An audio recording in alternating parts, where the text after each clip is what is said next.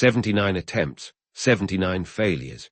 Humanity still couldn't reach the top of the Tower of Trials, and time was running out. 315,000 lives lost, leaving behind only swords stuck in the depths of despair, a testament to the Tower of Trial. All the abandoned swords shared a common aspiration, to conquer the Tower of Trials, which had swallowed all of humanity's hope. Time was no longer an ally. There were only 58 minutes and 32 seconds left before humanity was erased, and he still hadn't found the solution. Amidst the cold streets and the red warning lights, all eyes were fixed on the doomsday clock. No one spoke, but everyone understood that the end was near. Each passing second felt like an invisible blade. There were only 58 minutes and 31 seconds left, and all of humanity was holding its breath in the face of an irreversible doom. Death had become so prevalent that no one dared to step forward. The major guilds had given up, and the news networks were reduced to desperate whispers in the encroaching darkness. No one dared to continue, and the Tower of Trials was stuck on the 48th floor.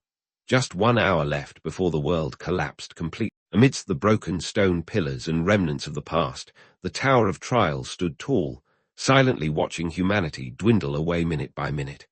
When all had accepted defeat, a farewell echoed in despair, until another voice cut through the night. Wait! In a moment when hope had been extinguished, a resolute step broke the despair. Someone had decided to enter the Tower of Trials once more. The 48th floor shook. The new challenger had stepped into the realm of H1ED3NG Long Destia, reigniting the final spark of hope in the apocalypse. In the midst of desperation, a shocking announcement appeared. There was still one person who dared to defy fate, lighting the final flame of hope for humanity. No one knew who he was, but his confident stance amidst the ruins made the entire Tower of Trials pause. A man who didn't come to fail. As the short sword in his hand glowed, the entire observation channel erupted.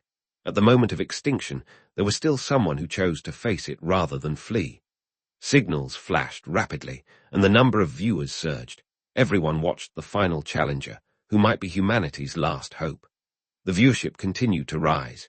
The entire world held its breath, betting all its hope on the lone challenger who still stood. Thunderous roar tore through the air. H1ED3NG Long Destia had awakened, and the final battle had begun.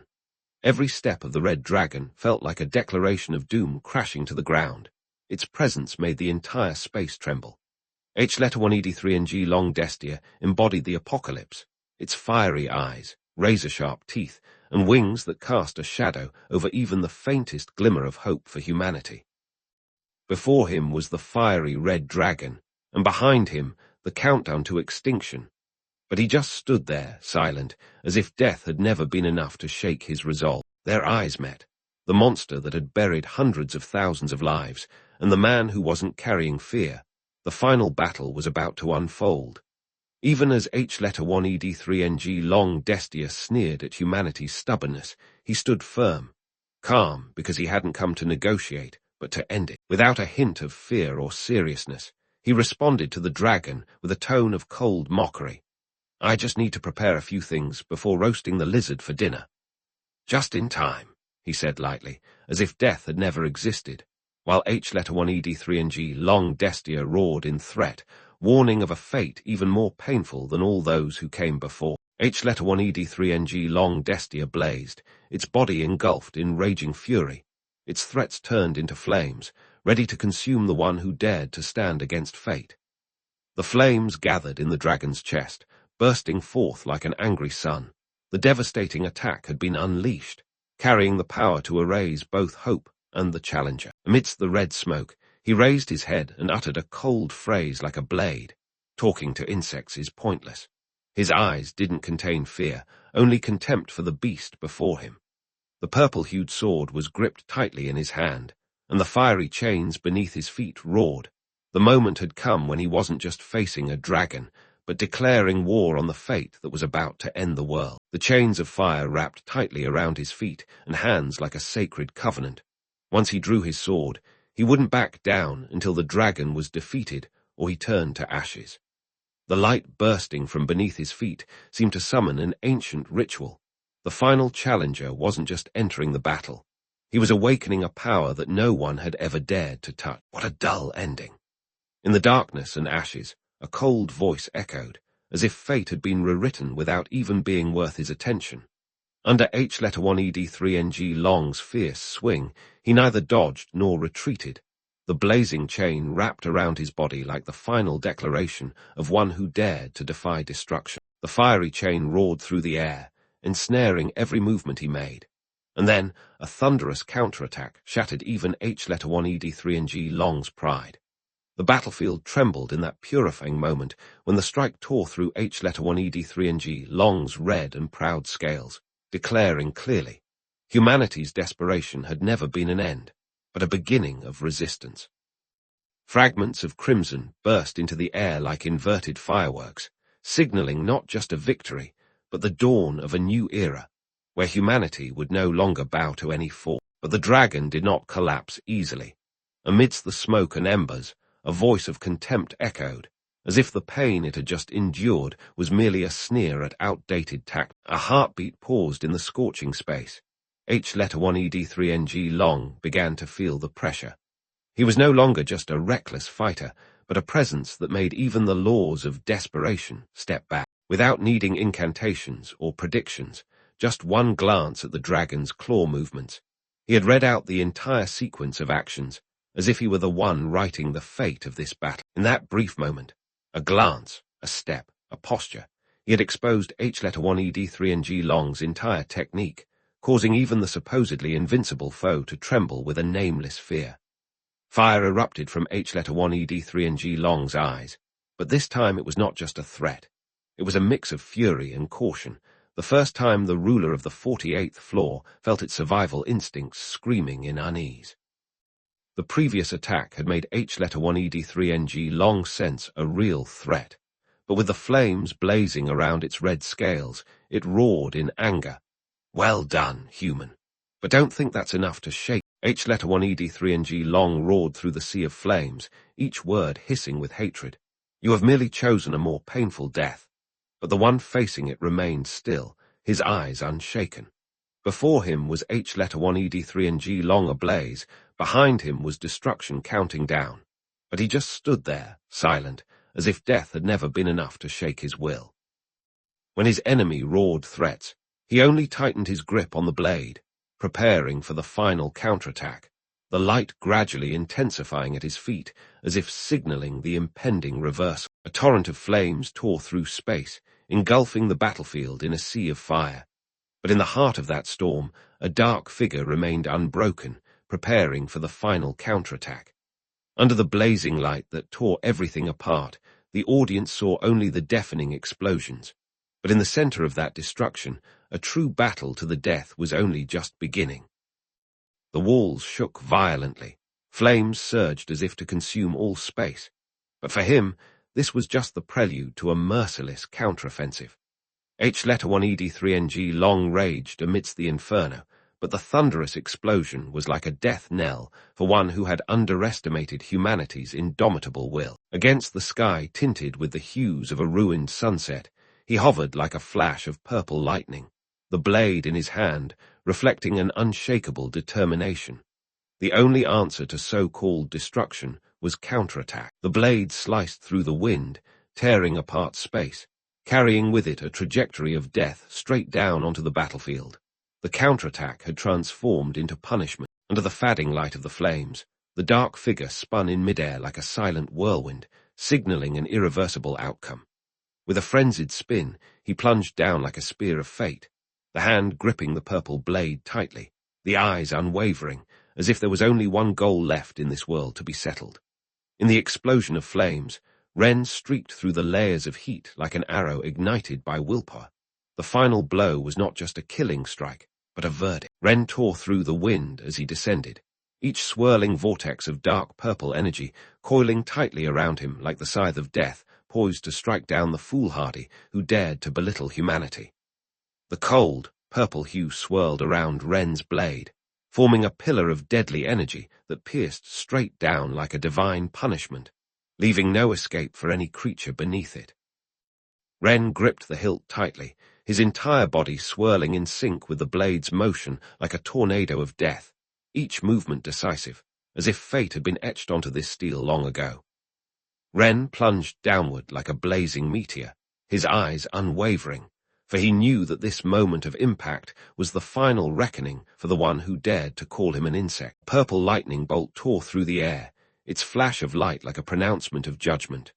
Ren delivered the decisive blow, the blade in his hand not just a weapon, but a predestined punishment. Ren's slash descended like the scythe of the Grim Reaper, tearing apart the blood-red scales of the red dragon. Without warning, only the brilliant purple light and the silence of fate closing in. Ren's purple-hued blade tore through the red dragon's shoulder, blood splattering into the air. The counterattack was no longer a test, but a final verdict. Ren's blade sank deep into the dragon's body, slicing through the armored scales as if they were mere scraps of paper. Each strike now carried absolute precision and icy killing intent. The red dragon's roar echoed through the space, a mix of rage and pain. It had never imagined that a human like Ren Zairosu could push it to the brink of despair in just a few swift moves. Ren Zairosu stepped forward, his cold gaze looking down at the red dragon, which had collapsed amidst the crimson dust. A precise slash had ended the arrogance of the one who once claimed dominion over the fiery ski. Despite its mangled body, the red dragon's eyes still burned with hatred. It roared amidst the raging flames, vowing to drag Ren Zairosu down to hell with it. But this vow now seemed like a dying ember in the depths of despair. Ren Zairosu said nothing, merely staring at the red dragon as it screamed in desperation amidst the sea of flames, his eyes unshaking, without mercy, as if the fate of the defeated had been sealed the moment he grasped his blade. H-1ED3NG Long Destia let out a furious hiss, its entire body ablaze, then opened its mouth to unleash its ultimate technique, Dragon's Fury. Once again, the supreme creature challenged the lone figure before it, unaware that fate had already sided with Ren Zairosu. The entire dungeon fell within the destructive range of H-1ED3NG Long Destia's Dragon's Fury. It was no longer just a skill, but a declaration of apocalypse. Yet Ren Zairosu remained still, not out of despair, but because he was waiting for the perfect moment to counterattack. Ren Zairosu raised his head, his hand lifted high, dark purple energy vaporing from each finger, not to defend, but to summon. Amidst the flames of the dragon's fury, he chose not to retreat, but to awaken a more terrifying force that lay dormant in the shadows.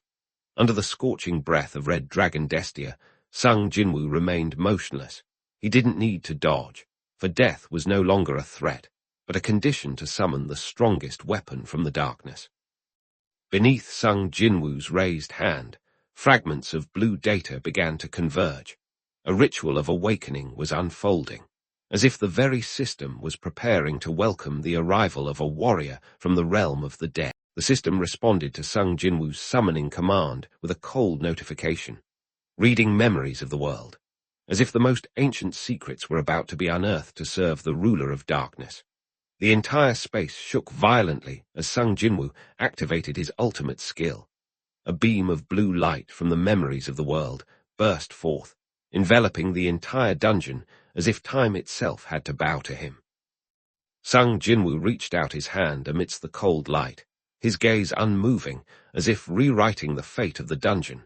He didn't need to dodge, for from this moment on, everything belonged to him. An endless library was forming in his hand, each skill and memory of the world being absorbed by Sung Jinwoo, as if he was rewriting the history of the entire dungeon. In the moment when everything fell into silence, Sung Jinwoo bowed his head, his eyes shrouded in darkness, but his voice echoed like a judgment from the underworld. "I summon Hellfire."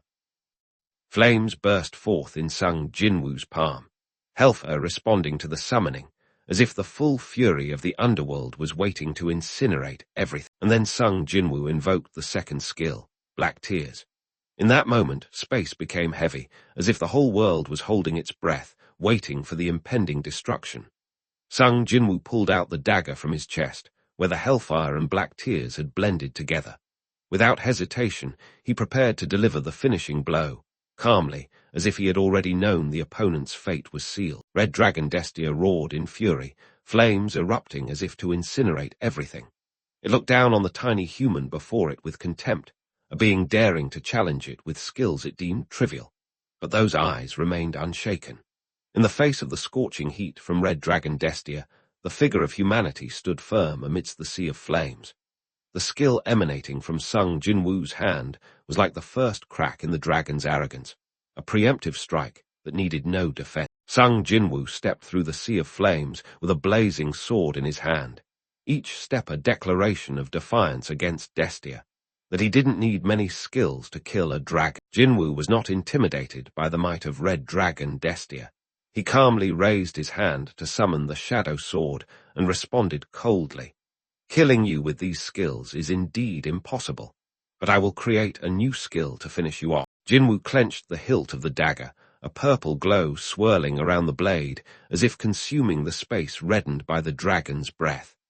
He didn't dodge or panic. Instead, he murmured coldly, "If this skill isn't enough to kill you, I will create a new one." Sung Jinwoo stepped slowly through the raging sea of flames, his cold gaze piercing into the Red Dragon Destia, which was screaming in furious despair.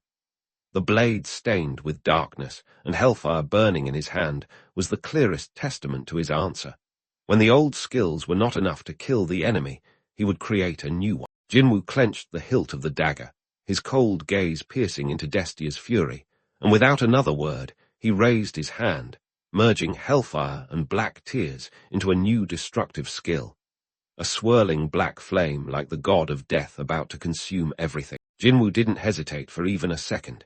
He gripped the black dagger emitting purple smoke and decisively merged hellfire and black tears, creating a completely new skill, powerful enough to incinerate dragons with a single blow. Jinwoo stood amidst the maelstrom of burning magical power, merging the two skills, hellfire and black tears, into a new ultimate technique, causing the entire space to tremble and bringing forth the power to destroy dragons. Realizing the limits of his current skills, Legion promptly combined hellfire and black tears into a completely new skill named Etherian's Breath, the Void Dragon, a power capable of ending even ancient dragons. Before the might of Etherian's Breath, the ancient dragons screamed in horror, unable to comprehend how a mere human like Li Jin possessed a skill that belonged to legend. Kang Jinhyuk emerged from the ashes, waving his hand lightly, and a purple glow sparkled like thunder. The breath of Etherian, the ancient void dragon, now lay in his hands, ready to be unleashed. Kang Jinhyuk, who had faced death countless times, not only withstood the destructive breath of Red Dragon Destia, but also merged the skills, hellfire and black tears, to create a new technique named Etherian's Breath, an ancient skill capable of killing dragons, making enemies tremble at the name of an ordinary human with unyielding will. Kang Jinhyuk, known as the worst gamer in the world, sat in front of an outdated screen with tired eyes and an empty energy drink can. Expressing his frustration about the abandoned game he was the only one still devoted to, a game that was poorly managed and on the verge of being shut down on all servers, yet it became the starting point of his fateful rebellion. Would you like to continue from this scene? In an era where reality and the virtual world intersect, the virtual reality game, Tower of Trials, was once hailed as the pinnacle of human achievement, but now it's nothing more than a fading memory. Except for one person, Kang Jinhyuk, the only gamer who had ever reached the deepest level of that tower. When Tower of Trials was first released, it quickly became a battleground for hardcore gamers, those who lived to conquer games and challenge themselves. They flocked to it, playing non-stop for 365 days a year, skipping meals and sleep, all to conquer this seemingly invincible tower. 3 years passed, and the gaming community finally faced a harsh reality. That Tower of Trials was not a challenge to be overcome, but an unbeatable nightmare where every effort ended in despair. Players stood frozen in front of the trial gate, where the Guardian, a godlike, unbeatable entity, exuded an overwhelming aura as if the game itself was declaring, "Don't even think about proceeding." After years of no one being able to pass, the virtual reality game, Tower of Trials, finally collapsed completely, with the number of players plummeting. Pushed to his physical limits, Kang Jinhyuk still gritted his teeth and endured, the kind of person who never gives up halfway. Under the bright full moon, The apartment where Kang Jinhyuk lived was still lit up as it was every night. But this time, it was the last night he would step out of the gaming world he had been devoted to for 11 years. Inside Tower of Trials, players faced regions with temperatures as low as -60 degrees Celsius, where death didn't come from monsters, but from the harsh temperature itself, freezing even one's will within less than an hour. Kang Jinhyuk stood before a maze stretching over 10,000 kilometers, where every nook and cranny was designed to torment the player, not to bring joy. Kang Jinhyuk threw his VR device forcefully to the floor, shouting in frustration that the game was cursed, as if it had been taunting him for 3 years. Kang Jinhyuk's final broadcast began quietly, with only 20 viewers. Despite it being a farewell, the chat room was still filled with familiar greetings from viewers who had been loyal for years. During his final broadcast, Kang Jinhyuk smiled naturally as always, enjoying a lavish meal while chatting with his last remaining loyal viewer. Under the cold studio lights, Kang Jinhyuk suddenly fell silent, his smile disappearing to reveal a resolute gaze, a sign of a decision that couldn't be reversed. It seemed that Tower of Trials would be buried forever if not for Kang Jinhyuk, the only one who never gave up, even when everything else had fallen apart. Among the ruins and despair, there were still a few stubborn ones who didn't let go of their mice or keyboards, and Kang Jinhyuk was one of the few. Jinhyuk, once feared by millions of players for his cold seriousness, now casually cracked a joke in front of the camera, as if the 11 years of hell in Tower of Trials were just a trivial game. Empty liquor bottles lay scattered on the table, a testament to Jinhyuk's long night, a silent farewell to the past to which he had dedicated his youth. Despite all the challenges and despair, Kang Jinhyuk became the first person to conquer the 50th floor and complete Tower of Trials, a feat that no one had ever dared to dream of. Kang Jinhyuk caught his breath towards the end, hardly believing his eyes, that after years of solitary combat, he had actually completed the cursed game that the whole world had succumbed to. Kang Jinhyuk's victory wasn't due to luck. He crushed each level with his absolute memory, iron patience, and unusual strategies that no one had ever dared to try. Kang Jinhyuk stood amidst the ruins of the final floor, smiling to himself. A victory without an audience, without witnesses, yet it resonated more than any performance ever had. Kang Jinhyuk smiled faintly, the light from the rare item in his hand reflecting on his blood-stained and weary face. Though he called it a trash game, he knew he had just achieved a feat worthy of the world's recognition. Just as Kang Jinhyuk finished joking about uploading his achievement to YouTube, an unexpected notification appeared before him, that in 12 hours, the entire game would be restarted. After 11 years of battling, he had just completed a world that was about to be erased. Kang Jinhyuk squinted at the notification that had just popped up, a mocking smile creeping onto his lips. A full system update after all these years of neglect. The only thought that crossed his mind was, did they just strike oil in the middle of the desert? Kang Jinhyuk sat leaning against a large rock, his skeptical eyes scanning the notification. A game that didn't generate profit suddenly getting invested in updates. It was laughable. But then he shrugged and smiled wryly. Anyway, they must have some plan. Kang Jinhyuk removed his VR headset, a faint smile playing on his lips. Whether the game was restarted or not, he had decided to distance himself from it forever. After 11 years of dedication, today was also the day he bid farewell to his career as a streamer and YouTuber. Kang Jinhyuk sat silently in a room cluttered with trash and the blue glow of soulless screens. He was 27, unencumbered by family, but he couldn't continue living on a monthly income of 500,000 won. It was time to stop training, end everything, and find a new direction in life. Kang Jinhyuk was once considered capable of becoming a professional fighter, but at this point, making money was more important than pursuing his sports dream. After a night of drinking away all regrets, Jinhyuk woke up with a headache and a heavy sigh, a normal moment that marked a significant turning point in his life. Jinhyuk pressed the button to start his computer in silence, ready for the world to witness an unthinkable achievement. A relatively unknown gamer conquering the Tower of Trial. Kang Jinhyuk took a deep breath, his low voice echoing in the quiet live stream room. a moment that thousands of viewers didn't expect to be the final turning point in his career. The audience began to react, ranging from mild sarcasm to outright ridicule.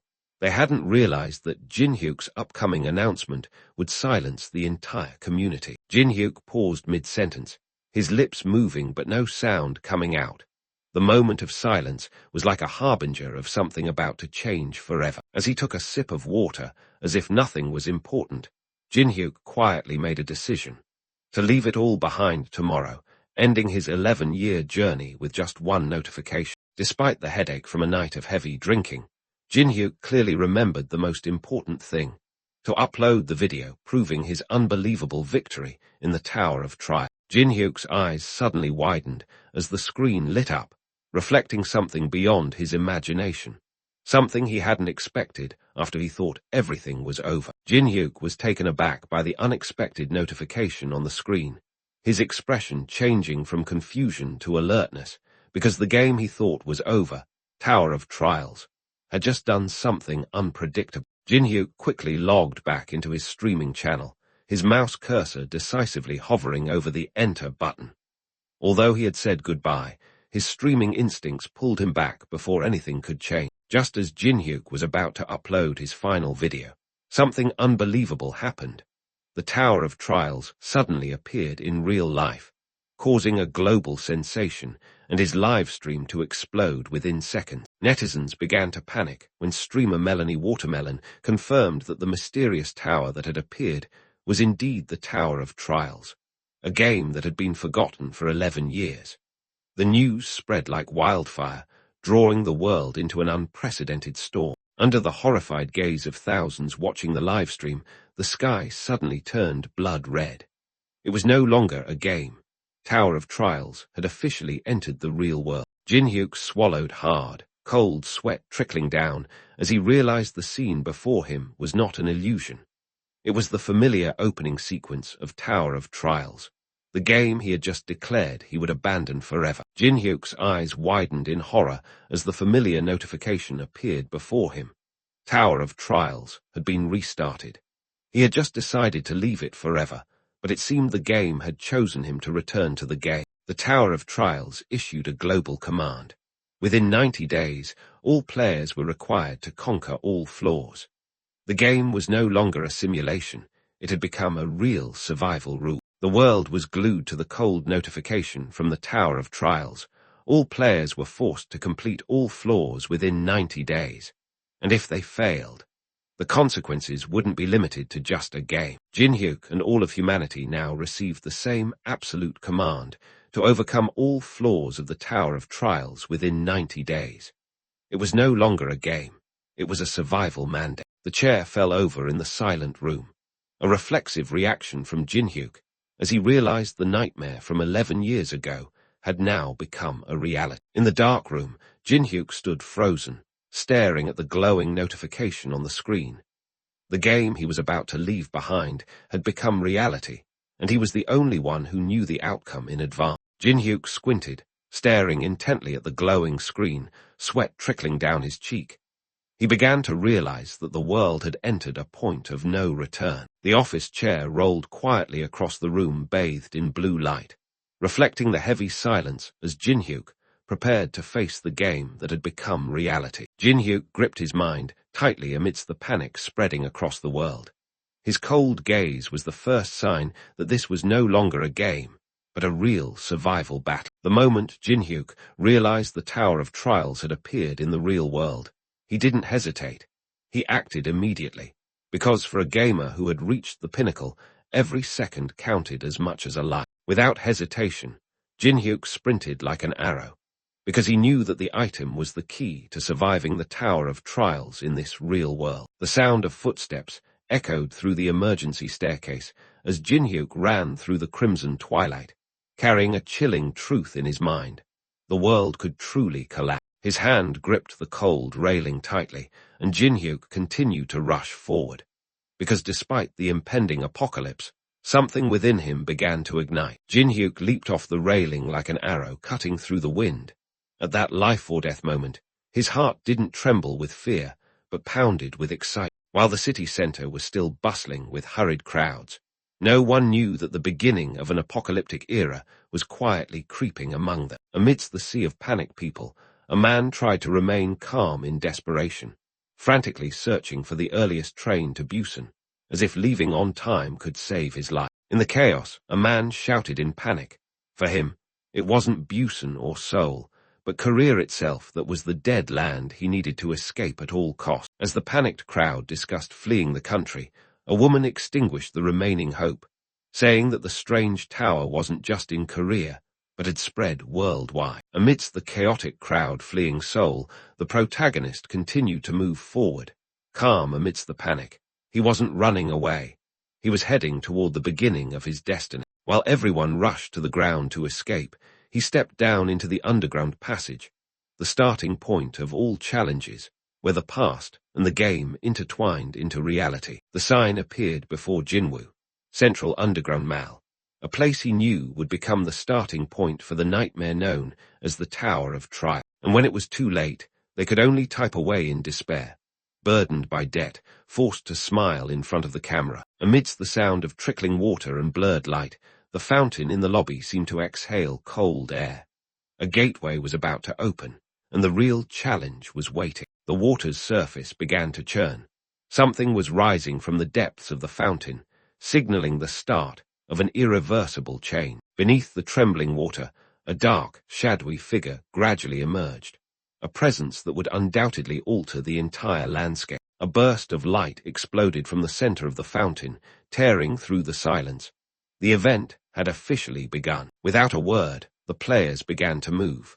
Greed had ignited, and the survival game had truly begun. As the city descended into chaos, Jinwoo didn't hesitate. He stood before the entrance to the basement, where everything would begin anew, this time not to escape, but to face it head-on. Jinwoo quickly assessed the situation. It was a peripheral area of the Korean server, one of 30 critical points nationwide, and he had chosen the nearest location to start his survival journey. Under the cold, dim light of the underground level, the ancient fountain still flowed. The last peaceful omen before the world began to collapse around Jinwoo. As he entered the central area, the system message echoed. The event had begun, and each person there felt it. No one could escape this game anymore. He stood silently, without a word. But in his eyes was the cold determination of someone who had prepared to step into a deadly game. Among the panicked crowd, only 3 people had entered the opening stage of the Tower of Trials, and they knew better than anyone that this game was no mere illusion. In the tense atmosphere surrounding the event, everyone understood the reason.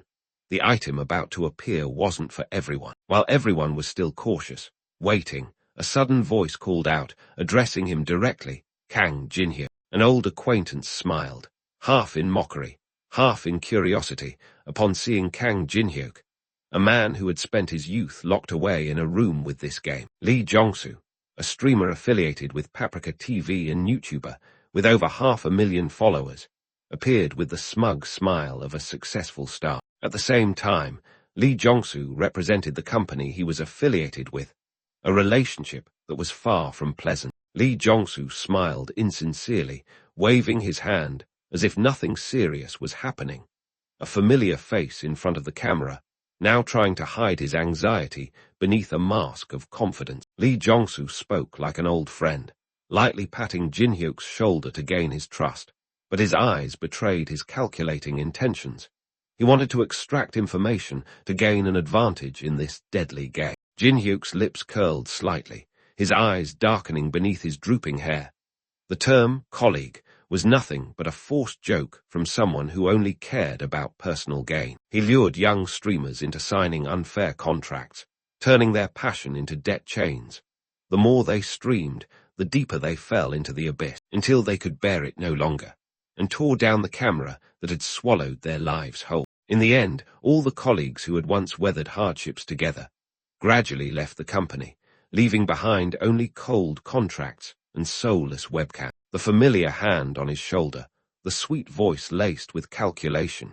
He began to wheedle again, as if nothing had happened. That artificial smile appeared like a replica of the past. Still him, still the honeyed words hiding the hook behind. His voice dropped, his eyes hiding behind the shadows. Lee Jongsu, This world is no longer a place for you to play your old trick. The anger that had been building for years finally erupted. A straight punch to the face, as if erasing all the years of being belittled and controlled. Two teeth rolled on the ground, stained with blood like a cold declaration. The era of being controlled was over. Lee Jong-soo clutched his face, blood dripping slowly amidst his dizziness. The arrogance that had once enveloped him was now crushed by a single decisive blow. Standing tall on the cold stone floor, Kang Jin-hyuk looked at the man who had once manipulated everything, now coughing and writhing at his feet, not out of hatred, but for the sake of regaining his dignity. He tilted his head slightly, his lips curling up with confidence. The real stage was about to begin. The turbulent water surged out, sweeping everything in sight. The scene marked the arrival of an unseen force. A shower of light poured down in the midst of the forest night, heralding the descent of an extraordinary entity. A giant tree suddenly pierced through the ground, shattering the air with a thunderous sound, a sign that the next challenge was about to begin. The players exclaimed in excitement as the enormous mangrove tree rose from the earth, a clear signal that the battle for the rare item was about to start. Kang Jin-hyuk's lips curled up slightly, his eyes confident, as if confirming that everything was unfolding as remembered. The game he had once conquered had become reality, and he was the one holding the absolute advantage. In the midst of the heavy rain, the mangrove of greed burst forth vigorously. A ripe red fruit opened like a testament to the reward everyone coveted, marking the beginning of a ruthless contest. Each ripe fruit from the mangrove of greed was a living treasure. Consuming one would grant the player an instant boost to one of their stats: strength, agility, stamina, or magic. The battle for it had begun. Despite knowing the value of the fruit, he remained calm and detached, because the more terrifying truth was that there were only 4 fruits for everyone. The crowd rushed forward like moths to a flame, their eyes fixed on the glowing fruit on the branches. The competition was about to explode, and only the strong would survive. In just a few seconds, greed erupted. Screams, shoving, and cries echoed everywhere. The battle for the fruit had officially started. The losers were thrown aside like rags. Greed had no room for weak. The greedy man now pretended to be moralistic, but his belated words couldn't buy forgiveness. He screamed in despair, but the other just turned away silently. The opportunity had passed, and the price was one he had brought upon himself. He dropped a cold remark without looking back. His eyes were as sharp as a knife, his words drawing a clear line between those who understood and those who only complained. Under the reflected light, he smiled faintly, his eyes calm but chilling to the bone. Everything was still under his control, for the decisive moment had not yet arrived. In the chaos of fighting for the mangrove of greed, those driven by a thirst for power, like Hina, ruthlessly eliminate others, even pushing them down, just to get ahead.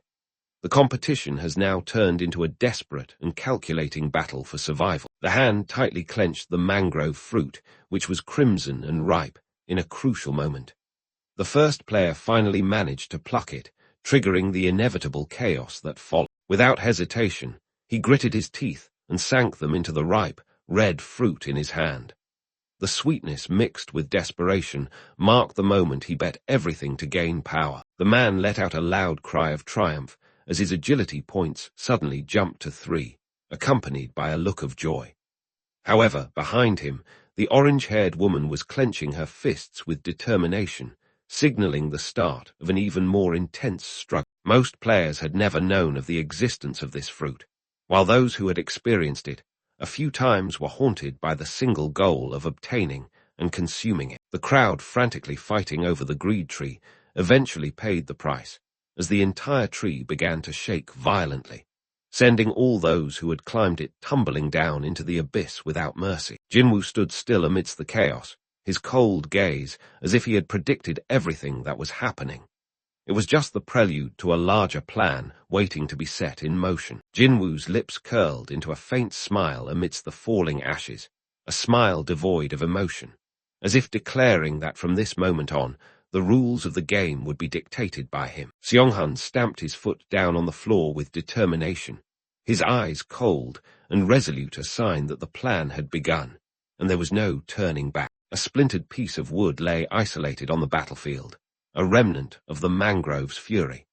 With a sharp gaze, Jinwoo had already considered turning this into a double-edged sword to finish off his opponent. In a brutal moment, Jinwoo thrust the piece of wood into the attacking branch, creating an ear-piercing screech, a precise and chilling counterattack that even made the monster pause. Cold, ominous words appeared against a backdrop of black blood, serving as a terrifying warning that a twisted and brutal process was about to begin. The cloak fluttered with a swirling motion, like a cold sword slicing through space, signaling that the mastermind behind the battle was about to make their move. The mere flick of the cloak hitting the ground caused the stone floor to crack and shudder, signaling the awakening of a terrifying power from one who seemed to have been merely observing. As the ground shook violently, Han Diho was shocked into remembering a fact he had forgotten. Once all the mangrove of greed fruits were consumed, this place would immediately become a death zone with no escape. While everyone else was panicking and fleeing, an experienced player suddenly stumbled as a faint memory flooded back. This place had been a living nightmare for him, a graveyard where he had died dozens of times in the past. Amidst the chaotic scene as everyone else fled in panic, the protagonist Jinhyuk stood firm and calm, as if he had predicted the chaotic developments that would unfold after the last fruit disappeared. While everyone else was in a frenzy, fleeing the danger zone, a shadowy figure stealthily retreated into the darkness, clearly harboring a personal agenda amidst the escalating chaos. As the fleeing figure froze in fear, a cold question echoed from behind, making him shudder. Jinhyuk emerged from the ruins with a calm demeanor, as if everything was within his calculation. In a moment of panic, the man screamed with a face distorted by fear and anger, refusing to accept a meaningless death in the face of the brutal challenge unfolding. In a moment when everyone else was only thinking of survival, the protagonist coldly revealed the true secret of the challenge. The real reward would only appear when all the fruits were consumed, as if he had always been outside the game while still controlling it. Under the faint light amidst the chaos, the man stared at the protagonist, his face covered in sweat and doubt. Unable to believe in the calm and collected demeanor of his opponent, was he truly serious about that crazy plan? Ren Jinwoo's eyes were as sharp as a knife, his low, steady voice ringing out without hesitation, leaving his opponent speechless. If he wasn't serious, why else would he stand in the eye of the storm? Jin's eyes widened in surprise as he finally understood. Ren Jinwoo wasn't competing for the fruit. His goal had never been that trivial reward. Jin's lips curled into a faint smile, his eyes flashing with calculation. He had caught the scent of an opportunity, and this time he wouldn't let it slip away. Despite still harboring doubts, Jin began to waver in the face of his opponent's cold logic. He knew that at this moment, there was no room for solo calculation. Without hesitation, Seonghun tightened his gaze, his voice as cold as ice ringing out like a command. To survive, they had to get closer to the danger. Seonghun remained calm in the face of danger and quickly came up with a sharp strategy, closing in on the target from two sides simultaneously to minimize losses and break through the deadly defense. In the face of a life-or-death situation, Seonghun calmly confirmed the plan to distract the monster, while his companion gradually understood the crucial role they would play in the upcoming battle. Seonghun crouched down, preparing to charge, his eyes cold as a knife. He gave his teammates a final warning in a low, steady voice that was full of deadly intent. If anyone hesitated for even a second, it would all be over. Jisoo clenched his fist, swallowed hard to ease his tense throat, and forced a smile, assuring Seonghun that he wasn't a novice. He had survived in this game long enough to know its bloody rule. As soon as the signal was given, Seonghun sprinted off like a gust of wind tearing through space, his eyes locked onto the target ahead. This was a moment that couldn't be delayed. Without hesitation, Jiwoo charged forward like a bolt of lightning striking the battlefield, her eyes flashing with cold determination. This was a decisive strike that couldn't be allowed to slip away. The giant tree in the center of the square began to shake violently, as if it sensed the deadly intent approaching from two directions.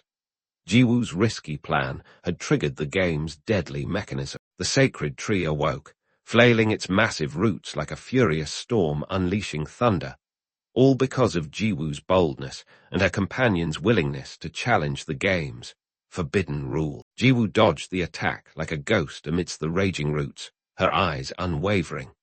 This was not just a survival instinct, but a declaration from someone who knew that rewards were only for those who dared to move forward. In the midst of chaos and rising killing intent, Jiwoo's eyes hardened, cold and sharp as a blade. A simple question, but one that made the air thick with tension. Where is Lee Jong-soo? This was no longer a game, but a real hunt. In a decisive moment, the traitor looked up and laughed loudly, revealing a face full of arrogance and madness. "You think I'll listen to someone like you?" he sneered, exposing his treachery. The plan that had just taken shape was torn apart by his arrogant and venomous words. With a twisted smile full of malice, Lee Jong-soo revealed his true nature, someone willing to trample over his teammates to survive. Without hesitation, he uttered a cold condemnation. "You can be the bait." The betrayal was now undeniable, and the game had entered a new, crueler phase. Despite being surrounded by relentless attacks, the protagonist's eyes remained steadfast. Betrayed in a moment of life and death, he didn't collapse. Dodging was just a preparation for a cold, merciless counterattack. Even when faced with betrayal, the protagonist smiled lightly, as if he had anticipated it all. In that cold gaze, Jinwoo saw no anger, but a confirmation. He's still the same kind of person. An unchanging nature was the easiest weakness to exploit. A slash tore through the air, and Jinwoo didn't need a warning. His action was the answer to all betrayal. This was no longer a game, but a purge. Jinwoo dodged the attack by a hair's breadth, his eyes colder than ever. Despite being betrayed, he remained frighteningly calm. In his mind, a name was confirmed. The one who needed to end this battle was him. As the monster's fierce attack swept past, Jinwoo maintained his dodging stance. His sharp eyes were fixed on Lee Jong-soo, who had just betrayed the plan. Jinwoo's anger erupted along with a sarcastic question. Who's the bait now? Lee Jong-soo panicked when he realized the monster wasn't targeting Jinwoo as he had expected. The unexpected counterattack was heading straight for him, the perfect result of his betrayal just seconds before. Lee Jong-soo was caught tightly in the monster's tentacles, with no escape.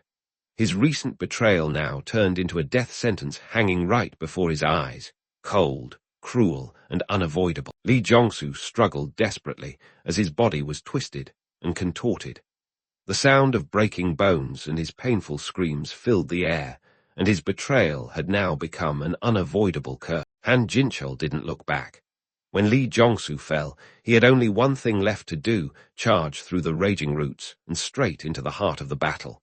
There was no room for hesitation. Lee Jong-soo struggled desperately in the suffocating grip of the roots. His panicked cries for help came too late. His betrayal had become the price of his arrogance. Jinwoo turned away coldly, a sarcastic smile lingering under the dim light. In response to the desperate pleas, he uttered an indifferent phrase. "Why should I?" Like a verdict for the traitor. Tied tightly by the grotesque branches, the man's eyes revealed utter panic and despair. But instead of a glimmer of sympathy, Jinwoo responded coldly. "If there's a problem, just have your skilled lawyers sue me." It was a direct blow to the man who had once used the law as a shield for his arrogance. Lee Jong-soo's eyes were filled with utmost fear as death loomed near. He trembled and begged, tears streaming down his face. But now all his pleas were meaningless. The man who had once treated human lives like grass was now reaping the consequences of his own action. Lee Jong-soo screamed in despair as his body was crushed in the monster's grip. Blood splattered everywhere, and the sound of breaking bones was chilling. His arrogance, deceit, and betrayal were finally pulverized in a merciless punishment. Jinwoo turned away coldly, his eyes showing no pity. His final words were like a verdict for a traitor, a sentence that didn't require a court or lawyers.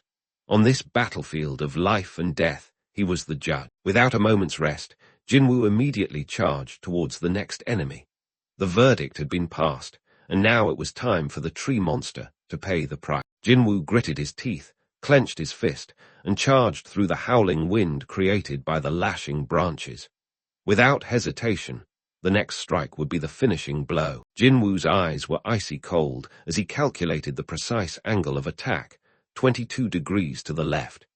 In his mind, the battle was no longer chaotic, but a matter of numbers, trajectories, and perfect ending. Without a moment's doubt, Jinwoo continued to analyze the enemy's movements, 35 degrees to the right. Each strike was now like a pre-calculated formula, cold, precise, and leaving no room for the opponent to counter. With cold eyes and steady feet, Jinwoo dodged each branch as if he had seen through every pattern of movement. For him, this was no longer a fight.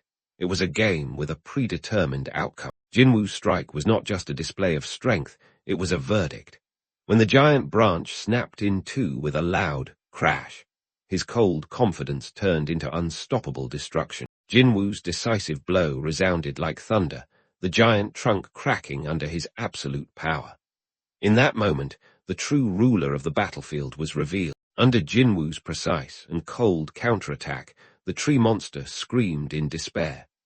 The thunderous sound was like a declaration of the downfall of a once proud force, now nothing more than a target to be taken down. Finally, Jinwoo managed to make the monster reveal its weakness. The dark red heart beating violently between the cracked bark. The moment of reckoning had arrived. The throbbing heartbeat within the rotting wooden chest, the heart of the mangrove of greed, was finally exposed. Jinwoo's eyes gleamed. The monster had revealed its fatal weak point. Jinwoo smiled coldly. Everything was unfolding according to his gaming experience. Once he grasped the attack pattern, all that remained was to orchestrate a perfect scene, luring the enemy into self-destruction. Jinwoo didn't hesitate. Once his eyes locked onto the target, his hand reached out to grab the broken piece of wood, a crude weapon, but enough to end the game if used at the right moment and place. Jinwoo smiled coldly, holding the sharp piece of wood tightly in his hand, and casually suggested, "Why don't we end this tired game? Hand over your heart to me."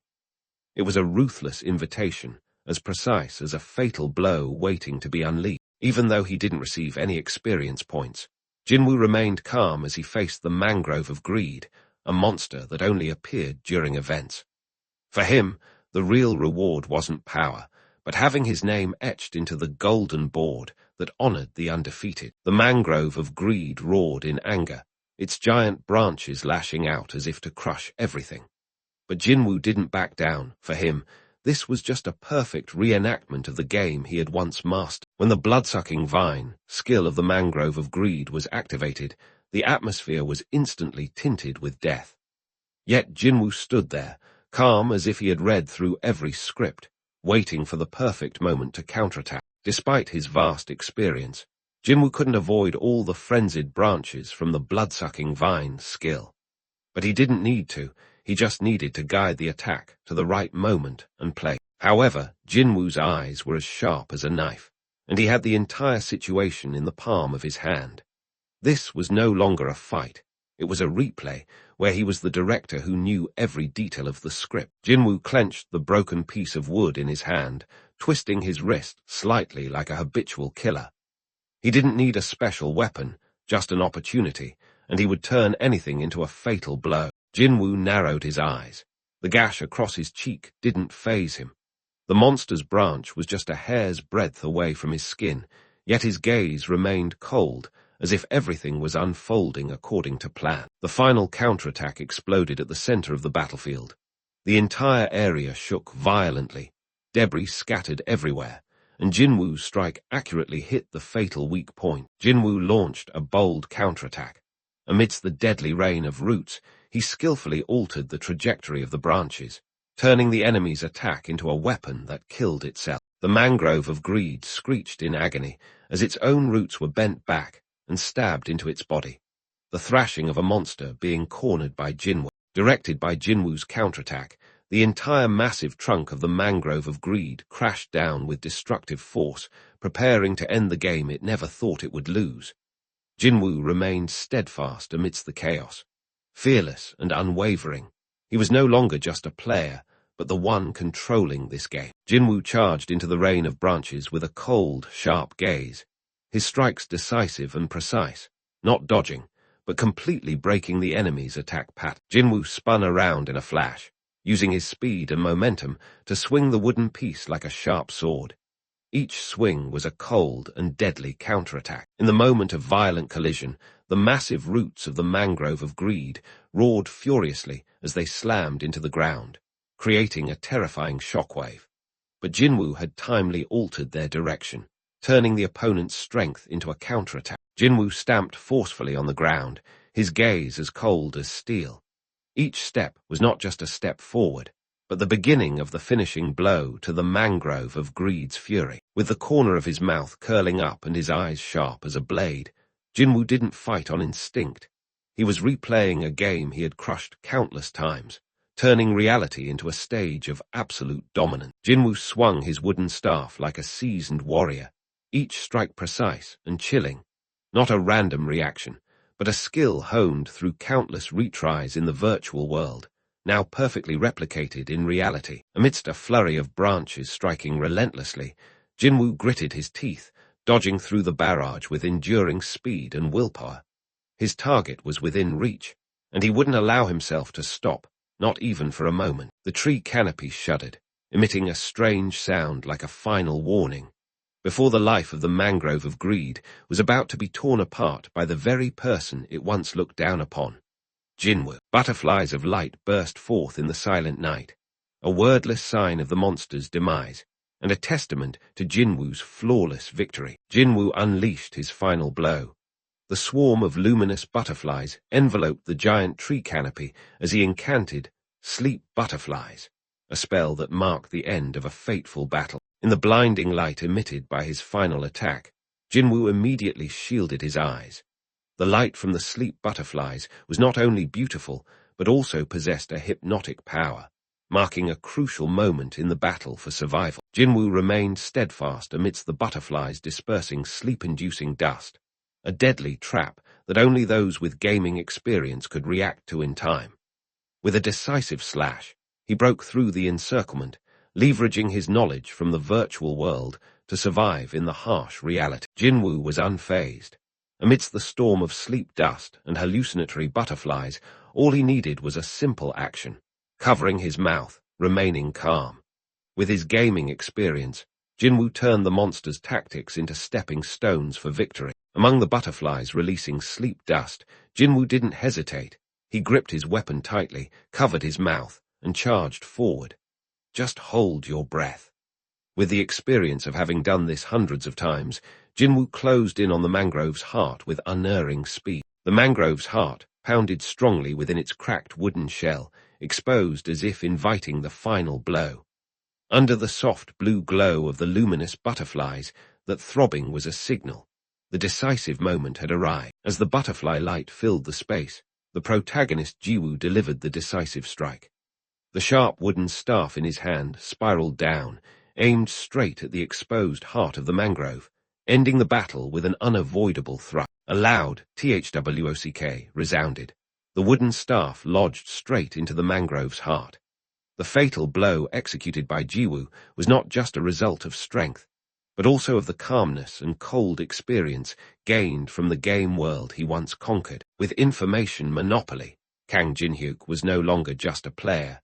He was the one controlling the fate of everyone who entered the Tower of Trials. In this world, the one who knew the future was the strongest. The entire forest screeched in agony as Jinwoo's final blow pierced the mangrove's core. The screech echoed like the final farewell of a defeated monster, etching the moment of cold victory for one who had played through this level hundreds of times. With a resolute gaze and a spark of electricity around his eyes, Jinwoo reached out to grasp the red, glowing core of the mangrove. A decisive F-whip. This was not just a finishing move, but a testament to his absolute mastery of a scenario he was all too familiar with. Without hesitation, Jinwoo poured all his strength and determination into the final strike. His hand slammed into the mangrove's core, producing a resounding slam, like a death knell for a boss monster that no longer posed a threat. Under the shower of luminescent butterflies, Jinwoo didn't hesitate to throw his decisive punch. His entire arm plunged into the trunk of the mangrove of greed, creating a jolting wham. A conclusive finishing blow, channeling all the experience and calmness he had accumulated from countless replays of this battle. A crack shattered the air, a flash of light on Jiwoo's forehead, his eyes ablaze with determination, had reached his limit. But instead of retreating, he clenched his jaw tighter, pressing on, as if a fighting instinct was awakening from deep within. The monstrous tree roared fiercely, but Jiwoo stood firm. His strike pierced straight into the enemy's soul, forcing it to screech in pain. In that moment, he was no longer an ordinary teenager, but an embodiment of indomitable will amidst a deadly forest. The scene fell silent amidst the dissipating dust. The system's voice echoed, cold yet weighty.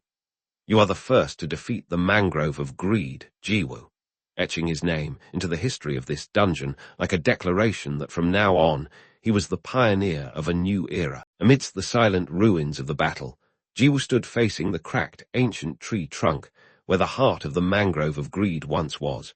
The soft blue light emanating from the crack, a silent witness to his ground-breaking victory in this cursed dungeon. In the moment his breath relaxed, Jiwoo finally allowed himself to calm down after a life-or-death battle where even the slightest mistake could have cost him his life. Jiwoo smiled faintly amidst the fading light of the battle, realizing that all his hard work and tedious hours of studying attack patterns and timing had ultimately become the key to his survival.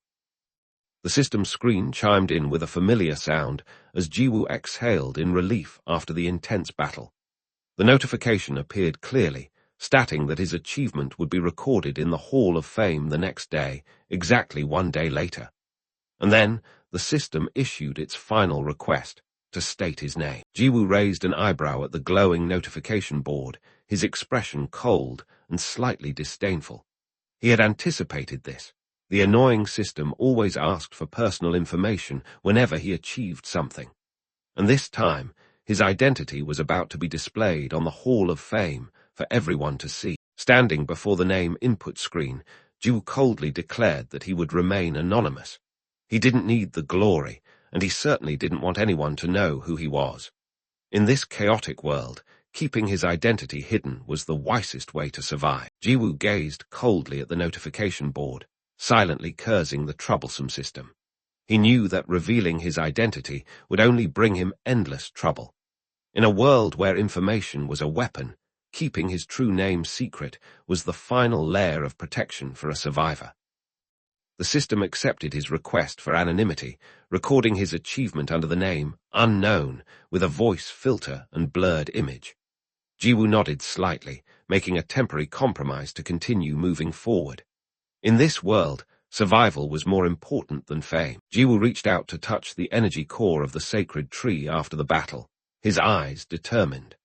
Maintaining his anonymity was one thing, but seizing this opportunity was the most important thing now. Without hesitation, Jiwoo quietly thrust his hand deep into the glowing tree trunk, seeking the reward that the system had promised, the only thing worthy of all that he had just endured. Jiwoo's lips curled into a cold smile as he touched what any predator would covet. The glowing gem in Jiwoo's palm seemed to contain an ancient power, and he knew that the real game was only just beginning. After a tense journey and precise strikes timed to his breathing, Jiwoo finally obtained the tree essence, the key to the power he had always sought. With a cold, calculating gaze, Jiwoo stared at the precious fruit in his hand, a treasure that could add 3 points to his strength, agility, or magic. In a world where even the smallest detail could turn the tide of life and death, this was not just a reward, but a lever for his next transformation. The tree essence, crystal, lay quietly in Jiwoo's hand, but its value made the world around him seem to hold its breath.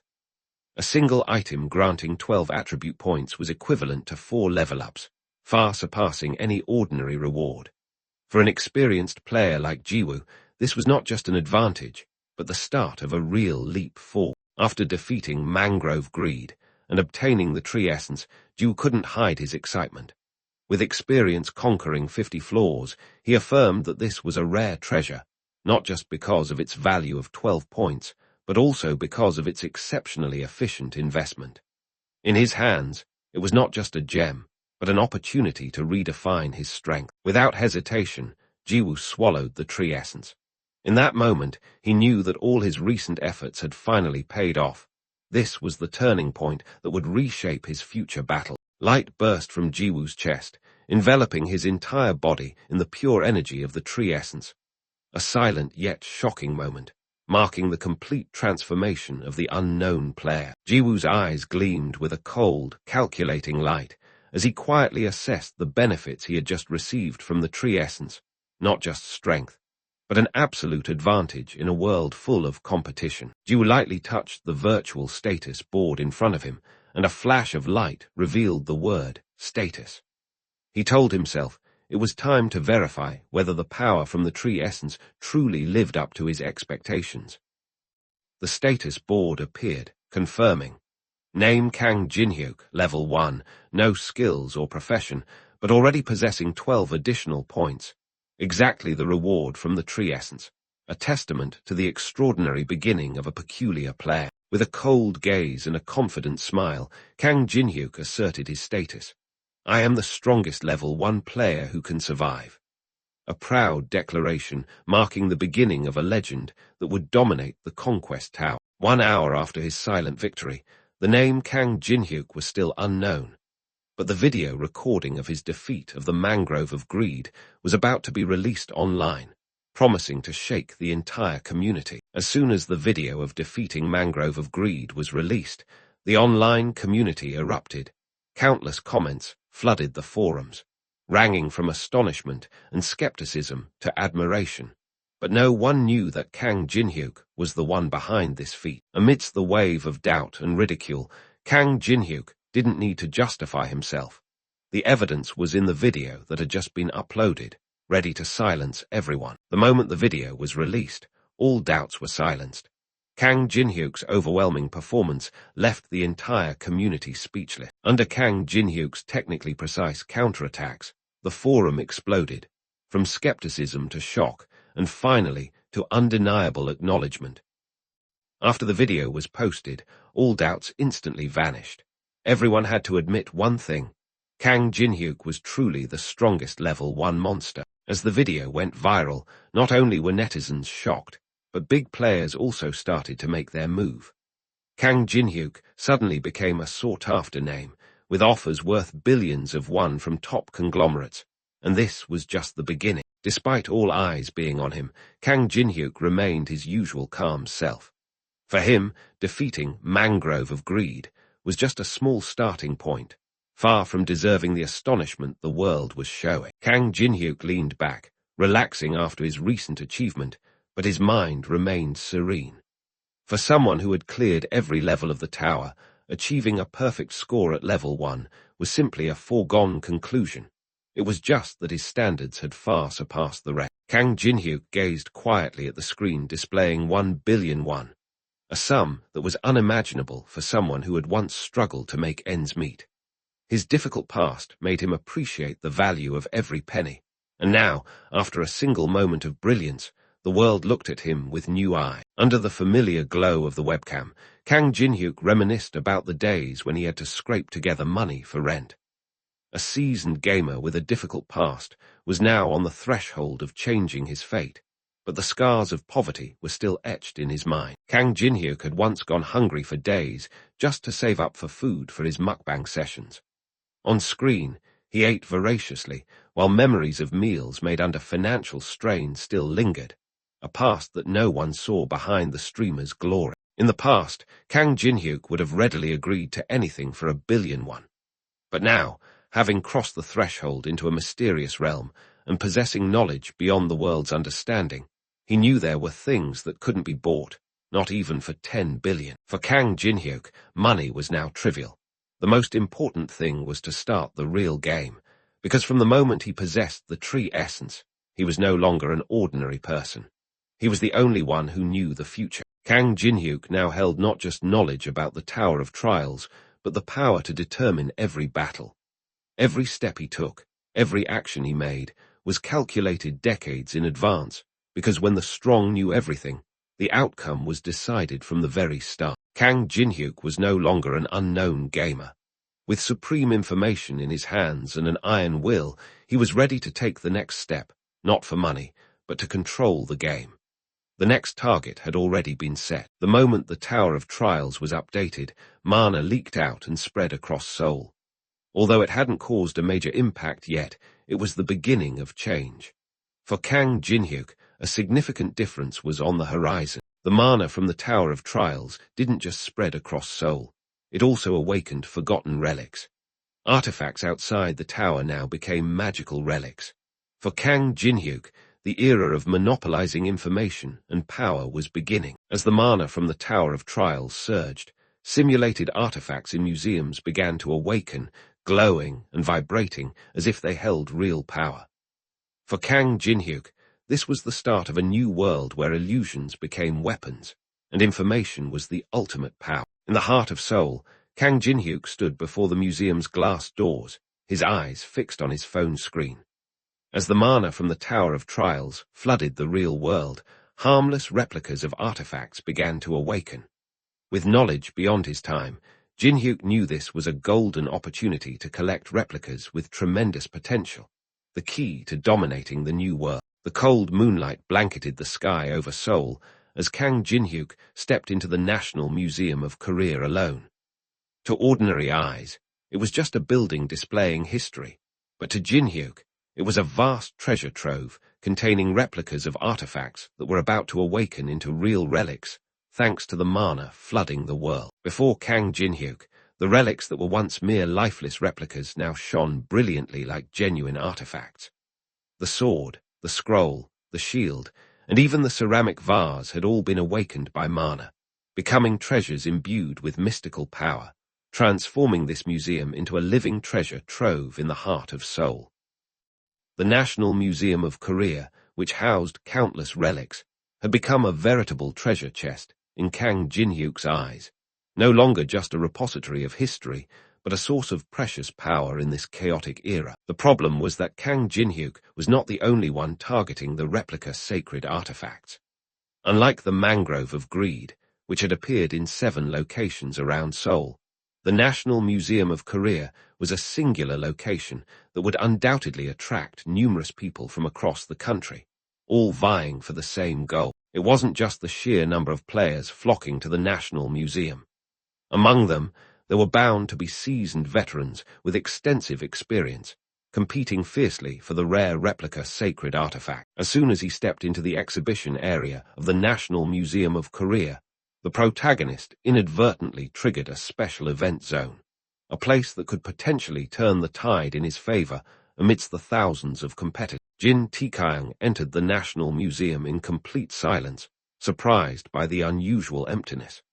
While other players were still hesitating outside, he had taken a decisive step into the event zone, ready to seize the advantage over everyone else. Jin Taekyung suddenly stopped, his eyes tense as he sensed something out of the ordinary. The previously tranquil atmosphere had become suffocating, as if an invisible force was watching his every move from the shadows. Jin Taekyung faced the monster that had appeared in the museum calmly, his cold eyes as if anticipating everything. He was not the least bit intimidated, for this was precisely why he had come, to gain the first advantage in this fierce competition. The charred mummy lay still, shrouded in black smoke, making Jin Taekyung realize he wasn't the first to arrive. Someone had beaten him to it, leaving behind a chilling trace in the heart of the museum, and likely a formidable opponent. Jin Taekyung walked silently through the cold museum hallway, his pensive eyes reflecting complex thoughts. He understood that the world had changed, but what surprised him was the speed at which people adapted. Just after one day, the moral boundaries had blurred, and greed and ambition seemed to be triggered simultaneously with the rise of mana. Jin Taekyung climbed the stairs, his sharp eyes fixed on the medieval exhibition hall. He knew that this was the destination for all ambitious individuals, where artifacts that could turn the tide were kept. And among them, there was one item that everyone desperately wanted to possess: the Great Map, an artifact stored in the National Museum, something that everyone coveted. Jin Taekyung understood its value. It was not just a map describing geography, but a key to unlocking ancient secrets and controlling the overall situation.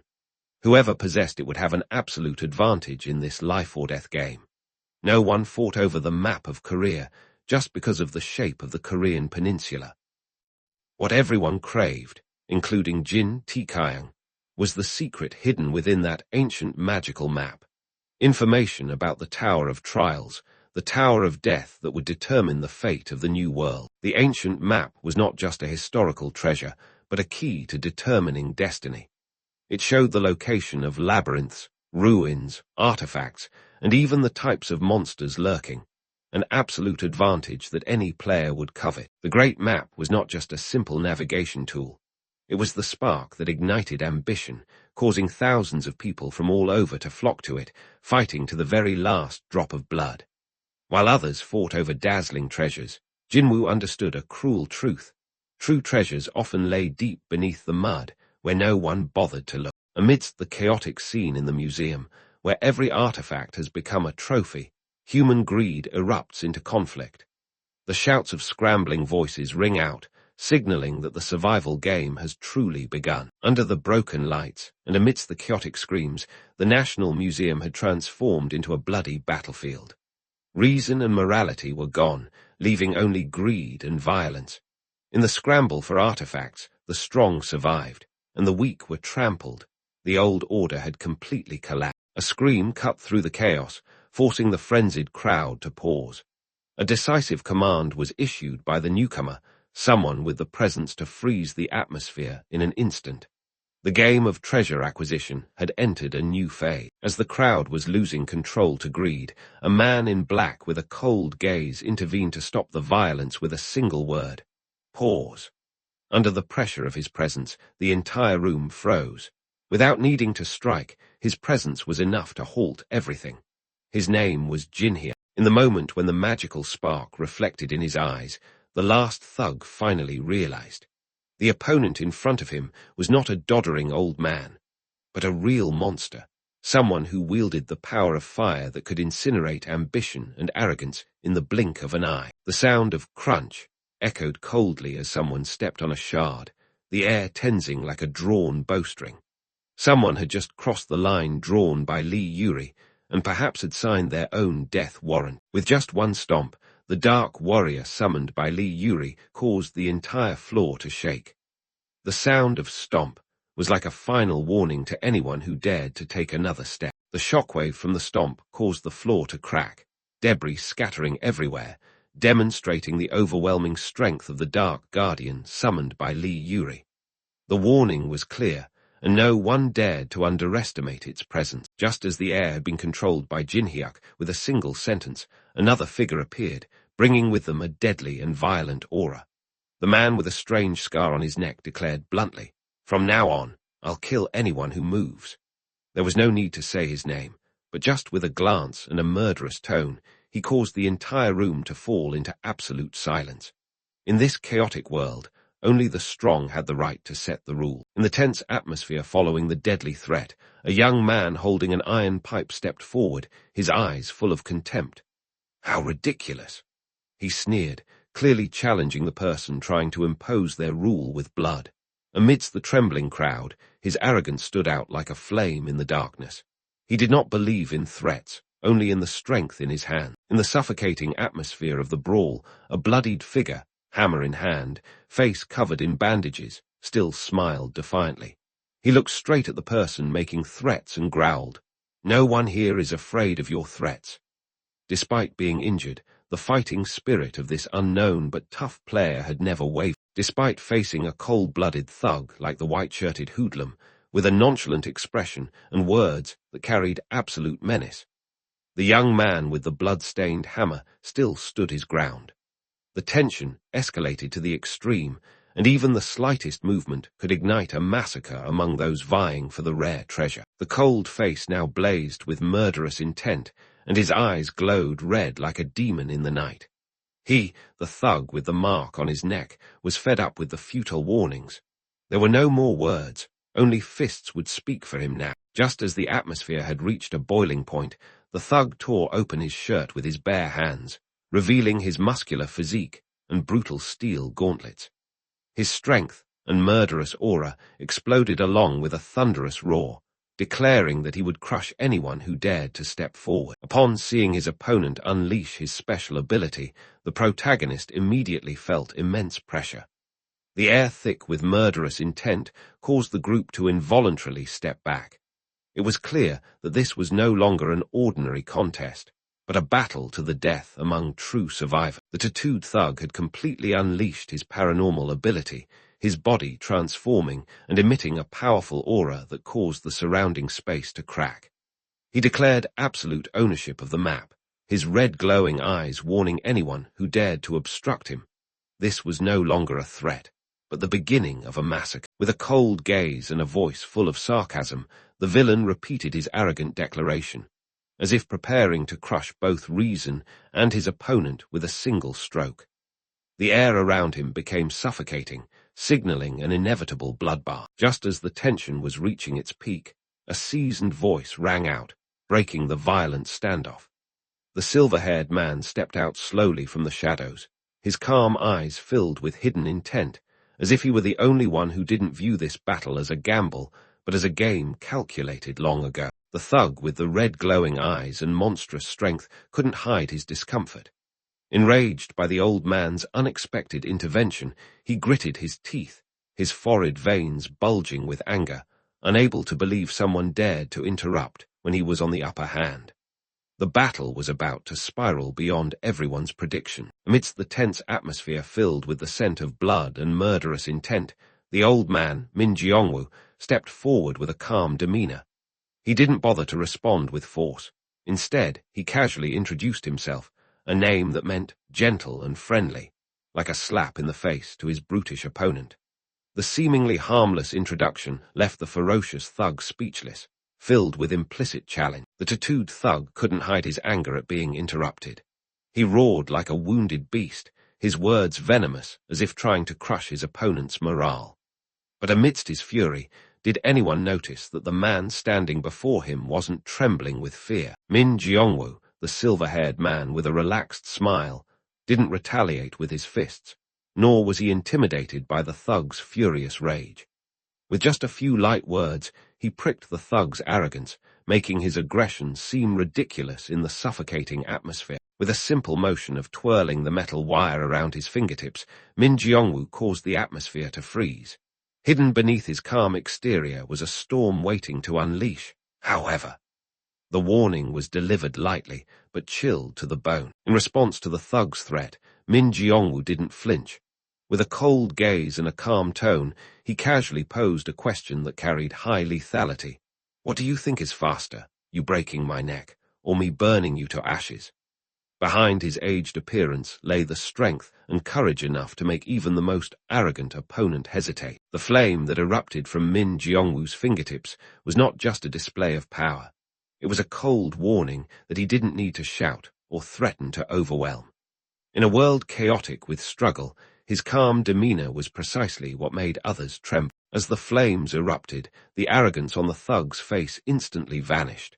He never expected Min Jeongwoo, the old man he had once looked down upon, to possess magic. The word magic escaped his lips, not just in surprise, but as the beginning of real fear. Min Jeongwoo didn't need to shout or put on a show. He simply tossed a fireball towards his opponent with a cold remark, "Catch." In that moment, he showed the entire room that age hadn't diminished his intimidation factor, especially when true power was in his hand. The flames exploded, slashing across the space like a lightning bolt. It was not just a warning, but a declaration of war from Min Jeongwoo. Those who dared to underestimate him now understood that what lay behind his gentle smile was pure destruction. Min Jeongwoo, the old man whose name meant kindness, had taught the arrogant thug a lesson he would never forget. In a world of paranormal abilities and magic, those who are reckless will always be the first to be burned if they don't know when to back down. In the blink of an eye, the thug's arrogant body turned to ashes, collapsing amidst black smoke and fiery embers. A neat, cold conclusion from Min Jeongwoo, who had just stirred up the primal fear of true magic. A chilling, crackling sound echoed as the thug's charred head cracked open and collapsed, revealing a blackened skull melting away. A brutal reminder that Min Jeongwoo was not just old in appearance, but a living nightmare risen in this chaotic world. Having ended his opponent with a single move, Min Jeongwoo turned and walked away amidst the dissipating ashes, leaving behind a cold, lingering statement. Your tongue was your ruin. A final judgment upon one who dared to disrespect him.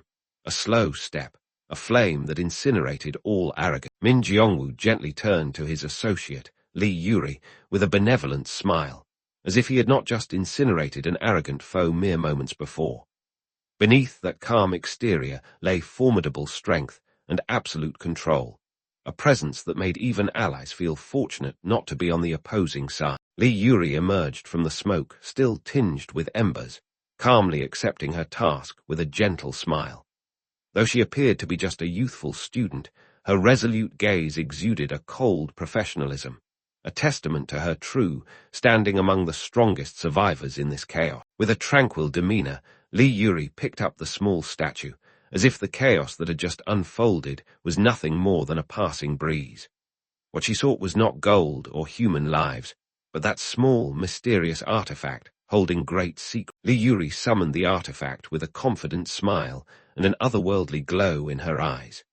Amidst the swirling dark energy, a mystical warrior in the form of Anubis materialized, the very trump card that would eliminate any obstacles for her. The moment the Anubis statue touched the ground, it unleashed a terrifying dark energy, summoning a grotesque giant with razor-sharp teeth and crimson gashes like the boundary between life and death, a testament to the destructive power Li Yuri had just unleashed. A golden great sword gradually materialized amidst the swirling smoke, a sign of the complete manifestation of the summoned being. The armor reflecting the chaotic mana signaled the true beginning of a night. A colossal dark back emerged from the purple smoke, accompanied by a golden aura and mystical symbols. The summoned creature of Li Yuri had finally fully manifested, like a god of war risen from the dead. Li Yuri did not need to appear frightening, she merely had to point. Beside her, the dark Anubis with golden accents gripped its battle axe, exuding an aura of death. With a cold declaration, anyone who moves from now on is an enemy, she drew a deadly boundary, challenging all. With a sweet smile like a model student, Li Yuri uttered a warning laced with sarcasm. Behave, okay. Behind that innocent face lay a sharp knife, ready to pierce any fool who dared to test their luck. In the tense atmosphere, Jinwoo and his chubby friend exchanged bewildered glances. Before them lay no playground for the unawakened, but a battlefield for veteran players, those who wielded supernatural powers. Jinwoo clenched the knife in his hand, yet he knew deep down that this battle was beyond their ability to cope. As the momentum from Li Yuri and the summoned artifact reached its peak, weapons clattered to the ground in a desperate sound. A panicked player gave up everything. I'm dropping the map and everything else. Take whatever you want. There was no room for pride. Only the instinct to survive remained. Li Yuri clasped her hands together in gratitude, her face radiant like an angel, a stark contrast to the terrifying pressure she had just created. A sweet thanks. But behind it lay a nightmare still burning bright. That smile was cruelty wrapped in gentleness. Li Yuri suddenly turned around upon hearing an unusual sound amidst the seemingly controlled scene. Her eyes sharpened for a moment, the calm demeanor of one who knew precisely when to smile and when to act. As cold footsteps echoed through the ruins, all eyes turned to the white-clad young man, the one who had brazenly crossed the warning lines set by those on guard. Without a word, the pressure he carried was enough to thicken the air. Amidst the chaotic wreckage, Yu Junghyuk stepped forward with a cold gaze and a sarcastic tone. Unfazed by the threats, he rebuked the troublemakers for their foolishness and disrespect towards history, a sharp reminder laced with the authority of one who stood above. In the midst of the chaotic debris, Yu Junghyuk maintained an astonishing calm. Upon seeing the preserved ancient fabric, he nodded in satisfaction, as if, to him, a historical treasure still held more significance than the enemies just vanquished. The voice from behind made Yu Junghyuk turn his head slightly, his gaze unwavering.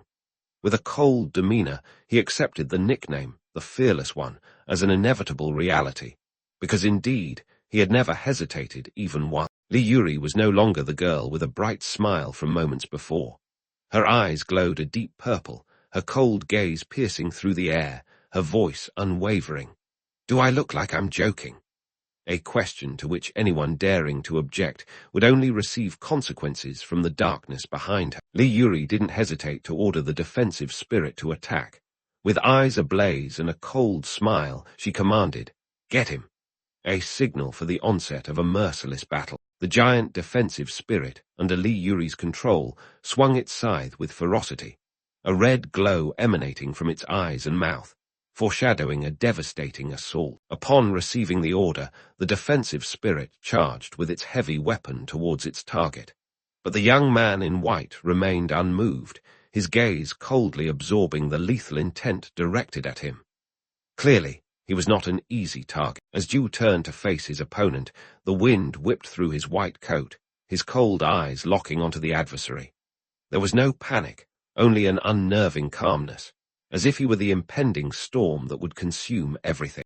When Han Yujin ordered her Anubis beast to attack, her eyes blazed with confidence, believing a single strike would be enough to end her opponent.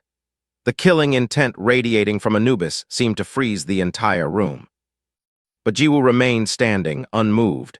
As the massive scythe came down, he simply tilted his body. A crisp flick of his wrist, and the ferocious attack was instantly deflected. The scythe was knocked off course, embedding itself deep into the floor, leaving a jagged crack. The stone floor shattered. No one could clearly see how he had done it. Han Yujin's eyes widened in shock. The arrogance in her gaze vanished, replaced by sheer terror. The room fell into silence. Jiwoo didn't need to speak. A single sweep of his arm was enough to declare who was superior in this battle. The atmosphere held its breath for a moment. The two bystanders stared in disbelief, unable to comprehend what they had just witnessed. He didn't dodge, he blocked it with his bare hands. Their expressions said it all. Seo Junho had just done the impossible.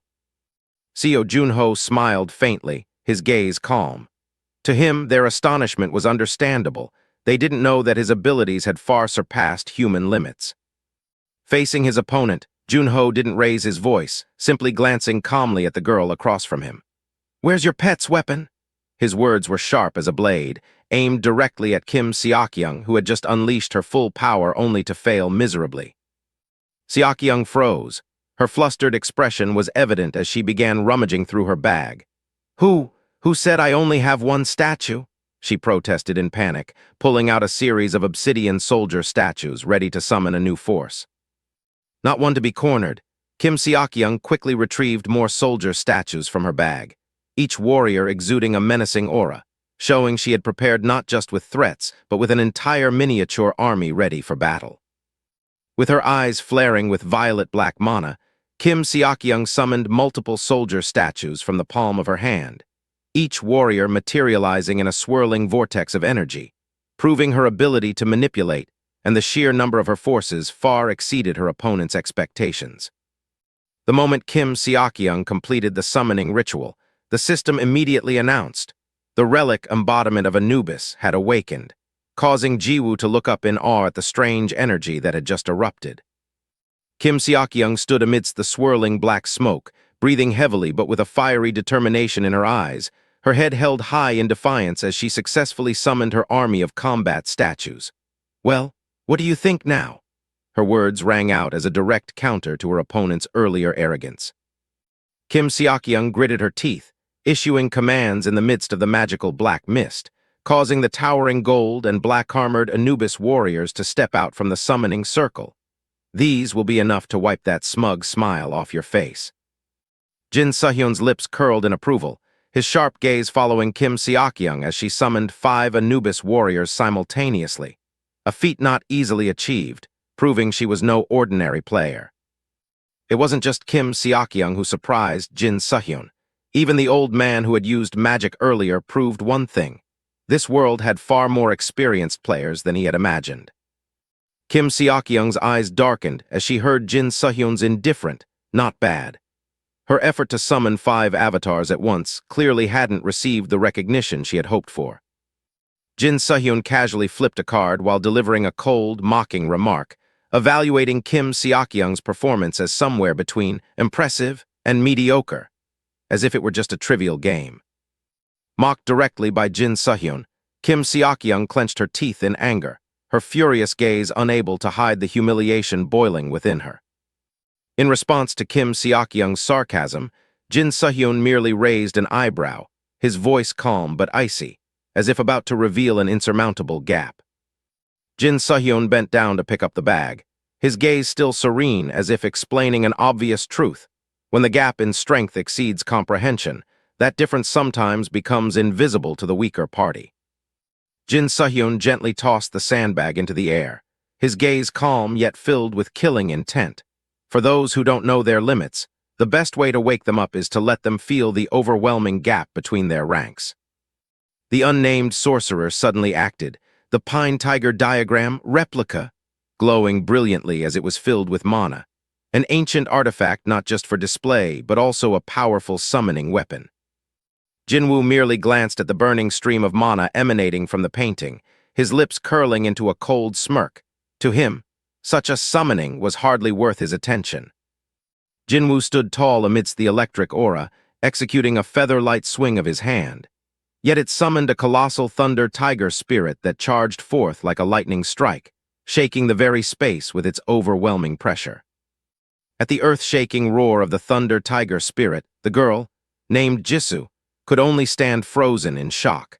Her eyes widened in disbelief, her entire body petrified under the unstoppable wave of oppressive energy. The thunder tiger spirit descended with the force of a thunderclap, shattering the ground and sending shockwaves in all directions.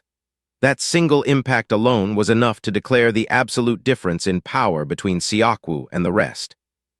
The colossal thunder tiger roared, shaking the air, its body ablaze with lightning, clearly manifested from the ancient artifact Pine Tiger diagram. System data confirmed, Joseon Dynasty unidentified entity, a power that defied all conventional standards. Amidst the swirling black smoke, the manifestation of Anubis, a replica from the relic, growled in defiance, its eyes glowing red and sharp fangs bared, revealing a fierce killing intent, unwilling to submit to the newly emerged power. Jin Sehyun calmly stroked the divine tiger, his disdainful gaze fixed on his opponent, his voice cold as judgment. Does a desert mongrel dare bare fangs at the jungle king? The disparity in their levels needed no further explanation.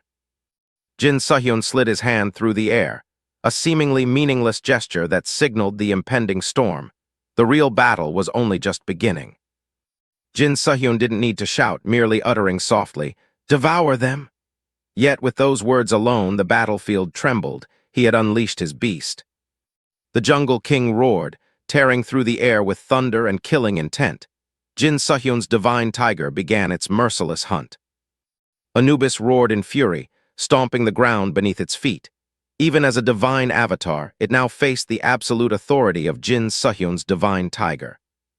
The tiger's claws screeched through the air, descending like Jin Sehyun's blade of justice, striking Anubis without hesitation. The confrontation between the ruler and the usurper now had only one possible outcome. With a thunderous slash that tore through the battlefield, the divine tiger summoned by Jin Sehyun delivered a fatal pounce, cleaving Anubis's form in two, declaring unequivocally who the true master of this game was. Having lost one of their number, the remaining Anubis avatars roared in rage, brandishing their spears and stomping the ground as they launched a desperate counterattack toward Jin Sehyun and the divine tiger. The divine tiger roared, its maw opening wide as if to swallow the entire battlefield. Swirling lightning gathered in its throat, heralding the true wrath about to be unleashed upon the Anubis spirits. Under the thunderous dive of the divine tiger, one Anubis spirit was mercilessly crushed. Jin Suho, calm yet overwhelming, showed the entire battlefield the insurmountable gulf between the ruler and the wild beasts foolish enough to rebel. In the divine tiger's fury, the battlefield became a hell of blood and fire.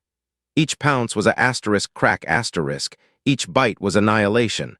The once mighty Anubis were now mere shreds beneath Jin Suho's fangs. The disparity in power was no longer a warning but a death sentence. Jin Suho wasn't done yet. His tail lashed like lightning, swift and brutal. The sound of asterisk F-whip asterisk tearing through the air signaled the next wave of destruction. The tiger's form wasn't just a symbol of majesty but a living weapon, crushing any fool who dared oppose it. Shock, disbelief, and despair were etched on Yu Mina's face. She couldn't believe what she was witnessing. Her most powerful artifact had been effortlessly crushed, while Jin Suho remained as calm as if everything was under his control. Before Lee Yunhe, a massive shadow with fangs rose like a nightmare incarnate. She had heard that relics could have many uses, but she had never imagined someone summoning such a terrifying creature from them. The mana was so dense that Lee Yunhe trembled. The pressure from the summoned creature didn't just terrify her, it made her body ache as if being torn apart piece by piece, a stark testament to the brutal disparity between their worlds of power. Completely overwhelmed by the power and killing intent emanating from the creature Jiwoo summoned, Lee Yunhe experienced pure despair for the first time. Facing this beast that seemed like the embodiment of a war god, she had no choice but to acknowledge the cold truth. She couldn't win. In just a moment, Lee Yunhe's arrogant demeanor completely crumbled. Before the absolute power Jiwoo displayed, she had no choice but to kneel on the ground, her eyes filled with terror and helplessness. The once dominant student was now reduced to the silence of defeat. Lee Yunhe couldn't believe her eyes. She, who had always been confident with her unbeatable hand, was now left with trembling eyes and a question echoing in her mind. How is this possible? All her pride was crushed under the absolute dominance Jiwoo had just demonstrated. Emerging from the hazy light, Jiwoo stepped forward with a cold smile and a nonchalant demeanor, leaving Lee Yunhe with a shocking sense of doubt. Her eyes couldn't look away from that figure, the one who had shattered every rule of combat she had ever known. The only question ringing in her mind: who is he really? Amid the ruined and suffocatingly silent scene, Jiwoo stood tall, hands in his pockets, his gaze as sharp as a blade directed at Lee Yunhe, who was kneeling in despair. Without a word, his aura alone left her breathless. The confrontation now was nothing but the silence of the victor. Jiwoo simply looked down, his cold steel-like eyes revealing no emotion. No threats, no action, just that single gaze was enough to make his opponent understand. True power doesn't need to be loud. Jiwoo's smirk wasn't just a display of absolute confidence, it was the final nail in the coffin for any resistance. When he coldly said, "Give it to me," it wasn't a request. It was the command of someone who had already decided the outcome from the start. Under Jiwoo's overwhelming gaze, the girl could only clutch her clothes, both flustered and trembling. The question slipped out reflexively. "WH, what are you asking for out of the blue?" But deep in her eyes was an unmistakable fear. The psychological battle had clearly been decided. Jiwoo leaned in, his cold gaze locking onto his opponent, his voice low but filled with authority. "Tutankhamun's mask!" No threats, no coercion. Just those words were enough to leave the other speechless, the initiative now entirely in Jiwoo's hands. The girl gritted her teeth in defiance, her eyes filled with resentment but her voice lacking confidence. "That thing is useless in Korea. What do you even plan to do with it?"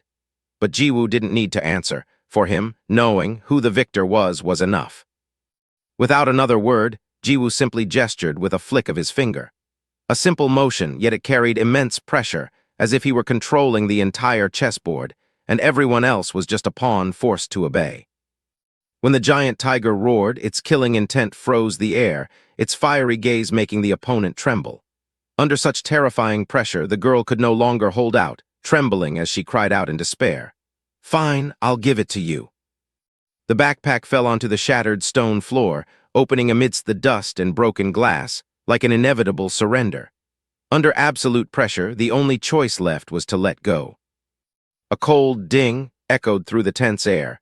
The Tutankhamun's mask, a replica, finally fell into Kang Han-soo's hands. What everyone had deemed useless had now become the decisive piece in the hands of someone who knew how to play the game. Kang Han-soo raised his head high, holding the Tutankhamun's mask aloft like a spoil of war, his sharp eyes unable to hide his satisfaction. The second piece was now in his hands, and the next move on the chessboard was ready to begin. Facing Kang Han-soo's cold and unpredictable demeanor, the girl clenched her fists and asked softly, "Are you also after the great map?" Her eyes no longer filled with fear, but wariness of a formidable opponent who had just entered a grander game. Kang Han-soo turned away, his sharp eyes reflecting the faint sunlight. "The map? Ah, I almost forgot." Then he uttered indifferently, "That has nothing to do with you." Decisive, cold, as if the entire world were just a pawn in his plan. Kang Han-soo gently stroked the fur of the giant tiger, his eyes calm and unreadable. "Stand vigil here." just a short command but filled with authority. He didn't need to shout or threaten. The absoluteness of his order was inherent. Kang Han-soo decisively placed his hand on the tiger's head, his eyes flashing with a cold warning. "Ensure no one follows us." Order that brooked no disobedience. The tiger roared in response, vowing to guard the path behind its master with a sky-piercing lethal aura. The thunderous sound of stomping echoed as Kang Han-soo's guardian tiger appeared, its lethal aura pressing heavily on the surroundings. The students behind immediately fell silent, leaving only terrified gazes fixed on the back of the girl who had been forced to surrender the treasure, a moment where no one dared to breathe heavily. The guardian tiger emerged from the crimson mist like a demon descending, each breath exhaling a chilling frost that shook the ground. Its blazing eyes locked onto every potential enemy, a vivid warning from Kang Han-soo. No one was permitted to take even half a step further. Kang Han-soo smiled faintly in the dim light, his gaze calm yet icy cold. All the pieces were in place, every plan finalized.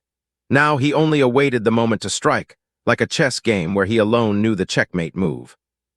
Kang Han-soo turned and walked away, his eyes fixed on the staircase leading to the third floor. Silent and resolute, he was ready for the next step. The greatest target lay just ahead. Kang Han-soo smiled with confidence, a radiant light bursting from his right hand like a declaration. Having completed his preparations, he moved forward to awaken the greatest skill within the trial tower, one that would change the entire game from this point onward. Kang Han-soo silently ascended to the second floor of the museum, his gaze sweeping over each precious artifact. The space was eerily quiet, as if everyone was holding their breath, awaiting a seismic event. This was no mere exploration. It was the beginning of the next great turning point in his plan. The old museum manager appeared with a cold, skeptical gaze.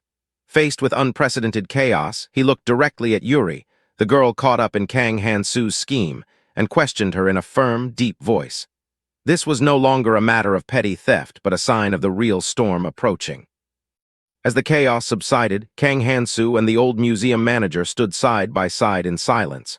One was deep in thought, considering the next step in his plan. The other frowned, unable to hide his suspicion and discontent. Two generations, two purposes, faced the same reality slipping out of control. Kang Han-soo's mysterious appearance shook even the seasoned old manager. In his bewildered and suspicious gaze, he couldn't fathom how this young man had quietly bypassed Yuri's defenses, the last line of protection. A new storm was about to begin, and no one knew what Han-soo truly aimed for. As the spatial gate glowed, Kang Han-soo stood still before the swirling energy. Beyond it lay not just the next floor, but the opportunity to attain the ultimate skill in the Tower of Trials. The old manager could only watch in stunned silence as everything now spiraled far beyond his control.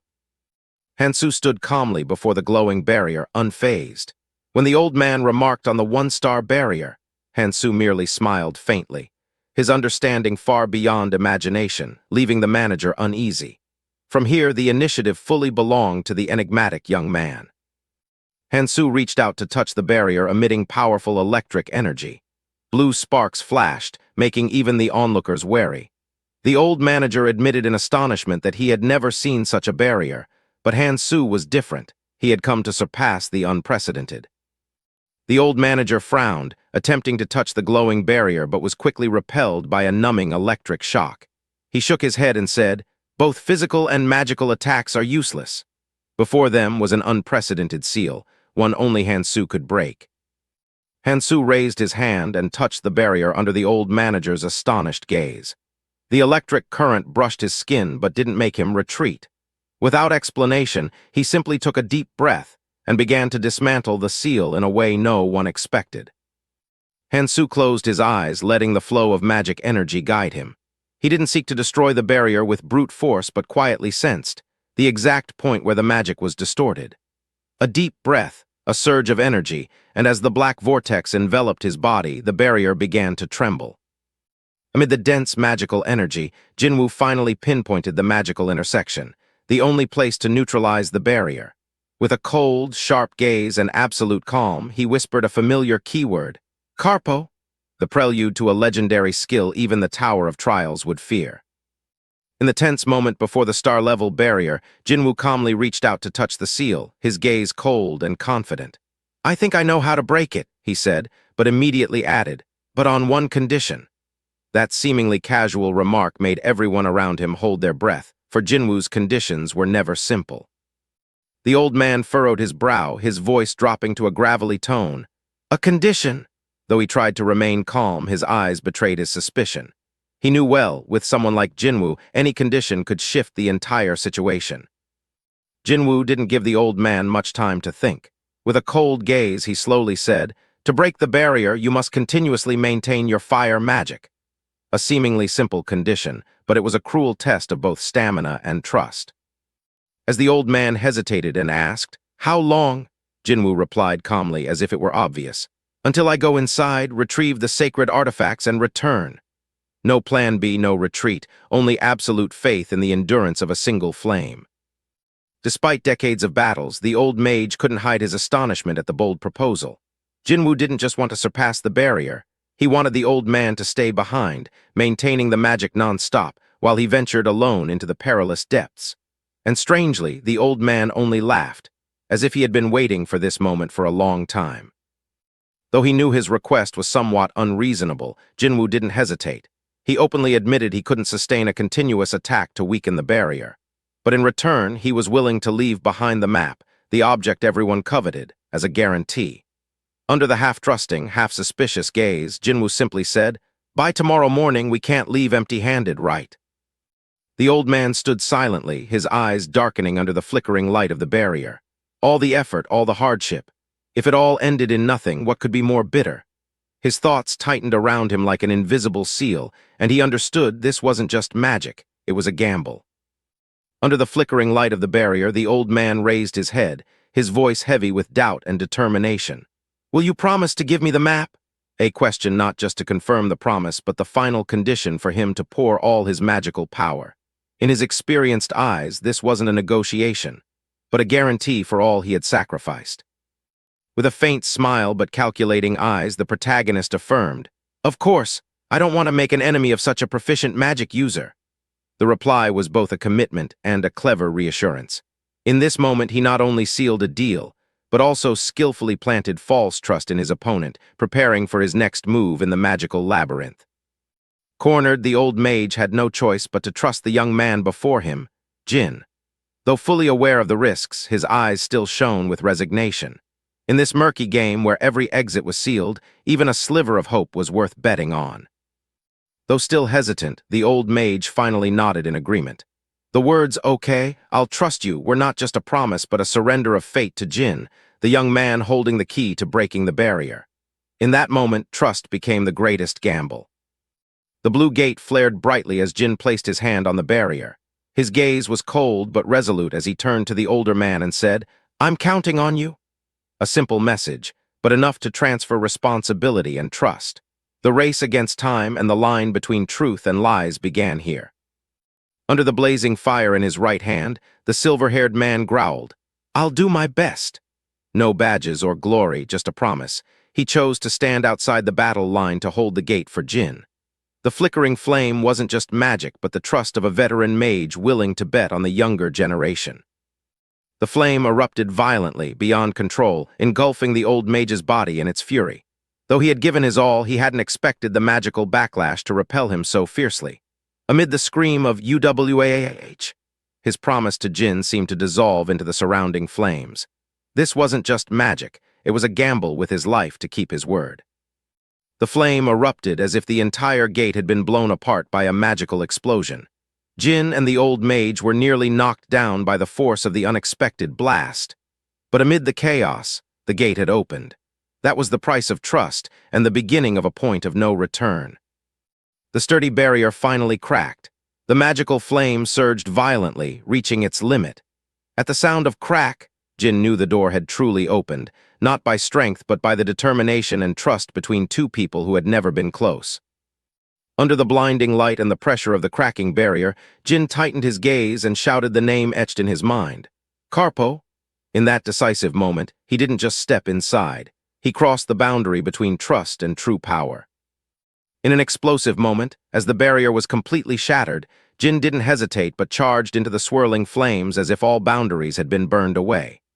The old mage behind him was still struggling to stabilize the flame, while Jin, now a spear piercing through space, advanced into the heart of the mystery named Karpo. Jin slid across the ground, his white cloak still smoldering after his charge through the barrier. Without a moment's hesitation, his gaze remained cold and utterly focused. Inside Karpo, the real journey had only just begun. Amid the sea of burning flames, the old mage struggled to maintain his magical energy to keep the collapsing barrier intact. Though drenched in sweat and his body failing, he still screamed in desperation, "Hurry!" For he knew, if Jin failed, everything would be meaningless. Amid the smoke and flickering light from the cracking barrier, Jin turned his head and smiled, his eyes full of confidence. "All right," he replied, his tone light as if there was nothing to worry about, but deep inside a silent promise echoed, "I'll definitely make it." A faint smile crossed Jin's lips, both calm and dangerous. In the flickering darkness after the explosion, he whispered to himself, "My way." No promises, no adherence to rules. Jin always chose his own path, whether stepping through flames or shattering every barrier. Jin finally stepped into the heart of the ruins, a place that held ancient treasures steeped in the legacy of a dynasty. Before him were 3 artifacts, the royal chronicles, the ceremonial robe, and the imperial seal. These were not just relics, they were the keys to the truth hidden for generations. Jin entered the deepest level of the ruins, a place completely untouched, with no signs of intrusion. His gaze was sharp, each step echoing in the silent space, marking the sovereignty of the first person to uncover the secrets buried by time. Passing through the intact exhibition floor, Jin suddenly stopped before a shattered glass case. Inside, the iron sword of Qianlong, the most valuable artifact, was gone. The atmosphere shifted instantly. Someone had been here before him, and this was absolutely not part of the plan. Jin stood still before the faint traces of lingering magical energy, his gaze as sharp as a blade reflecting blue light. The sword in his hand had yet to be swung, but his opponent had left a clear mark. Not only had they stolen the precious artifact, the iron sword of Qianlong, but they had also erected a barrier as a taunting challenge. The game had begun before he even stepped in. Jin stood in deep thought on the top floor of the museum, his sharp gaze cutting through the silent void. The anonymous opponent had acted swiftly, silently stealing the iron sword of Qianlong and retreating without a trace. While forces clashed below, that person had achieved their goal and vanished as if they had never existed. Jin's lips curled slightly. Someone so cautious as to leave no openings only revealed they were hiding something, or preparing for a bigger move. While other treasure hunters focused on the most obvious items, Jin, with his sharp instincts and superior vision, discovered what even the barrier caster had overlooked. He quietly rummaged through the glass cases, his gaze sweeping over each artifact with the certainty of someone who knew exactly what he was looking for. "This, and this too," Jin muttered, inching closer to the true target only he recognized. Jin's lips curled into a faint smile as he saw the item he had truly been aiming for. While others were obsessed with a flashy sword that was merely a second-class relic, Jin had quietly identified the real treasure. "Found it!" Short but confident statement, affirming that he alone understood the true value among the myriad displayed items. While others saw only a string of worthless Sangpyeong D coins, mere currency from the Joseon era, Jin recognized this as a unique skill meant only for him. His gaze wasn't searching for the shiniest objects, but for what could change the game.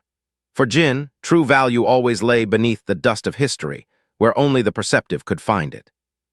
Jin tightened his grip on the string of ancient coins, his lips curling coldly. The final piece was in his hands, an item no one cared about, yet it was the key to creating the ultimate skill. While others fought for vanity, Jin quietly completed his plan without a sound. The game had only just begun. Jin opened his eyes, his gaze as sharp as if it could pierce through the darkness. In his mind, the formula was complete. The necessary ingredients to activate the unique skill were about to be combined.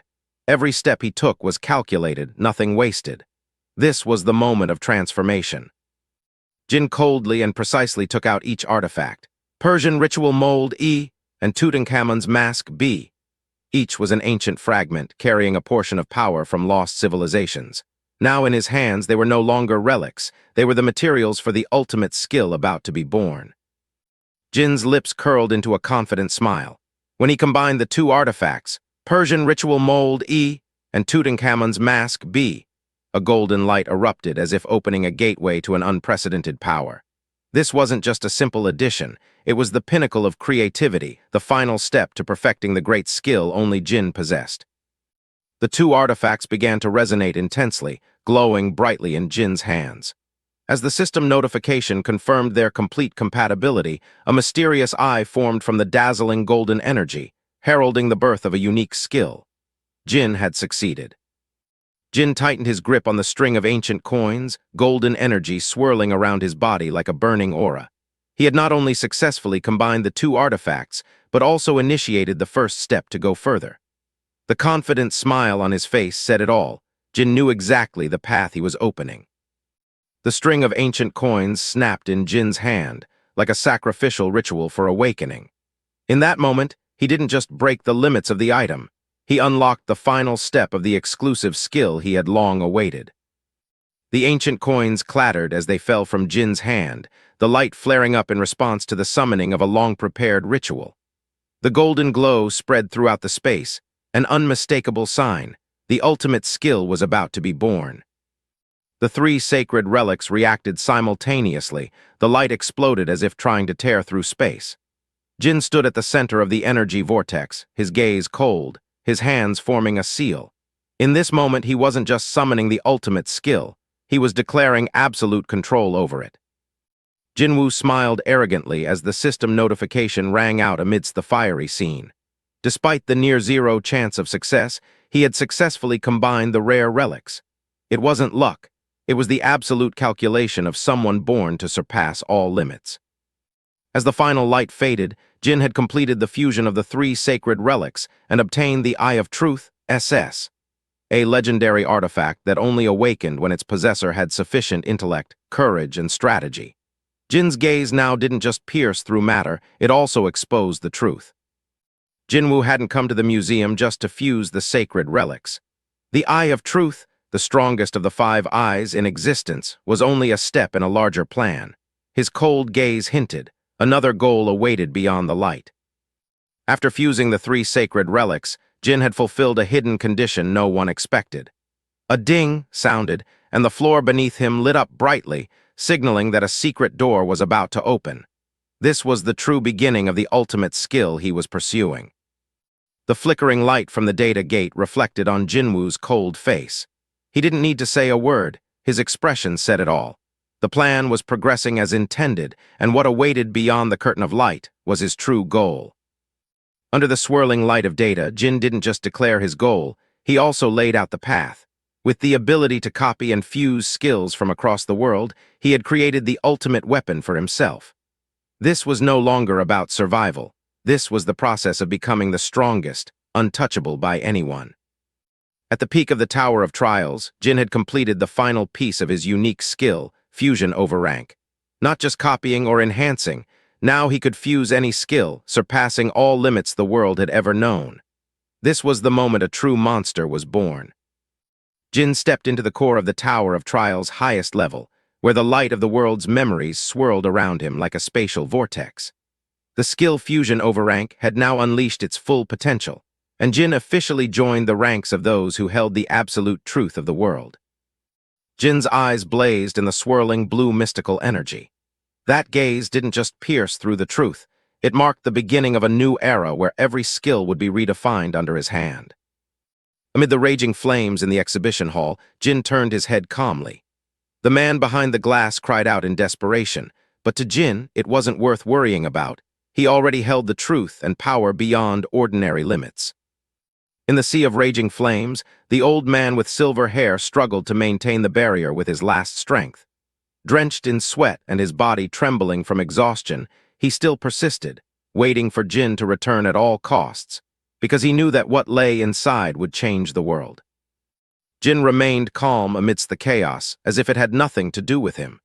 His gaze wandered aimlessly, quietly calculating his next move. For him, this game of power had only just begun. Jinwoo's eyes flashed as a thought sparked in his mind. Without hesitation, he decided to copy the skill of the old man struggling inside the sea of flames. A cold, precise move like a blade cutting through all hesitation. Amid the smoke and raging flames, the protagonist Jinwoo finally opened his newly fused eye of truth, its light sharp as a blade. He coldly observed the old man unleashing his fire skill with full force. Then his eyes flashed with determination. Jinwoo's target now was to copy that skill. Without a single wasted word, he was ready to turn another's ability into his own weapon. Jinwoo's lips curled into a cold smile. The light in his eyes showed everything was clear.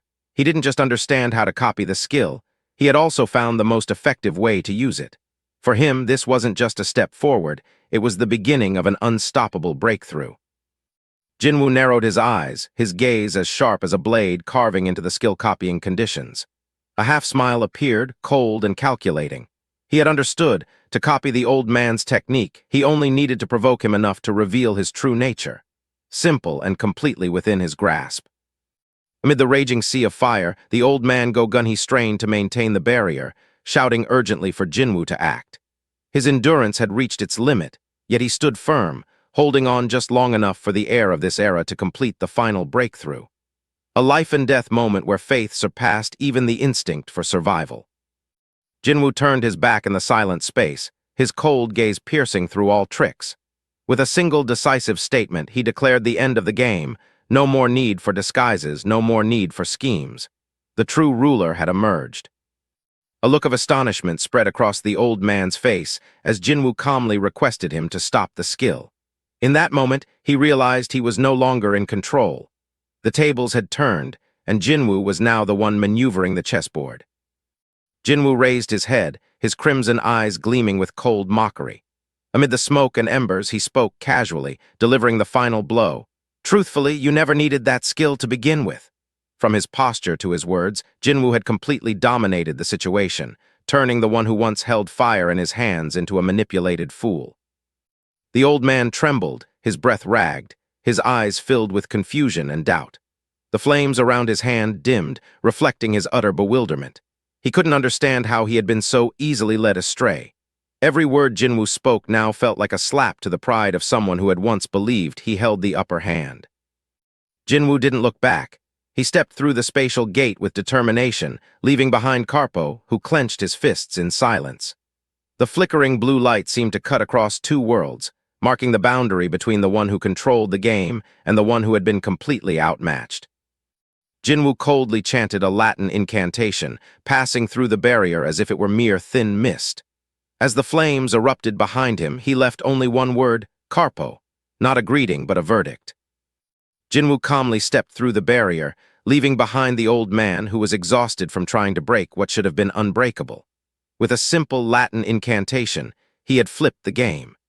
The opponent had no idea that all his efforts were merely the opening act for the cruel mockery of the one now in control. After effortlessly disabling the barrier, Jinwoo strode into the center of the map with steady steps. His next plan wasn't to fight, but to provoke. With a cold smile and eyes sharp as knives, he didn't hide his true intent, to enrage his opponent to the point of losing control.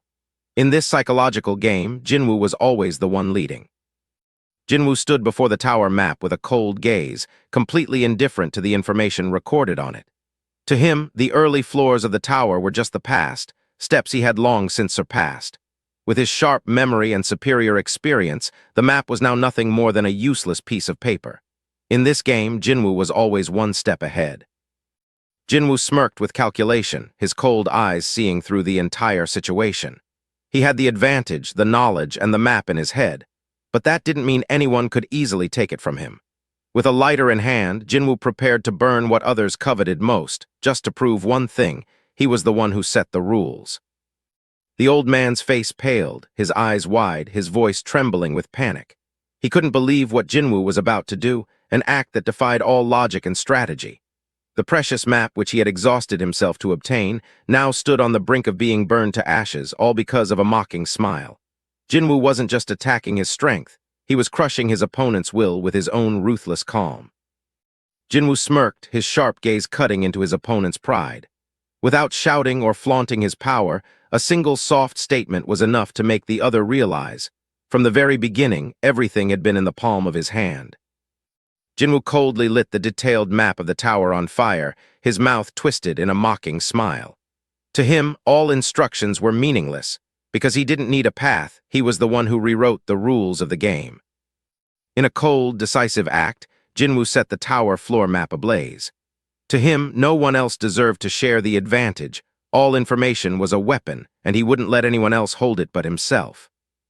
The old man could only scream in despair as he watched the precious map burn in the sea of flames. All his efforts and hopes turned to ashes in an instant, all because of Jinwoo's cruel act, the one who was always a step ahead and left nothing for others to exploit. Standing tall before the sea of flames consuming the map, Jinwoo's cold gaze showed no hesitation or regret.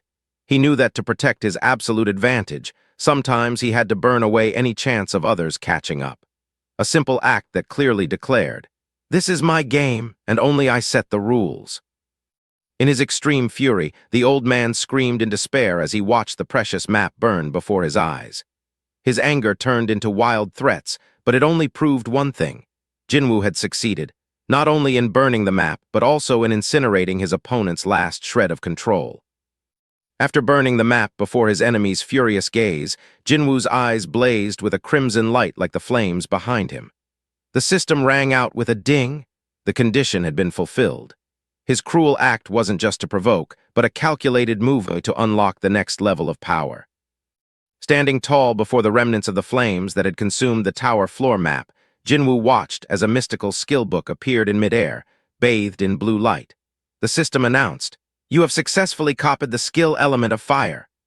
This was the reward for one who knew how to manipulate every situation with cold intellect and ruthless determination. The skill copied from the flames of anger was now stored in the system's world memory. A flash of blue light appeared as the magical book closed, locking the power within. Jinwoo hadn't just successfully copied the skill, he had left his mark on the very laws governing this world. Jinwoo smiled with satisfaction as he looked at the floating notification before him. The first skill he had copied was Fire Element, not only marking a smooth start, but also proving that his provocation plan had succeeded perfectly. Pushed to his limit, the old man roared in anger, the flames in his hand blazing like a final declaration of war against Jinwoo. But it was already too late. Jinwoo's plan was complete, and the advantage now fully belonged to the one behind that sinister smile. Jinwoo wasn't just ruthless, he was extremely calculating, as that smirk declared. He wasn't merely sabotaging, but controlling the game, step by step. Jinwoo officially activated the element of fire he had just copied, burning away all doubts and leaving his opponent frozen in terror. The old man was stunned, his eyes wide as he realized the flames in Jinwoo's hand were even stronger and purer than the original skill he possessed. The confidence that had just flared up was instantly incinerated. Jinwoo stood amidst the blazing sea of fire, his murderous gaze making his opponent tremble. Though it was the same skill, element of fire, the aura and power radiating from him far surpassed the original, like heaven and earth. This wasn't just copying, it was the rebirth of a skill in the hands of a ruler. Now the old man finally realized the truth. The person he thought he could suppress was far beyond his understanding. With a dazed look, he thought to himself, someone like Jinwoo didn't need a map to conquer the tower.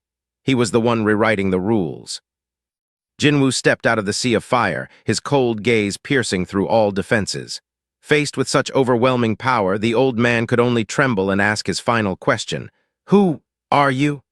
But the answer was something he probably didn't want to know. Jinwoo didn't just burn the map, he burned the old man's arrogance. Standing amidst the flames, he coldly spoke, not to threaten, but to offer the condition for survival. "If you want to climb the tower safely, you'll have to obey." The game had shifted, and now he was the one holding the board. Jinwoo left the scene as if nothing had happened, each confident step echoing on the stairs. Without looking back, without a farewell, he let the flames and silence speak for him. A perfect start for one who carried the ambition to conquer the tower. Only 4 people who had once held high ranks in the past had set foot in the museum, including Jinwoo. Now, as the trial tower had become a reality, he understood even more clearly the desperate desire to minimize risks at all costs. But for Jinwoo, knowledge wasn't just power, it was the springboard to surpass everyone. Jinwoo stretched slightly, relaxing his body as if the recent confrontation had been just a warm-up. To him, burning the map, provoking the enemy, or copying skills were merely the opening moves on his journey to conquer the tower. where he was already prepared to master the rules. With a confident half-smile, Jinwoo had clearly defined his path, not just to survive, but to become invincible by collecting as many skills and abilities as possible. This wasn't just a tower-climbing game. It was the stage for him to rewrite the rules. After witnessing Jinwoo's power firsthand, the old man finally bowed his head, acknowledging the gap between them. With a tone of caution, he said he would contact him later, a promise from someone who had once been arrogant but now understood who truly controlled the game. In the dim shadows, Jinwoo spoke with authority, assigning tasks to the old man as if he had become the one who held everyone's fate. It was no longer a request, but a command from the one at the top, signaling for others to begin climbing the tower with the girl below. Jinwoo observed the two newly recruited pawns, his cold gaze showing no hesitation. One old, one young, two different pieces, but both fully within his calculations. To Jinwoo, they weren't allies, they were tools ready to be deployed at any moment. The glowing skill book in the digital space was like a gateway to infinite power.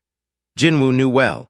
The road ahead was long, but every skill copied was a solid step forward on his journey to conquer the tower. Jinwoo walked silently through the night, his gaze deep in thought. Though he possessed an overpowering system, he understood he couldn't do everything alone. Preparing for the grand game required not just strength, but allies who would climb the tower with him. Jinwoo smiled faintly, his sharp gaze already set on the path ahead. Among countless choices, he knew what was most valuable, the strategic cards he would personally hold on to, never yielding them to anyone. Like a king who had just declared the state of affairs, Jinwoo stood in the blinding light, his cold and confident gaze unwavering. All the most important pieces were now firmly in his hands. No sharing, no compromise, they were his. After completing all his plans and seizing every opportunity, Jinwoo finally realized the only thing that could defeat him at this moment: hunger. Amid the fiery momentum and strategic brilliance, the growling of his stomach pulled him back to reality. He had reached his limit. Now was the time to eat. After a series of events, Jinwoo decided to reward himself with a moment of peace, a hot bowl of soup at the familiar Jangto soup restaurant. For him, nothing warmed the mind and body better than a simple meal after completing his plans. When Jinwoo entered Jangto soup with the simple intention of filling his stomach, he unexpectedly became a witness to a shockwave quietly spreading. The diners suddenly stopped, their eyes turning to the screen, while Jinwoo could only frown with a clear question: what was happening this time? The moment Jinwoo stepped into the restaurant, the shocking news from the large screen left everyone breathless. The tragic incident at the National Museum of Korea had left at least 23 dead and over 50 injured, a bloody start to the nightmare Jinwoo knew well but couldn't stop in time. The chilling news continued. The death toll could rise due to many victims being critically injured, and the attack's target was believed to be the museum's artifacts. Jinwoo needed no further proof. He knew this was a direct result of the trial tower system awakening, bringing with it dangerous forces lurking in the shadows. Emergency broadcasts were being aired continuously. Not just in South Korea, similar incidents were erupting at museums worldwide. Once peaceful spaces had transformed into chaotic battlegrounds. For Jinwoo, this was no longer an isolated battle, but a warning that a global purge had begun. Jinwoo sat silently in the twilight, lightly holding a glass of water, his deep gaze fixed in the distance. Without words, his cold expression said it all. He was calculating, preparing for the next move in the game of power. The world was changing, and he wouldn't let anyone get ahead. The tragedy wasn't limited to Korea. News reports revealed, from the US, Europe, China to Japan, museums worldwide had become targets of an invisible force. Standing at the center of the storm, Jinwoo understood the game had gone global and only the sharpest would survive until the end. Jinwoo sat quietly in the restaurant, his cold gaze fixed on the TV screen broadcasting grim news. In his mind, all the pieces were falling into place. Not just Korea, but players worldwide were awakening and preparing for a life-and-death race. The tower had opened, and the global escalation had officially begun. Behind the live broadcast, an urgent news alert announced the next warning. A security footage was about to be released. The broadcaster's face showed clear tension. What was captured at the scene wasn't just an accident, but the beginning of a supernatural threat humanity had never faced. On the security screen, a blurry image captured a horrifying moment. A giant creature with a black dog's head resembling the death god Anubis stood towering behind an unfamiliar girl.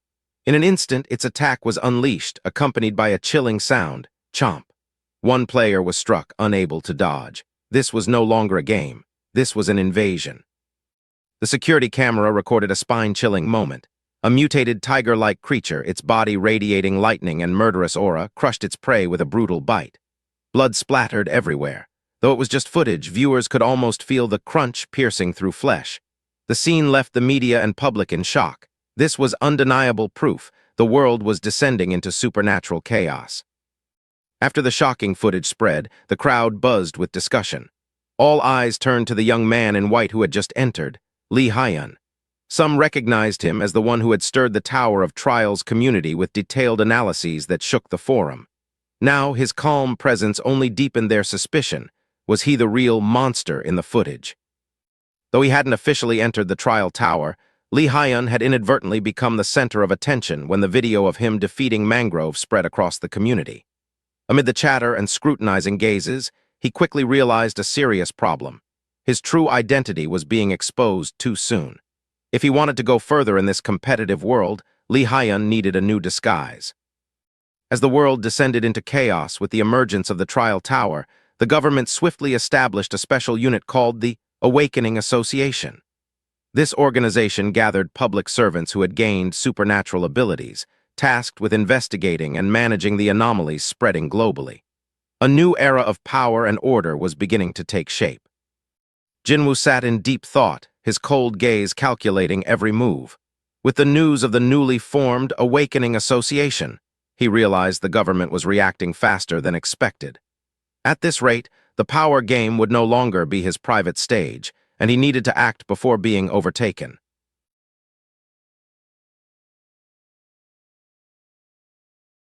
On national television, Han Sang-jin, the head of the Awakening Association, appeared with a solemn expression, officially announcing the organization's presence. In the chaos following the museum tragedy, his words weren't just orders.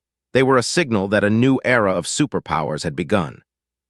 The protagonist's gaze, cold and sharp, reflected absolute determination. Though the world ahead was chaotic, he had no intention of retreating. This wasn't just a player, this was the one who would redefine the rules of the Tower of Trials.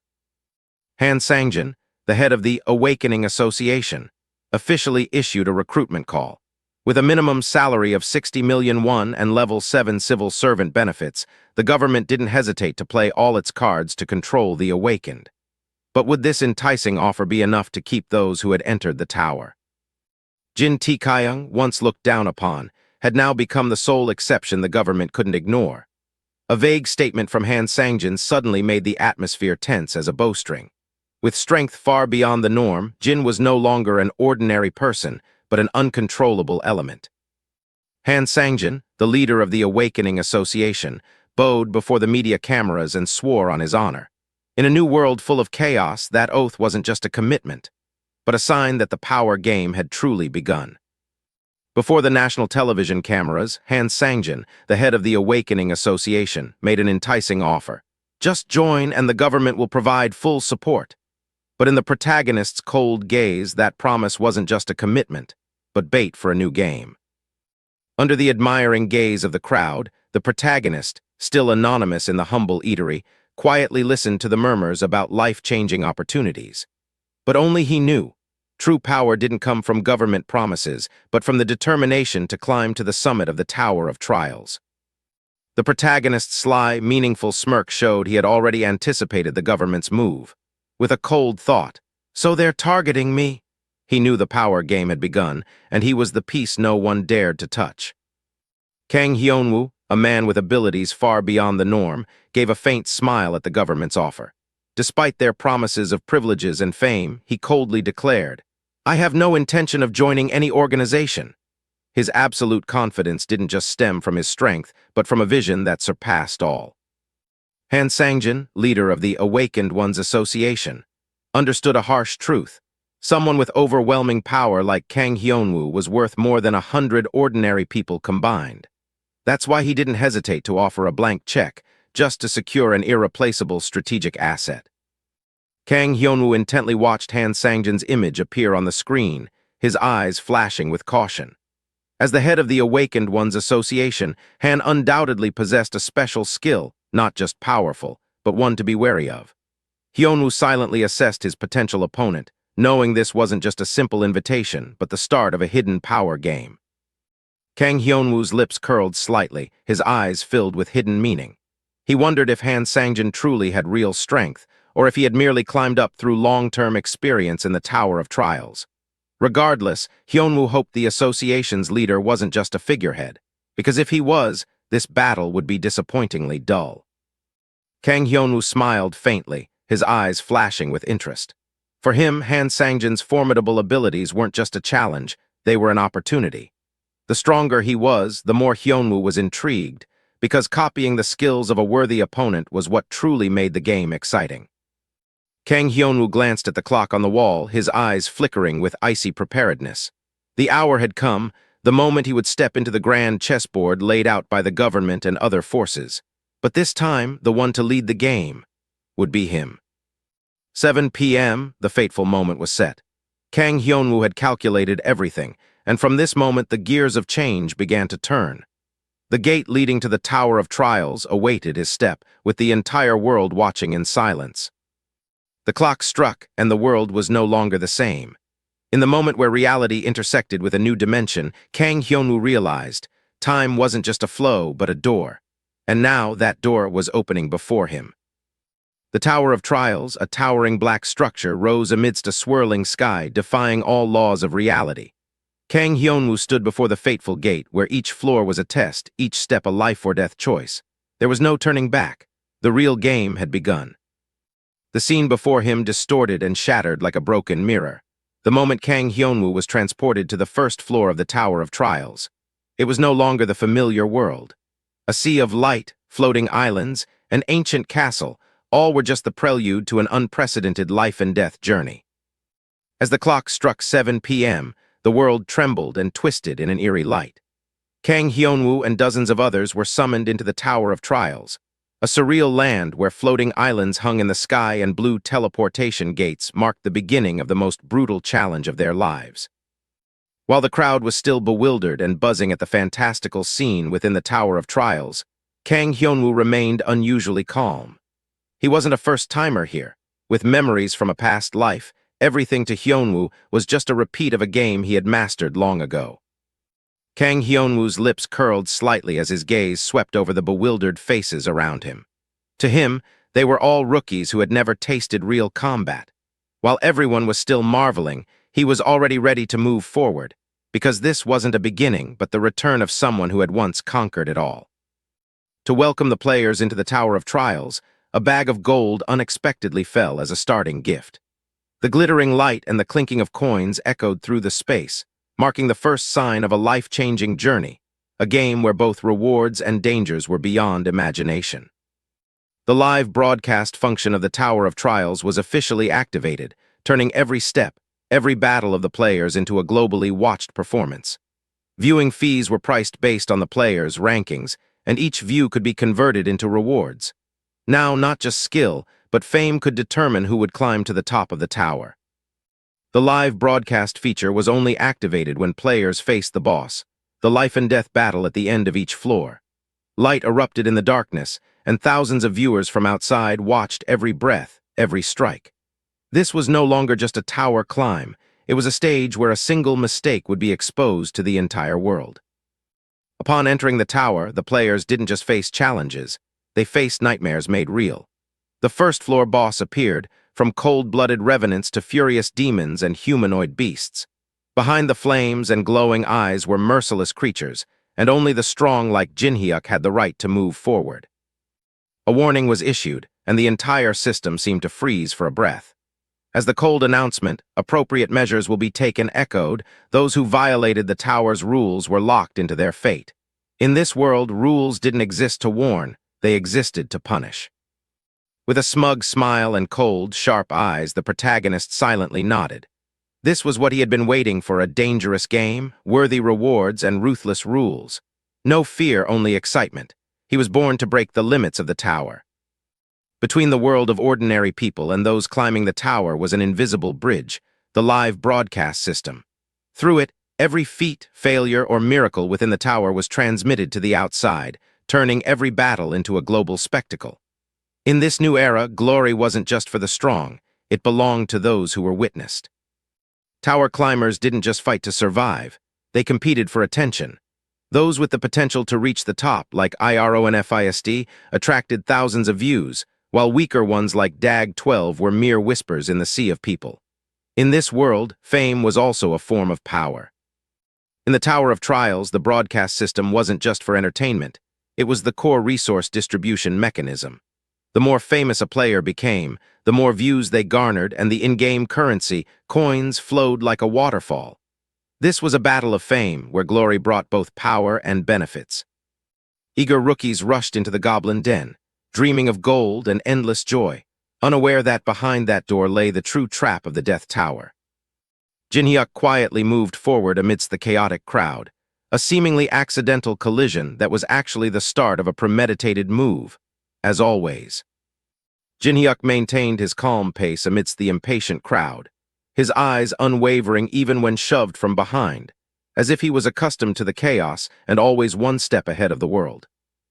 While everyone pushed forward to climb the tower and gain fame or wealth, Jinhyuk quietly maintained a steady pace with a cool head and knowledge far beyond the rest, unwilling to share anything because, to him, a few coins weren't worth trading for the absolute advantage he held.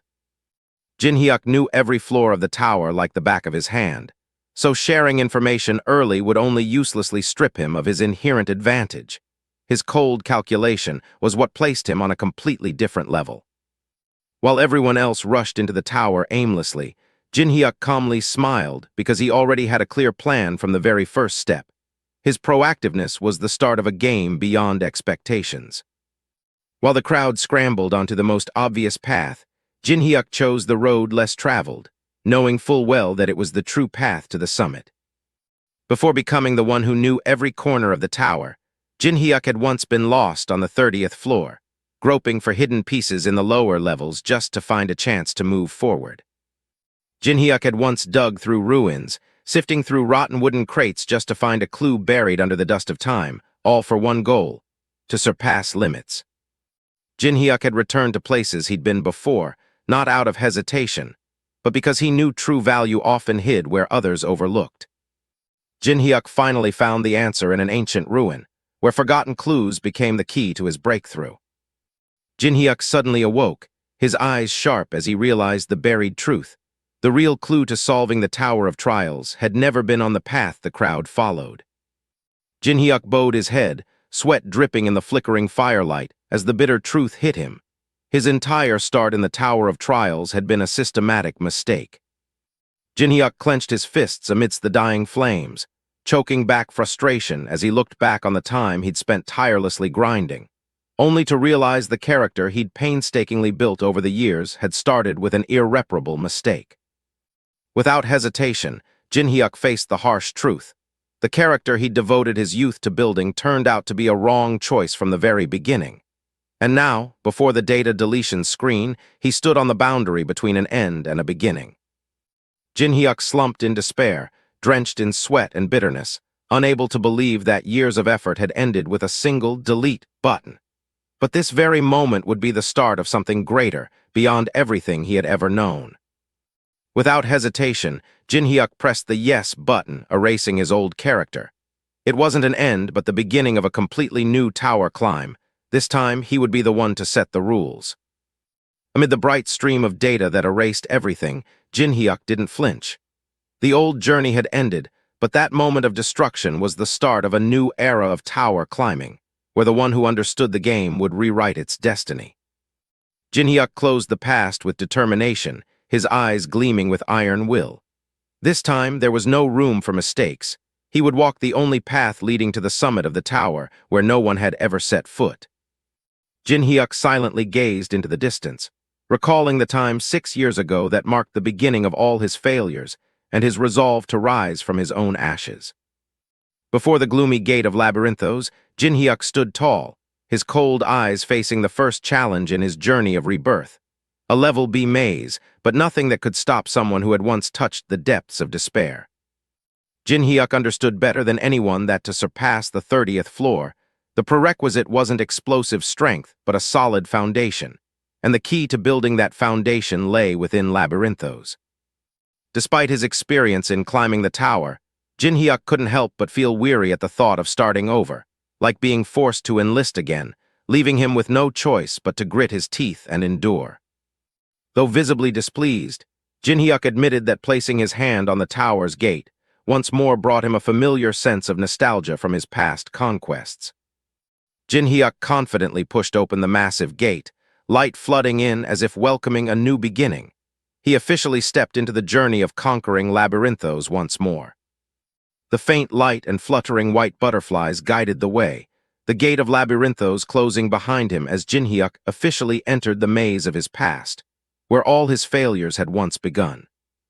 Cold air filled the interior of labyrinthos, the flickering blue light reflecting off the shattered mural. Jin Hyuk paused, his gaze sinking. This place had once been his limit, and also the starting point of a completely different Jin Hyuk. Under the dim light, the familiar scent from the ancient urns wafted up, making Jin Hyuk pause. This smell, the smell of memories, of failure, and also the smell of the beginning for someone who had once fallen to the bottom only to climb back to the top of the tower. Jin Hyuk smiled faintly as the dim light illuminated his face. Everything remained unchanged, the cracked walls, the musty smell, the suspicious silence. But this time he was no longer the one fumbling in the dark. The glowing butterflies fluttered through the dark space, like memories from the past coming to life. For Jin Hyuk, this wasn't just a ruin. It was where everything had begun, and this time he would end it his way. The glowing butterfly brushed past like a greeting from the past. In that serene moment, Jin Hyuk felt that this place remained exactly as it was when he first arrived. But this time, he was no longer the same person. Jin Hyuk raised his hand, letting the soft light from the butterfly touch his fingertips. In that moment, his eyes gleamed with calmness, as if he was ready to face all the challenges ahead, this time with all the memories and strength of 6 years of rebirth. Jin Hyuk narrowed his eyes slightly, his sharp gaze flashing like a blade in the night. He had returned, carrying all his memories, but something still lingered in his heart. Everything seemed the same as before, but he knew something had changed. Amid the pale blue light of the glowing butterflies, a group of strangers suddenly appeared, making Jin Hyuk freeze. His eyes sharpened, his hand instinctively tightening. They don't belong here, he thought. All his plans might now have to change. The unfamiliar girl smiled warmly, but Jin Hyuk didn't let his guard down. Her reason sounded simple, looking for a place to farm, but no normal person would dare enter labyrinthos just for that. Behind that harmless exterior, there was definitely something unusual. Even before they entered the maze, Jin Hyuk had left the observing group in shock. A level B gate, yet he opened it as easily as breathing, no key, no hesitation. They had only planned to scout, but he had already pushed the door open and stepped in. No doubt, this man was no rookie. The girl's eyes flashed with caution and determination. Without consulting, she ordered, "Follow him." Though her words were soft, her tone was icy. The one who had opened the maze gate wasn't ordinary, and she knew well that to survive in labyrinthos, you had to stick close to the strong. A skeptical voice rang out from behind the girl. A blonde-haired man frowned and questioned, "In there? When we don't even know what kind it is or how big?" Unease spread through the group, but it was clear. Not everyone was willing to bet on instinct like her. Maintaining her cold and confident demeanor, the girl leaned against a tree, arms crossed, her gaze indifferent. "Use your head," she quipped, then emphasized. "The early part of the Tower of Trials is the most important." In the group, she was clearly the only one who understood the value of the beginning. With a sharp gaze and a rational tone, Lee Jae-hai quickly analyzed the situation.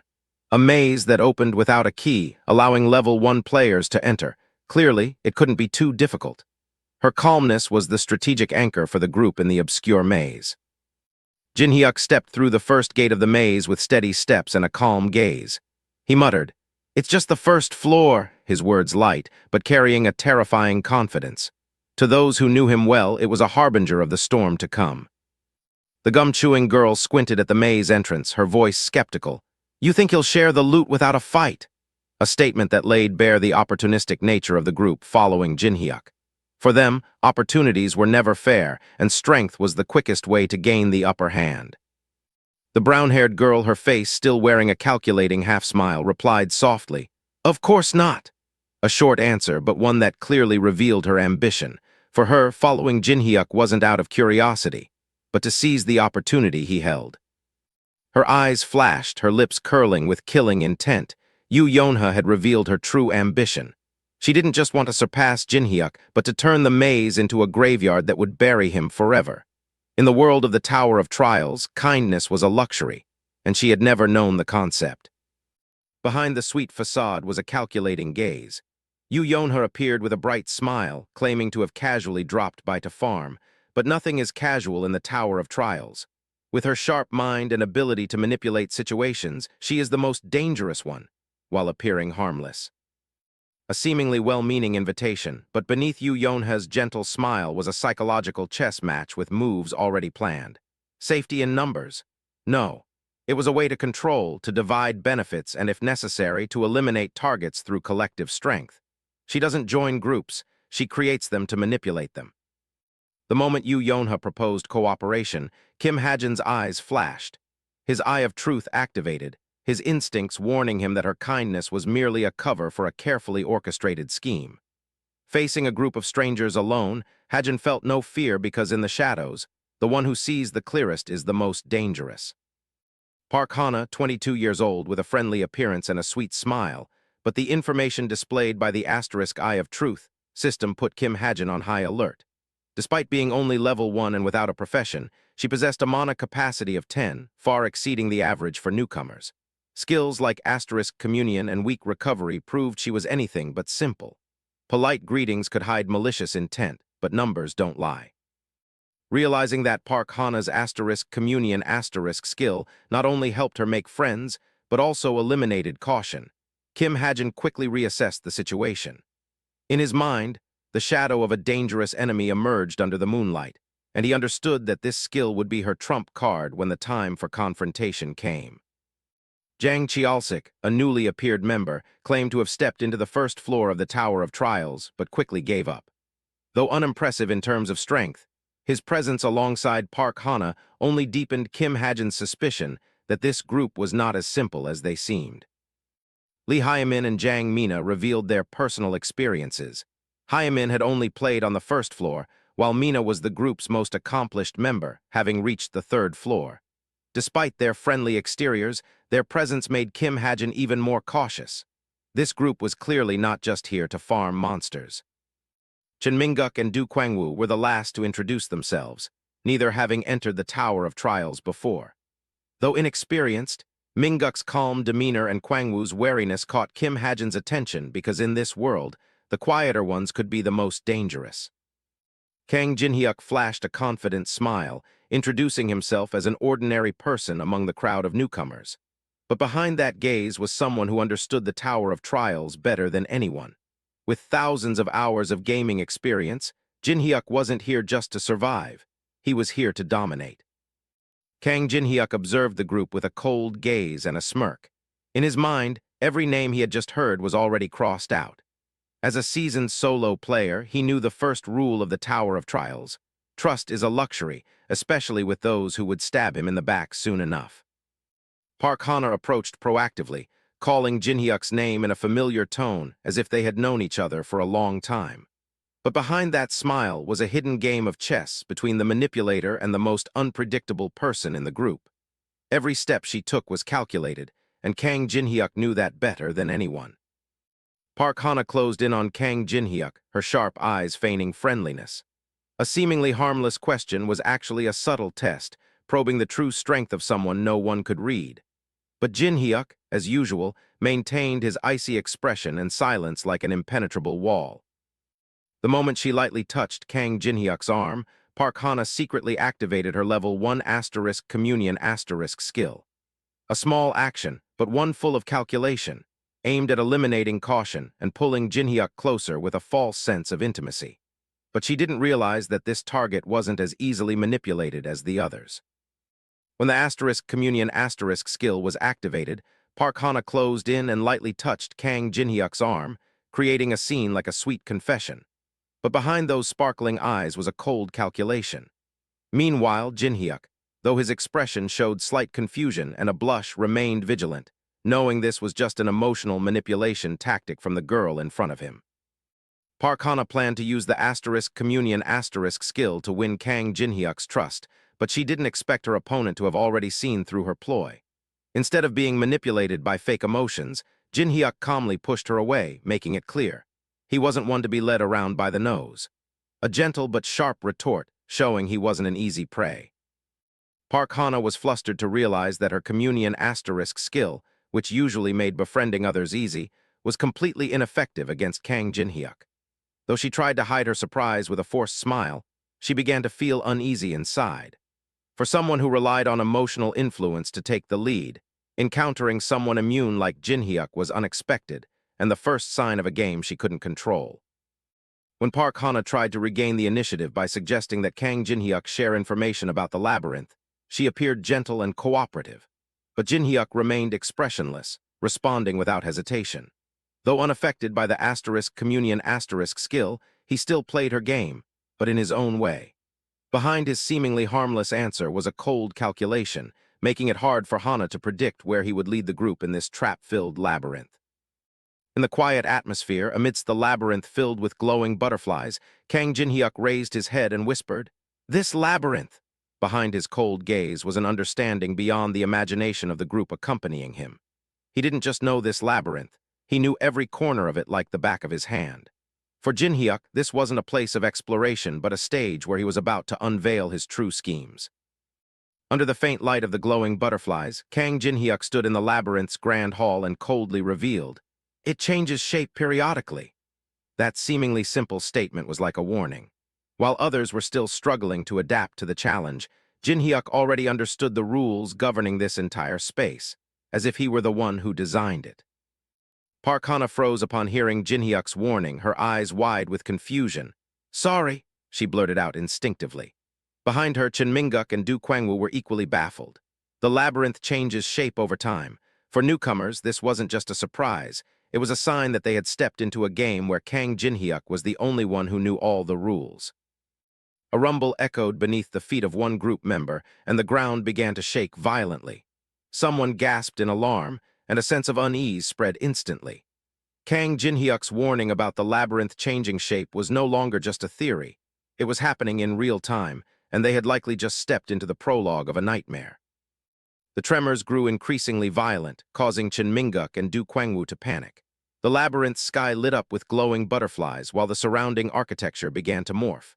Chen shouted, "WH, what the hell?" A natural reaction when faced with something beyond comprehension. Though they had been warned, they didn't expect the labyrinth to be so alive and reactive. The survival game had truly begun. Park Hana screamed in panic amidst the unending tremors, her eyes filled with disbelief as the labyrinth began to transform beyond expectations. She couldn't believe that something that existed only on the first floor was changing like a living entity. Everything she knew about the Tower of Trials suddenly became useless in the face of this reality. The labyrinth began to shift, massive stone blocks sliding as if guided by an invisible hand. The rumbling sound signaled the transformation of space, as if the entire structure was regenerating to welcome a new challenge. There was no doubt now, what they had entered wasn't an ordinary labyrinth but a living trap that constantly changed form.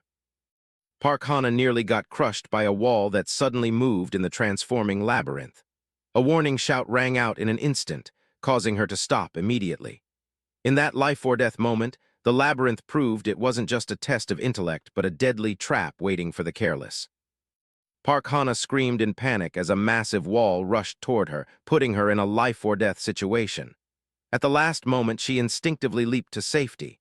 The labyrinth wasn't just changing, it was starting to attack, turning this place into a true survival arena. Amidst the chaotic movements of the labyrinth, Jang Chialsik shouted a warning as massive walls rushed in to crush anyone standing still.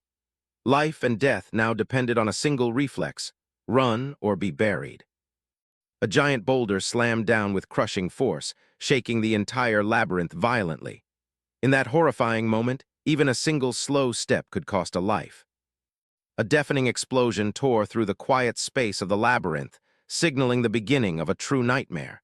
Every limit of survival was being shattered bit by bit. When the labyrinth stopped moving, the group felt as if they had been pulled back from the brink of death. Park Hana and her teammates gasped for breath, sweat mixing with dust, but their eyes never left their vigilant state. This wasn't the end. It was only the prologue to a greater nightmare. Under the flickering light, Park Hana panted heavily, her face drenched in sweat and filled with utter confusion. She had never been in such a life-or-death situation before. The labyrinth wasn't just transforming. It felt like it was swallowing them step by step. But she knew one thing: even a moment of hesitation meant death. As the group narrowly escaped death, Jang Chialsik panicked when he couldn't see Jang Mina. His eyes scanned the wreckage, still unable to believe this was only the first floor. With ragged breaths and heavy worry, the group gradually realized this labyrinth didn't follow any rules they had ever known. While the group was still reeling from the incident, Kang Jinhyuk simply dusted off his hands, casually remarking as if the labyrinth's transformation was an everyday occurrence. His calm, almost cold demeanor starkly contrasted with the surrounding panic, a silent declaration that he was on a different level.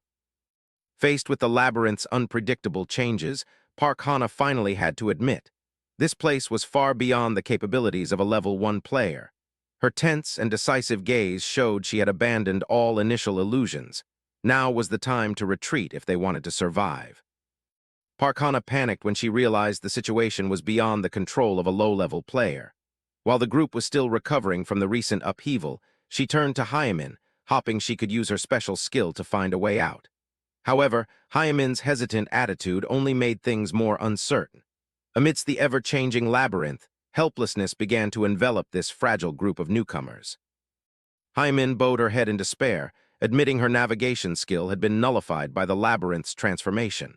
In her panicked eyes and choked voice, she not only delivered bad news, but also plunged the team into a state of deadlock. The faint glimmer of hope was instantly extinguished, leaving a heavy atmosphere that weighed on every step in the trap-filled labyrinth. Park Hana froze upon hearing that the navigation skill had been nullified. Her eyes reflected shock and panic, unable to believe the group might be trapped in a labyrinth with no way out. Her initial certainty vanished, replaced by a rising sense of helplessness in the increasingly suffocating air. Ren glanced calmly at the panicked group before him, his gaze serene as if everything was part of his plan. He mused that their initial confidence in entering the labyrinth must have stemmed from over-reliance on Hyamin's navigation skill. In Ren's eyes, they were no different from rookies acting as if they were strolling to a corner store, not stepping into a labyrinth that could kill at any moment. Ren narrowed his eyes slightly, silently observing the chaotic situation without a care. In his mind, the worry wasn't for the inexperienced group, but for what was about to appear next. He knew well, once the labyrinth changed, the real danger wouldn't wait much longer. Cornered, Hana clenched her jaw, her eyes blazing with anger. She was no longer the naive player she once was. Now, faced with danger, she began to show her true mettle. Bursting with pent-up frustration and anger, Hana shouted at the mysterious young man. No longer holding back, she finally chose to confront him directly, demanding answers for what had just happened in the chaotic labyrinth. Hana charged forward, her voice filled with rage and accusation. She couldn't accept that crucial information like the labyrinth's shape-shifting had been concealed, when the group had nearly lost their lives to the sudden walls. Injured and furious, Hana unleashed her full wrath on the mysterious young man. She pointed at him directly, accusing him of irresponsibility that had almost cost the group their lives. In her fiery eyes was the accumulated frustration from the recent chaos. The group turned their angry gazes toward the male lead, the only one who remained calm amidst the labyrinth's chaos. As Hana sharply questioned him, the others also spoke up, blaming him for withholding information. The tense atmosphere grew as they believed his silence had caused Mina's disappearance. Amidst the barrage of criticism, the male lead simply sighed. No explanations, no rebuttals. His expression showed weariness and indifference, as if the accusations couldn't shake his cold rationality. Surrounded by criticism and resentment, the black-haired young man spoke coldly and sharply. "I never told you to follow me." A short statement, but enough to leave the group stunned. This was Han Sung, someone who didn't need to explain, as he had never taken responsibility for anyone but himself. Faced with Han Sung's harsh reply, Hana was speechless. Her eyes were filled with shock and hurt, as if her entire worldview had just collapsed. She couldn't believe that the person they had relied on didn't care at all about the group's safety. Hansung coldly crushed the group's illusions. "I didn't force you to come here." His glowing eyes in the darkness made his words even more ruthless. To him, the weak who rushed into danger didn't deserve his burden. Furious at Hansung's cold indifference, the blonde-haired boy erupted, summoning his weapon in anger. No longer able to hold back, he shouted amidst the chaotic labyrinth. "I've had enough of being stuck here, and now I have to listen to that condescending tone." The atmosphere grew tense, as if a conflict was about to erupt. The anger in Jin's heart exploded uncontrollably. Drawing his sword, he shouted, "I hated you from the moment I first saw you." A slash tore through the air, as if releasing all the pressure, injustice, and fear he had bottled up since entering the labyrinth. In Jin's eyes, Hansung wasn't just heartless. He was a symbol of coldness and arrogance that Jin couldn't accept. Before Jin could finish his threat, a chilling crunch echoed, his eyes widened in panic. In the moment he thought he was in control, Jin suddenly realized he had crossed a line he couldn't handle. A deafening wham shook the space, followed by the sight of a massive armored creature charging like lightning, its warhammer tearing through the stone wall. Jin's anger was instantly crushed by absolute power without mercy. The monster's appearance was a warning that the real survival challenge had just begun. Jin's body slammed onto the stone floor, his weapon clattering beside him, leaving the dull echo of defeat. Hyamin and the others could only stand frozen as a hothead was taken down in an instant. No explanation was needed. They understood. The person they had blamed was no ordinary man, but someone they weren't qualified to challenge. Hyamin's scream echoed through the corridors as she watched Minguk fall in an instant. Panic was evident on the faces of the remaining members. No one expected that a moment of arrogance would come at such a heavy price. This was no longer a dispute but a wake-up call. There was no room for pride here. With thunderous footsteps, the massive monster appeared, shaking the entire labyrinth. No introduction was needed. The sound of stomp was enough for Hyamin's group to realize Minguk's tragedy was just the prologue to the real nightmare. A roar tore through the space as the beast, armored with blade-like scales, charged like a whirlwind of death. There was no room for panic or blame. Before Hyamin's group was the stark truth. They had stepped into a living hell. The massive creature, half man, half bull, a minotaur, suddenly charged into the group, scattering them in an instant. Amidst the chaos, weapons were drawn, light flashed. But would their reactions be quick enough to face the impending disaster? The massive axe embedded deep into the stone wall, leaving a terrifying crack, a testament to its destructive power. The Minotaur's appearance didn't just cause psychological shock. It made the labyrinth's space seem to collapse with every step it took. In an instant, the stone wall shattered under the horrifying impact. The sound of yank tore through the space, signaling the roar and advance of a brutal force. A true nightmare in the labyrinth had just begun. The massive Minotaur roared, swinging its axe directly at the still-dazed players. The group could only scream in panic and desperately scatter. The attack tore through the air, carrying crushing force that seemed to freeze the atmosphere in the face of death. Jiwoo froze when faced with the Minotaur's terrifying power. In her eyes was utter despair and fear, as this battle was unlike any confrontation before. The cold sensation of death was like a blade at her throat, leaving her only able to silently think, "We're going to die." Just as despair enveloped the group, a cold voice rang out, "Move aside." No name, no further explanation. The black-clad young man leaped into the fray, carrying an aura that crushed all threats. In that moment, all eyes were on him as they witnessed the arrival of the truly strong. In the moment the group was still panicking, he, the male lead whose name no one knew, charged forward like a black arrow tearing through the wind. The wind whistled past, the killing intent thick, his cold gaze unwavering. The counterattack began and the tide was about to turn. The girl with panicked eyes, Jisoo, stared in shock at the black figure charging from behind. While everyone else was still in despair, the murderous reaction left her speechless, her eyes wide and heart clenched at the sign of a power beyond imagination. In a moment that seemed hopeless, Jisoo couldn't tear her eyes away from the scene before her. The mysterious Jinwoo didn't dodge but charged straight at the massive Minotaur. His figure cut through the wind, slipping past the deadly swing of the axe, leaving her thoughts frozen into a single question. What is he doing? In the moment the Minotaur's deadly axe was about to strike, Jinwoo unleashed a lightning-fast slash. His blade tore through the air, piercing the battlefield like a thunderbolt. The precision of the strike was chilling, forcing even the massive monster to halt in shock. Jinwoo didn't miss the opportunity. He launched himself into the air like a ghost gliding across the line between life and death. The Minotaur's bloodshot eyes widened in surprise, never expecting the prey to become the hunter. It all happened in an instant, but the dominance had shifted entirely to Jinwoo. At the moment that seemed most desperate, Jinwoo descended from above like a sharp blade cutting through the deadly atmosphere. A cold smile flickered on his lips, his determined gaze showing he was no longer the weakling he once was. "Nice!" was all his teammates could utter as they witnessed the beginning of a flawless counterattack. Jinwoo flashed a cold smile as his slash cut through the wind, decisively and mercilessly striking the enemy.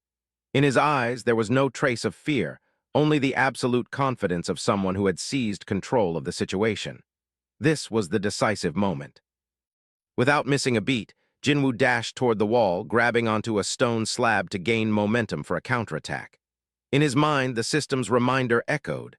Just 3 points, and he could reduce the level difference with his opponent. For a creature like the Minotaur, overwhelming in size and strength, this was the only chance to turn the tide.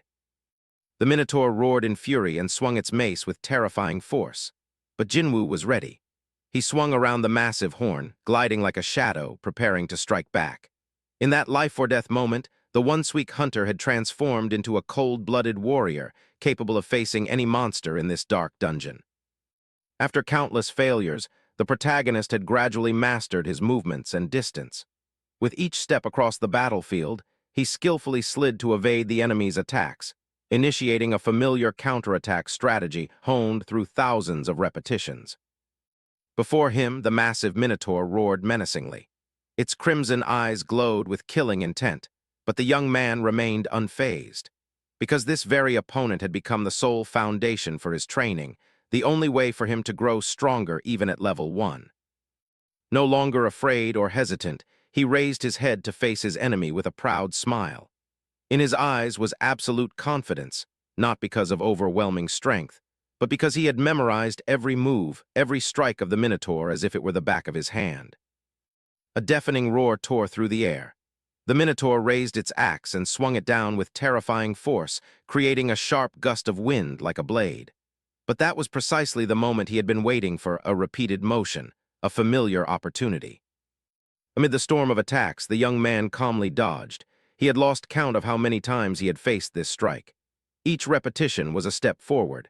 Now his body reacted faster than his thoughts, instincts forged through tens of thousands of battles.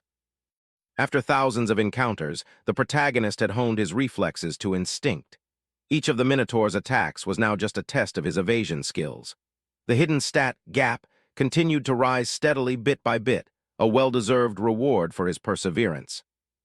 In the chaotic whirlwind of battle, the sounds of slicing wind and clashing weapons echoed incessantly. He stood at the center of the storm, unwavering like a pillar, while the notification, gap increased by 0.05, kept appearing proof of his growth in every life-or-death moment. The only reason he could do this was because he was a hardcore gamer. With combat experience from thousands of virtual battles, he turned this life-or-death fight into a game of speed and skill, dodging by a hair's breadth as if he had done it 1,000 times before. Even though the Minotaur's strength was overwhelming, it meant nothing if it couldn't touch him. With every twist, every dodge, he further asserted his dominance in this lopsided battle through a combat rhythm honed to reflex. He darted through the monster's frenzied attacks, flowing like water, graceful and untouchable. Each missed strike from the Minotaur only increased the gap, widening the gap between man and monster. It was no longer luck, but skill perfected to its peak. From a distance, the group that had once tried to provoke the protagonist now trembled in fear. The light reflecting in the glasses of the bespectacled boy seemed to reveal the truth. They had just provoked a monster disguised as a human. Another member of the group, filled with regret, couldn't stop blaming himself. Deep down, he admitted the foolishness of thinking he could rob and kill that person. Now, looking back, it was no different from suicide. Meanwhile, the massive beast continued to growl with killing intent. But this time, it was no longer an untouchable threat. Now, it was the one at a disadvantage against a human. Jinwoo, calm and composed with a smirk and sharp eyes, stepped into the battlefield. His cold voice rang out, taunting the enemy. "Too slow, at this speed you'll never touch me." Provoked, the beast roared in fury, swinging its weapon with full force. But the heavy axe, ring, echoed hopelessly through the air because he was no longer there. The battle was now just a rehearsal for the monster's humiliation. In the whistling wind, the massive battle axe of the monster sliced through the air with a sharp, cold sound, carrying a brutal killing intent. But Jinwoo didn't flinch. This was just one of the tens of thousands of attacks he had learned to dodge. Jinwoo smiled confidently. He knew the most basic rule to grow stronger: take risks. He didn't need a complex training system, just a clear goal and limitless boldness. Dodging by a hair's breadth, Jinwoo bet his life with every move.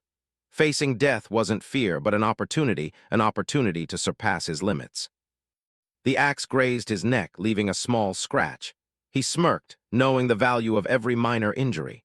The closer he was to death, the greater the reward the system would grant him. As the system window appeared, confirming the gap stat had increased again, Jinwoo gently touched the ground.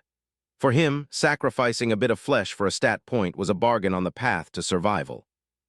Jinwoo raised his hand, admiring the small wound on his finger like a proud trophy. In his eyes shone excitement. Just one successful dodge had earned him a stat point. "Amazing!" Jinwoo whispered, captivated by how the system rewarded his boldness. Though he appeared calm, Jinwoo silently weighed the risks. If luck ran out during such a daring moment, the consequences would be severe. He glanced at the trajectory of the incoming attack and thought, perhaps it's better to end this soon. From afar, the group that had once tried to provoke Jinwoo was quietly looking for a way to escape the chaotic arena. A shattered statue behind them stood as proof of the brutality that had just unfolded. Jinwoo saw it all and remarked sarcastically, "The side characters are trying to sneak off without permission again." The two girls in the group awkwardly pressed against the cold stone wall, desperately searching for an exit. The brunette named Hana tried to calm her frightened friend behind her, whispering, "Just follow the wall, we'll find a way out." But just as they thought they were out of sight, a familiar voice rang out behind them. "Where do you think you're going?" Jinwoo appeared in the shadows, making the group jump in fright. Hana froze, not daring to turn around. The earlier trauma still haunted her. The girl with the ponytail glanced to the side, cold sweat beginning to drip down her forehead. Under Jinwoo's cold gaze and overwhelming presence, she could only utter a tense, "Well." A heavy footstep echoed, as if pressure was descending with each layer of cold air around her. The sound of footsteps grew closer, echoing in the dark hallway like the beat of death. The girl turned around in shock, her eyes wide with horror at something approaching with unstoppable force. Jinwoo stood tall before everyone with the massive monster still growling behind him. He smiled challengingly. "Want some stat points? Come here." He spoke as if inviting them to play a game, but with absolute confidence. "Dodge its attack and you'll get a reward. Easy, give it a try." As soon as Jinwoo finished speaking, the massive blade descended from above, slicing through the air with a sharp, cold whistle. He didn't keep the power to himself. "Sharing is caring," he said lightly, but with sarcasm and confidence. The girl barely had time to react before Jinwoo's strong arm yanked her backward. She gasped in shock, completely caught off guard by the sudden and decisive action. Jinwoo, as if playing in a world full of danger, always had everything under control. Yuri and Minyi stood frozen, their eyes filled with fear as a massive shadow descended from above. Despair was etched on their faces, as if death was just a moment away. Hana looked up in horror, sweat pouring down her face from sheer survival instinct. Though always calm, she was now overwhelmed by the pressure of the creature descending upon them. Hana collapsed, her body trembling, her breath ragged and panicked. Cold sweat poured down her face, her eyes filled with trauma. The narrow escape had left her nearly exhausted, but also more aware than ever of the dungeon's brutal reality. A series of explosions echoed through the space. Jinwoo's gleaming blade tore through the air, creating thunderous slashes that shattered stone walls, clearing every obstacle in its path.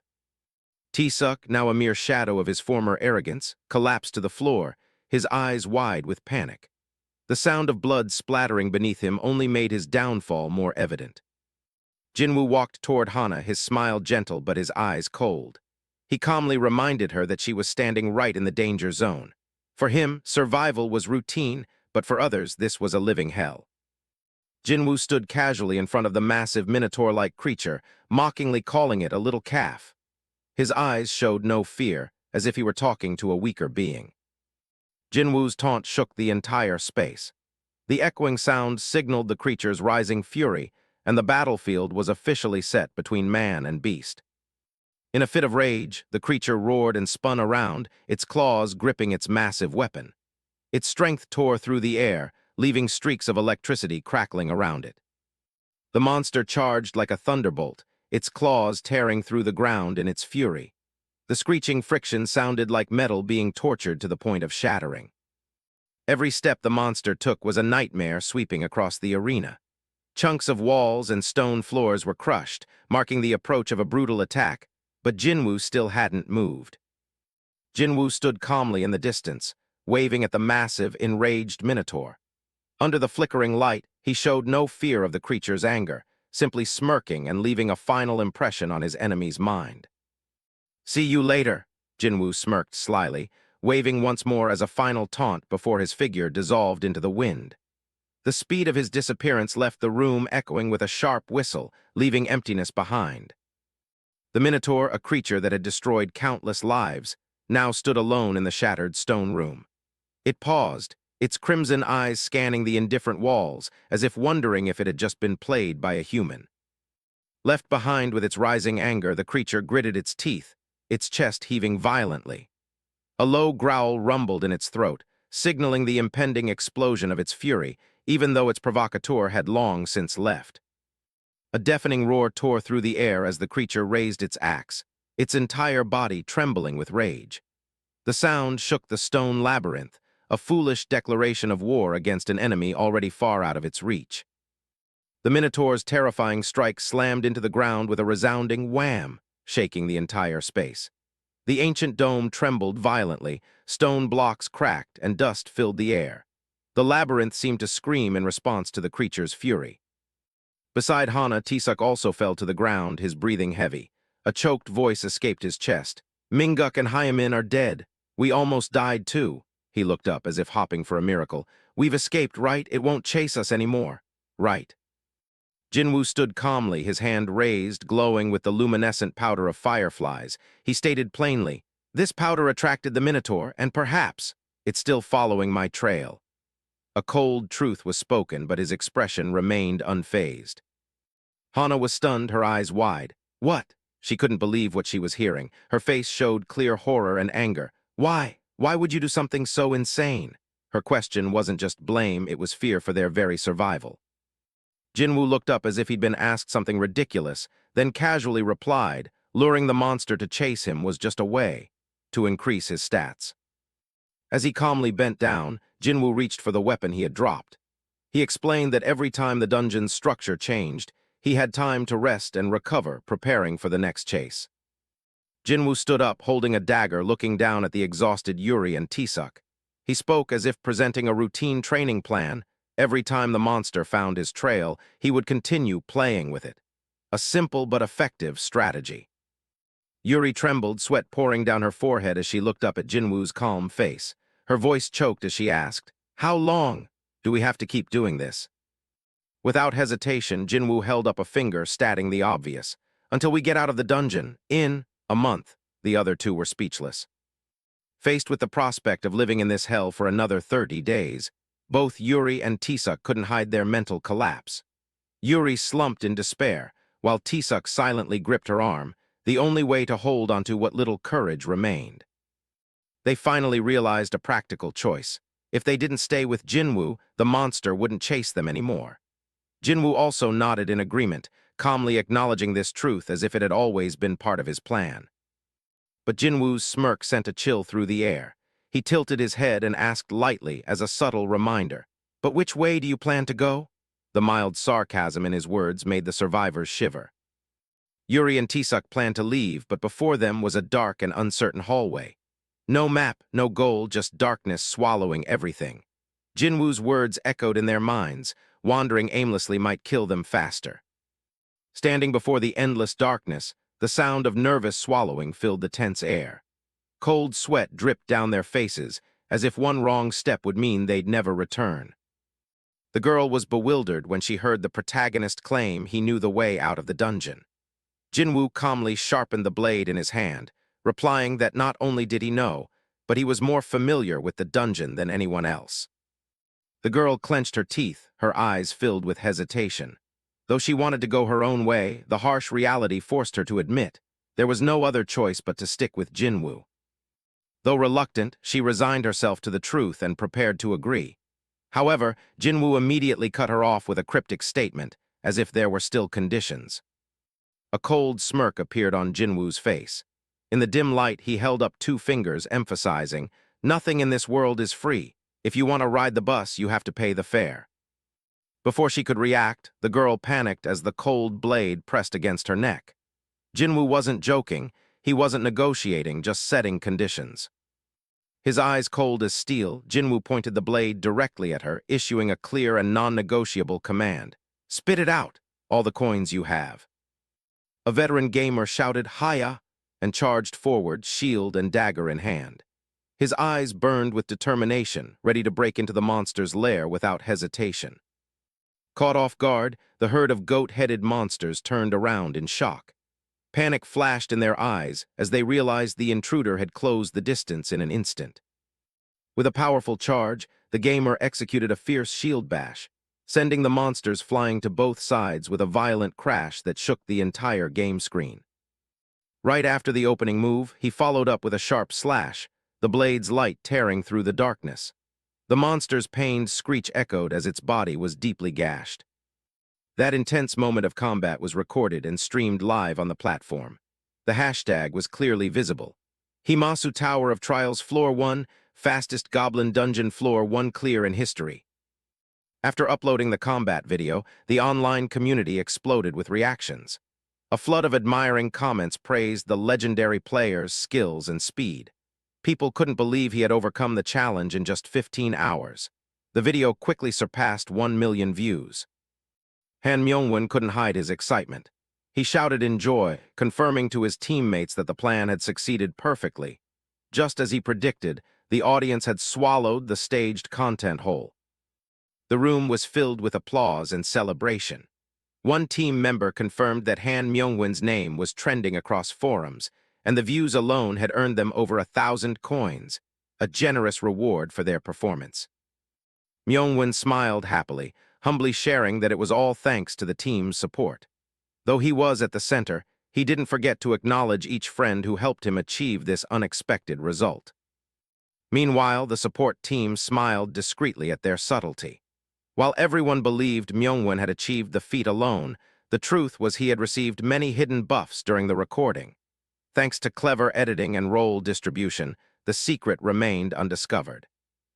A flood of comments erupted under the video as viewers couldn't believe what they had just witnessed. Praise poured in relentlessly, along with views surpassing 1 million. On the screen, the protagonist's face shone with an aura, further convincing everyone of the recent achievement. Myungwon couldn't contain his excitement, jumping up in the room and laughing with pride. He waved his laptop like a trophy, shouting in joy as the video's viral plan succeeded beyond expectations. Amid the rising excitement, a teammate shared even better news. Myungwon's combat video was becoming a hot topic on forums. Their group had earned thousands of coins just from views, proving the effectiveness of their smart staging. Though the main character, Myungwon, remained humble, thanking everyone and emphasizing it was a team effort. However, the gleam in his eyes revealed his deep satisfaction with his skyrocketing fame. Another member quietly revealed the truth. The video had been cleverly edited to hide the fact that Myungwon had received support during the battle. They were confident no one would discover the deception, a perfect scheme disguised as real talent. While basking in the joy of victory, Myungwon was suddenly yanked back by a teammate. Panic flashed in his eyes as he shouted in shock. Their video, which had been at the top, was suddenly pushed down from the trending spot, leaving the group scrambling to react. On the screen, an overwhelming image appeared, a weapon enhanced to +10, glowing brilliantly with lightning surrounding it. This was an unprecedented achievement, marking the first time in the world someone had successfully upgraded an artifact to this level. The online community exploded. A flood of comments poured in, filled with awe and excitement. From KINGBYONCE to SBEDWAGON, no one could believe their eyes witnessing the miracle of enhancing an artifact tenfold, a near-zero probability. Myungwon froze amidst the wave of truth. Cold sweat dripped as he shouted in despair, "No way!" A sense of helplessness took over, knowing their efforts in staging, editing, and hidden buffs were now overshadowed by a real achievement. While the public was still buzzing, the mysterious young man, owner of the +10 weapon, calmly stepped forward. His cold voice rang out like a warning bell. "Focus! Don't just stand there like statues, get to work." Without any fanfare, a single sentence was enough to reassert the position of the truly strong. Jinwoo gave clear, decisive orders assigning tasks. The group needed to gather moss for bedding, collect firewood, and prepare the shelter for living. Under his calm yet strong leadership, everyone, albeit reluctantly, had no choice but to obey, quietly moving through the unfamiliar darkness. Kang Minyi clearly showed his discomfort at being forced to do manual labor. He gritted his teeth and turned away, but Jinwoo's gaze remained cheerful and confident, as if he didn't care at all. The difference in their levels now needed no words. As the group left, Jinwoo tilted his head slightly, smiling faintly. He muttered to himself, wondering if it was time to start his own actions, then summoned the system interface with the keyword SHOP. A fierce light flashed, marking the next step of someone breaking all limits. A blue screen flickered before Jinwoo like a digital gateway to a new world. He looked at his accumulated coins, 500C, and nodded slightly, confirming he was ready to make his first major transaction in this survival journey. With cautious yet determined eyes, Jinwoo scrolled through the interface, selecting each necessary item. Every beep brought him closer to solidifying his absolute advantage. This, and that too, nothing was outside the plan of a gamer who manipulated the world itself. Jinwoo began his shopping spree by spending 70 coins on an enchanted tarot deck, grade F. The item looked simple, but held a special strategic value only he understood. Not stopping there, he spent another 80 coins on a worn, misshapen copper key fragment.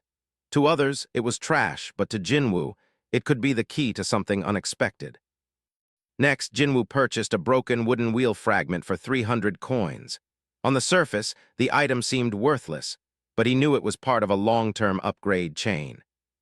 Finally, Jinwoo gathered 10 lottery-style magic scrolls, grade F, each costing 10 coins. Though low-grade items, he understood that probability and opportunity always came with timely preparation. He smiled faintly, his eyes gleaming with confidence. To others, the items he just bought were no different from trash. But Jinwoo wasn't ordinary, he saw value where others didn't bother to look. Without hesitation, Jinwoo decisively pressed yes on the virtual shop interface. All the lights around him flickered instantly, confirming a series of transactions about to be completed. With items others would deem worthless, Jinwoo had his own plans. A mystical energy enveloped the entire space as Jinwoo stood in the system interface. He pointed downward, activating the process of combining 3 items, the copper key fragment, the enchanted tarot deck, and the wooden wheel fragment. That blinding light was the first step toward an unforeseen event. The system notification rang out coldly but with weight. 3 items are being merged.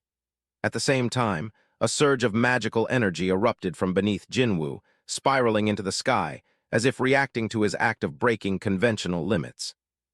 The light faded, revealing a completely new item, a golden wheel intricately carved with an angel at its center, wings spread wide, holding a gold bar.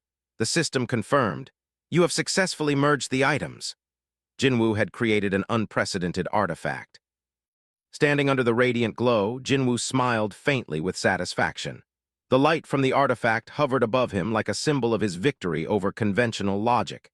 "Success," he whispered. This wasn't just a random creation. It was the beginning of something greater. Jinwoo understood one thing: luck always had its limits. If not used at the right time, it would become useless. In the dazzling light of the system, he coldly summoned his familiar weapon, preparing for the next step with absolute confidence. He gripped the lucky item in his hand. The wheel of light just formed from what others had dismissed as trash. Jinwoo wasn't acting impulsively. Instead, he understood the boundaries of luck, having lived a life of misfortune. Under the swirling golden flames, Jinwoo activated his luck-enhancing skill, pushing the stat to its maximum. A red-orange glow spiraled around his body, signaling a bold experiment with an almost impossible success rate. In Jinwoo's hands were 10 grade F magic scrolls, items deemed useless and untouched by anyone. But with his luck at its peak, he threw them all into the system, preparing for the biggest gamble since the start of the match. With a success rate of only 0.0000012%, these scrolls should have been a joke. But Jinwoo stood in that rare moment where luck reached its limit. For someone who had been crushed by fate his entire life, this was the first time he had the power to determine the outcome. In the radiant light of the system, ultimate success had manifested. In the air, the glowing magic scrolls spun around Jinwoo, signaling that the success rate had been pushed to its absolute limit, 100%. That glorious scene not only confirmed the perfect combination of luck and preparation, but also marked the foundation for a new milestone in player history. With a cold gaze and a confident smile, Jinwoo poured all his peak luck into his worn dagger. The system quickly responded with consecutive notifications. Enhancement successful, each line marking an enhancement beyond the usual threshold. This was the moment where effort, calculation, and daring converged into sweet results. The blade now emitted a fierce violet light, its cracked edges seemingly accumulating uncontrollable power. Purple lightning bolts flickered and twisted around the weapon, signaling a transcendent transformation. Jinwoo had turned a seemingly useless piece of equipment into a new symbol of destruction. The notification echoed in his mind. "You have obtained old dagger plus 10, max." Jinwoo firmly gripped the blazing dagger in his hand, the violet light enveloping his entire body. This wasn't just a maximally enhanced weapon, it was proof of his rare insight and daring in a brutal survival world. The achievement screen lit up with dazzling white light. Jinwoo had just set a new milestone, the first person to successfully craft a plus 10 artifact on the entire Korean server. The reward of 5,000 coins was instantly added to his account. But more importantly, his name would be honored in the Hall of Fame tomorrow, a glory no one could dispute. The young man unleashed powerful slashes, the violet blade carving sharp streaks of light into the air. Each swing of the dagger carried the sound of tearing wind, clearly demonstrating the might of the newly enhanced weapon. After completing the series of tests, he rested the dagger on his shoulder, his eyes gleaming with satisfaction. For the first time since entering this hell, he could confidently say, "I've found a proper weapon." The 10th day of hell had begun. The survivors, in a state of exhaustion and disarray, huddled in the darkness. Their faces were etched with despair and fatigue after the long days of struggle. They gathered small branches to start a fire, trying to stay warm in the freezing night. The tiny flame crackled to life, the only light in the dense darkness and looming danger. Sleep for them was nothing more than endurance. The patches of moss on the cold ground were the only beds they could lie on, despite the dampness and hardness, as long as they could preserve a bit of strength for tomorrow. In the gloomy darkness of the dungeon floor, the two companions had only mushrooms and moss to survive on. The girl watched her friend chew on the mushrooms with a doubtful expression, unable to hold back her weary question. "Can you really swallow that?" She glanced away, her eyes filled with exhaustion and skepticism. The long days of being pushed to the brink had left her both mentally and physically drained. Beside the small crackling fire, the young man lay resting on the crude moss bed. Though it was only a short nap, it was a rare moment of peace in the living hell. But even that brief tranquility was shattered when the roar of the Minotaur echoed again. The monster relentlessly pursued them on a set cycle, forcing everyone to flee in desperation.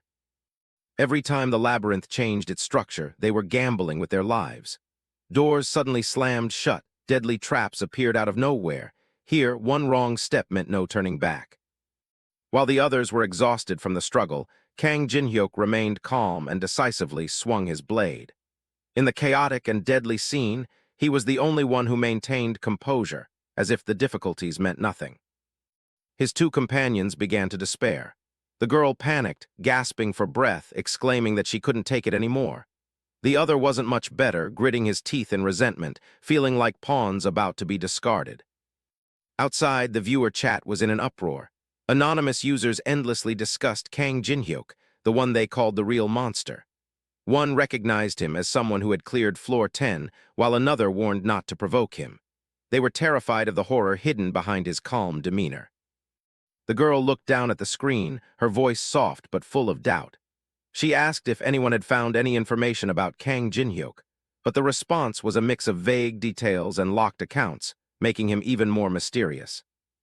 The messages continued. Accounts locked, personal data hidden, no streaming channels existed. It seemed Kang Jinhyuk had always lived apart from the world. In another corner, he silently observed. Looking at the support team outside the tower, he sighed bitterly, thinking it was hard to believe he had chosen such useless people. After reading a flood of mocking and analytical messages from the supporters outside, the girl slumped in helplessness. The information they provided was no help, only making her feel more trapped in a game she had never prepared to face. Struggling to rise from the suffocating feeling, Hana tightened her gaze, determined to ask the most important question. She wanted to know if the information about their situation had been relayed to her brother and the Crow Guild. This was the only hope she could cling to now. The response from outside only deepened Hana's despair. The guild had been informed, but they had no information about this labyrinth. It would take at least 3 more weeks before they could provide support. In the meantime, her group would have to keep fighting without knowing what tomorrow held. Bowing her head and covering her face, Hana couldn't hide the rising despair. 3 weeks, an eternity in the current hellish conditions. With hollow eyes and a face twisted by pressure, she thought to herself, "This is the worst." The young man beside her looked at her, eating while sighing heavily. He asked about the guild's plan, but the answer was only deadlock, no information, no rescue. As his companion silently slept by the fire, he spoke up. "I've been thinking," hinting at a new decision forming in the dangerous night. As the mysterious man fell into a deep sleep, the girl quietly calculated. In the firelit darkness, a terrifying thought flashed in her mind. If they could kill him and hide in the secret chamber until help arrived, perhaps they could survive and escape this hellish labyrinth. However, that suggestion was immediately brought back to reality. The red-haired man swallowed nervously, his trembling eyes looking at the sleeping opponent. The real problem was, how could they kill him? The atmosphere grew heavy as he silently bent down, gripping a large rock. The opportunity had come, he whispered to himself. He's asleep, this is the perfect moment. He jumped up, raising the rock high, determination clear in his panicked eyes. "Kill him now," he screamed in his head. Smash his skull, who could survive that? But beside him, the other person slept peacefully, completely unaware of the death sentence about to fall. Just as he was about to strike, another hand suddenly gripped his wrist. A voice of restraint rang out, "Wait," cutting through the entire killing intent. Stunned, the attacker spun around and was shocked to see Asura, the girl who had once sided with the opposition, standing there, her hand still firmly holding his. Only one thought echoed in her mind. His reflexes. He's no ordinary person. The flames continued to flicker beside Jinwoo's motionless body. But in the minds of the others, one truth had been deeply imprinted. Whether through a sneak attack or a direct confrontation, they stood no chance of defeating this man. Even a single careless move could be the start of a nightmare. Kang Minyi angrily tightened his grip on his collar, his eyes filled with calculation. He couldn't accept being used by Jinwoo without resistance, and it was clear that his anger was beginning to flare up. Park Hana quietly rummaged through her coat pocket, responding in a calm yet suggestive tone. She reminded them of her brother's status as a member of the Black Crow Guild, a major force, and revealed that she had been given a special defensive item in case of danger. From her pocket, Hana pulled out a strange bee stinger, as large as a knife, emitting a mist of toxic gas. It was the giant pumpkin bee venom. A single drop could kill 100 trolls, a deadly weapon for the reckless.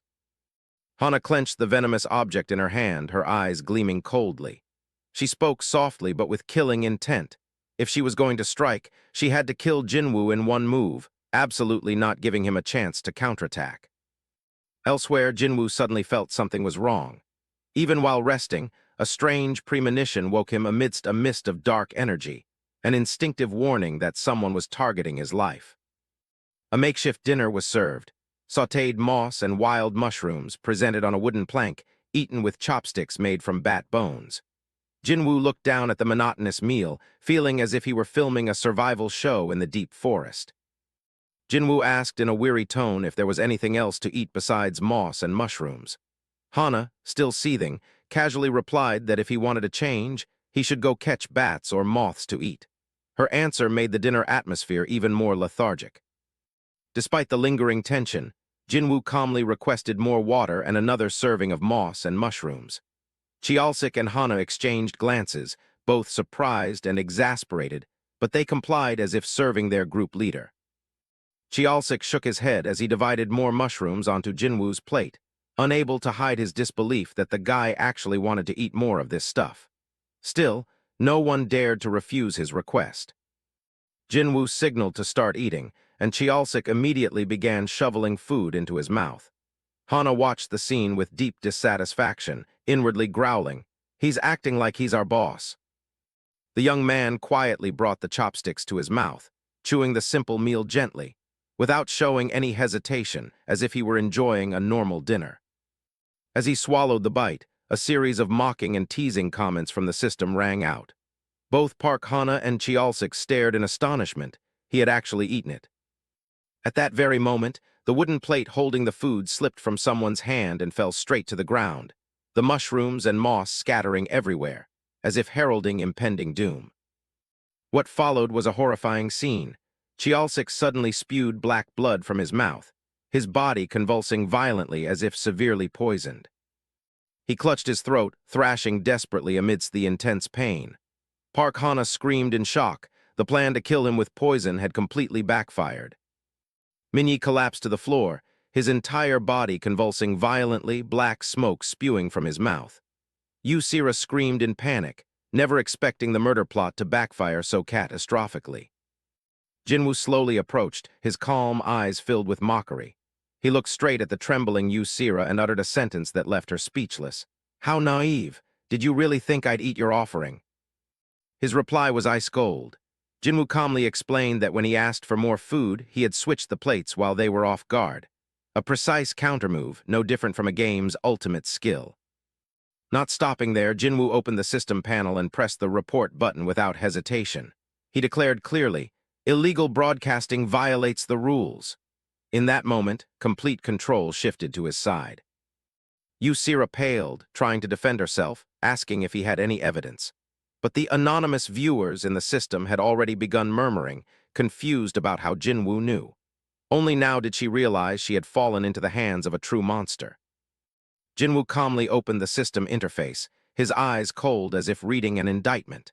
He reiterated the rule: the broadcast feature is only permitted during boss battles and must not be exploited to manipulate viewership. Any violations will be dealt with appropriately. The system immediately displayed a confirmation notice. If the report was false, the accuser would be punished. But Jinwoo's eyes showed no hesitation. He knew he wasn't wrong, and this time he would make the system witness everything. Asura tried to maintain her composure, but her voice trembled with anger and fear. Jinwoo had seen through her, from her fake expressions to her sneaky live streaming. Even as she tried to resist, she knew she had been completely exposed. Jinwoo's crooked smile revealed utter disdain as he looked down at Park Hana with eyes that saw her as a failed joke. "Is that all you've got?" Jinwoo sighed, unable to hide his disappointment. "How disappointing, Park Hana." Without another word, Jinwoo decisively pressed the yes button to confirm the report. Without a moment's hesitation, he ended the game before the opponent even understood what rules they were playing by. Before Asura could comprehend what was happening, her body was suddenly surrounded by flashing red warning circles. An invisible force from the system immediately locked her in place, accompanied by rapid warning sounds, causing her to scream in despair. The system coldly announced, "Report completed. Anonymous viewing mode has been revoked." No longer able to hide her identity, Asura was now officially exposed to all viewers and those behind the screens. She was pulled straight into the center of the stage, her body suspended in the virtual space, amidst countless public messages from viewers. The red light swept through fiercely, stripping her identity bare before the many watching the illegal live stream. As the light settled, Asura stood there trembling, her body covered in flashing warning strips. Behind her, Jinwoo simply observed, letting out a contemptuous snort, as if this outcome had been part of his plan all along. Immediately, a chain reaction occurred. One by one, the accounts participating in the illegal live stream were kicked out of the system. The anonymous streamers were thrown into chaos, some screaming, others panicking as they were caught red-handed. The price for manipulating the game's rules was no longer an empty warning. As soon as Jinwoo confirmed the report, the system immediately took action. All viewers were forcibly disconnected from the illegal broadcast, leaving behind a cold 0 and the notification. Banned viewers are prohibited from watching for 1 month. Park Hana panicked as she looked around, the screen now displaying 0 viewers. Before she could understand what was happening, another warning appeared, indicating that she, the one behind the illegal broadcast, would face a special punishment from the system. A cold declaration appeared in the sky. The player will face a cruel fate as punishment. At the same time, the sound of heavy footsteps echoed on the floor, causing both Jinwoo and Park Hana to turn their heads in alert. A massive shadow gradually emerged from the smoke. Giant hands gripped the axe handle, stepping into the arena one step at a time. The glowing red eyes and the aura emanating from the creature were unmistakable. A high-level boss had been summoned. Before them stood the Hellhorn Minotaur. With its burly body, large coiled horns, and bulging muscles, it roared furiously, raising its hammer as if ready to strike down all those who disrupted the game's rules. Park Hana could only scream in absolute terror. The giant monster roared, its deafening cry echoing throughout the space. Its glowing red eyes shone in fury, signaling the beginning of a new nightmare. Before anyone could react, the Hellhorn Minotaur charged like a whirlwind, the ground shaking with each step. Its terrifying strength seemed to tear through the air, the pressure causing everything around it to freeze. Asura looked at Jinwoo with fearful eyes but had no other choice. She knew full well that boy, even if just a survivor, would once again stand against the monster. She quickly grabbed his sleeve, pleading, "Just tell me where to go," a cry for help from someone who had once plotted against him, but Jinwoo only calmly replied without turning back, "Hana, you're shameless." He turned around, the corner of his mouth curling into a disdainful smile. "Just minutes ago you were trying to poison me." Jinwoo's cold eyes bore into the one who had betrayed him. "Why should I help you?" Hana trembled as she confessed the reason she had followed Jinwoo, not out of fear, but out of gratitude. Despite her betrayal, she couldn't deny that Jinwoo was the only one who had always protected her until now. Just as Hana was explaining, the system suddenly activated. A notification appeared. Jinwoo had fulfilled the condition to copy a skill by staying close to her for over 240 hours without a third party interfering. The skill Commune C was successfully copied. Without hesitation, Jinwoo coldly declared that he no longer needed Hana, leaving her amidst the violent storm of the system. Suddenly cut off and threatened, Hana screamed in despair, invoking her brother's name from the Black Crow Guild as a talisman. But to Jinwoo, all threats were now just passing winds. A wave of power erupted from Jinwoo, sweeping Hana away. The explosion echoed like a final punctuation to the fragile relationship that had briefly flickered between them. Jinwoo was sent flying into the air by the devastating collision, his body spinning amidst the shockwave that cracked the ground. Below him, the half-human, half-beast monster continued to roar furiously, creating a violent tremor. Hana sat on the ground, her panicked gaze following Jinwoo amidst the wreckage. But a cold voice from above echoed, as if carving into her memory. "Look closely from down there and see who's truly more terrifying." Tossed into the air, Jinwoo still gripped his weapon tightly, purple electricity swirling around his body. He gritted his teeth and declared coldly, "Is it that stupid guild, or me?" His anger and pent-up power began to erupt. In the swirling purple space, Jinwoo unleashed the ultimate skill Spiral Slash. His figure spun in midair, slashing fiercely at the monster with terrifying speed and power. Its screeching roar echoed throughout the ruins. Even after taking a fatal blow, the monster refused to fall. Blood poured from its wound, but it only gritted its teeth and roared in anger. In its glowing red eyes, a cold thought passed. Still too shallow. The monster's fury didn't relent. With terrifying strength, it slammed the young man into the wall, leaving a thunderous smash that shattered the wall behind him. Though sent flying, Jinwoo landed with precision. He slid across the debris-covered floor, but his gaze remained unwavering. He realized the recent blow, though not fatal, had injured the monster, proving that raising his gap stat was indeed worth it. A violent stomp echoed behind him, sending shards of stone flying everywhere. The monster gave Jinwoo no time to rest, its pressure surging like a tsunami. Jinwoo dashed forward like a whirlwind. He knew he wasn't strong enough to defeat the monster yet. But he also understood. If he couldn't kill it, he had to find a way to survive and counterattack.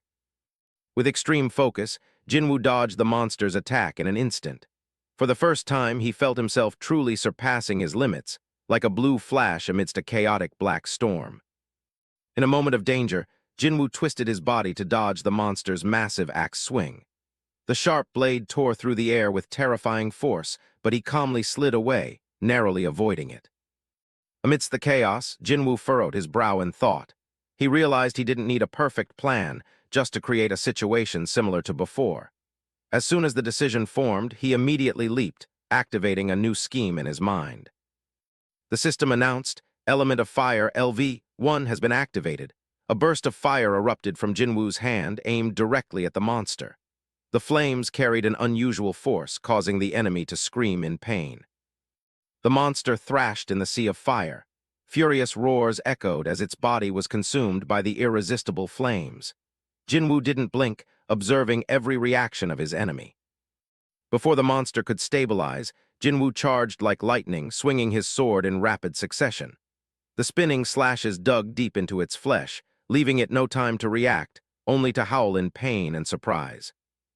Severely injured, the monster finally retaliated with a powerful slam to the ground. A boom echoed like thunder, the ground cracked, and a terrifying pressure spread throughout the battlefield. The infernal bull roared, stomping heavily on the ground, creating a violent shockwave that spread throughout the space. But in front of it, Jinwoo stood motionless, gripping a shimmering purple dagger, as if waiting for the perfect moment to counterattack. The corner of Jinwoo's lips curled slightly, his cold gaze sweeping over the monster's bulging muscles. His hand tightened around the dagger's hilt, and he casually taunted, a remark sharp enough to insult any strong opponent. Too much muscle, the meat will be tough. Jinwoo's eyes gleamed with absolute confidence as he crouched, ready to strike. A faint swirling light began to rise from his body, a sign that his counterattack was imminent. "Almost there," he muttered, the smile never leaving his lips. In response to his calmness, the infernal bull let out a furious roar. Hot breath billowed like smoke from the raging beast's mouth. Its eyes burned red, claws digging into the ground as it prepared to unleash a devastating blow, but Jinwoo didn't even blink. The infernal bull's single eye flashed fiercely, a burst of killing intent like lightning in the dark night. It had been provoked to its limit and was about to fall right into the trap Jinwoo had patiently set from the beginning, a bloody lesson for anyone who dared to underestimate humans. The infernal bull tensed its muscles, its entire body swelling like a living mass of power, then suddenly stomped the ground. The impact cracked the floor, creating a terrifying shockwave, a warning of the wrath about to be unleashed. With an earth-shaking roar, the infernal bull began to release its energy. From its pitch-black body, strange blue rays of light radiated, shaking the surrounding space. Its red eyes glowed, and its scream echoed as if it wanted to tear its opponent to shreds. Jinwoo remained unfazed. While the ground trembled violently from the overwhelming energy of his opponent, he simply adjusted his stance.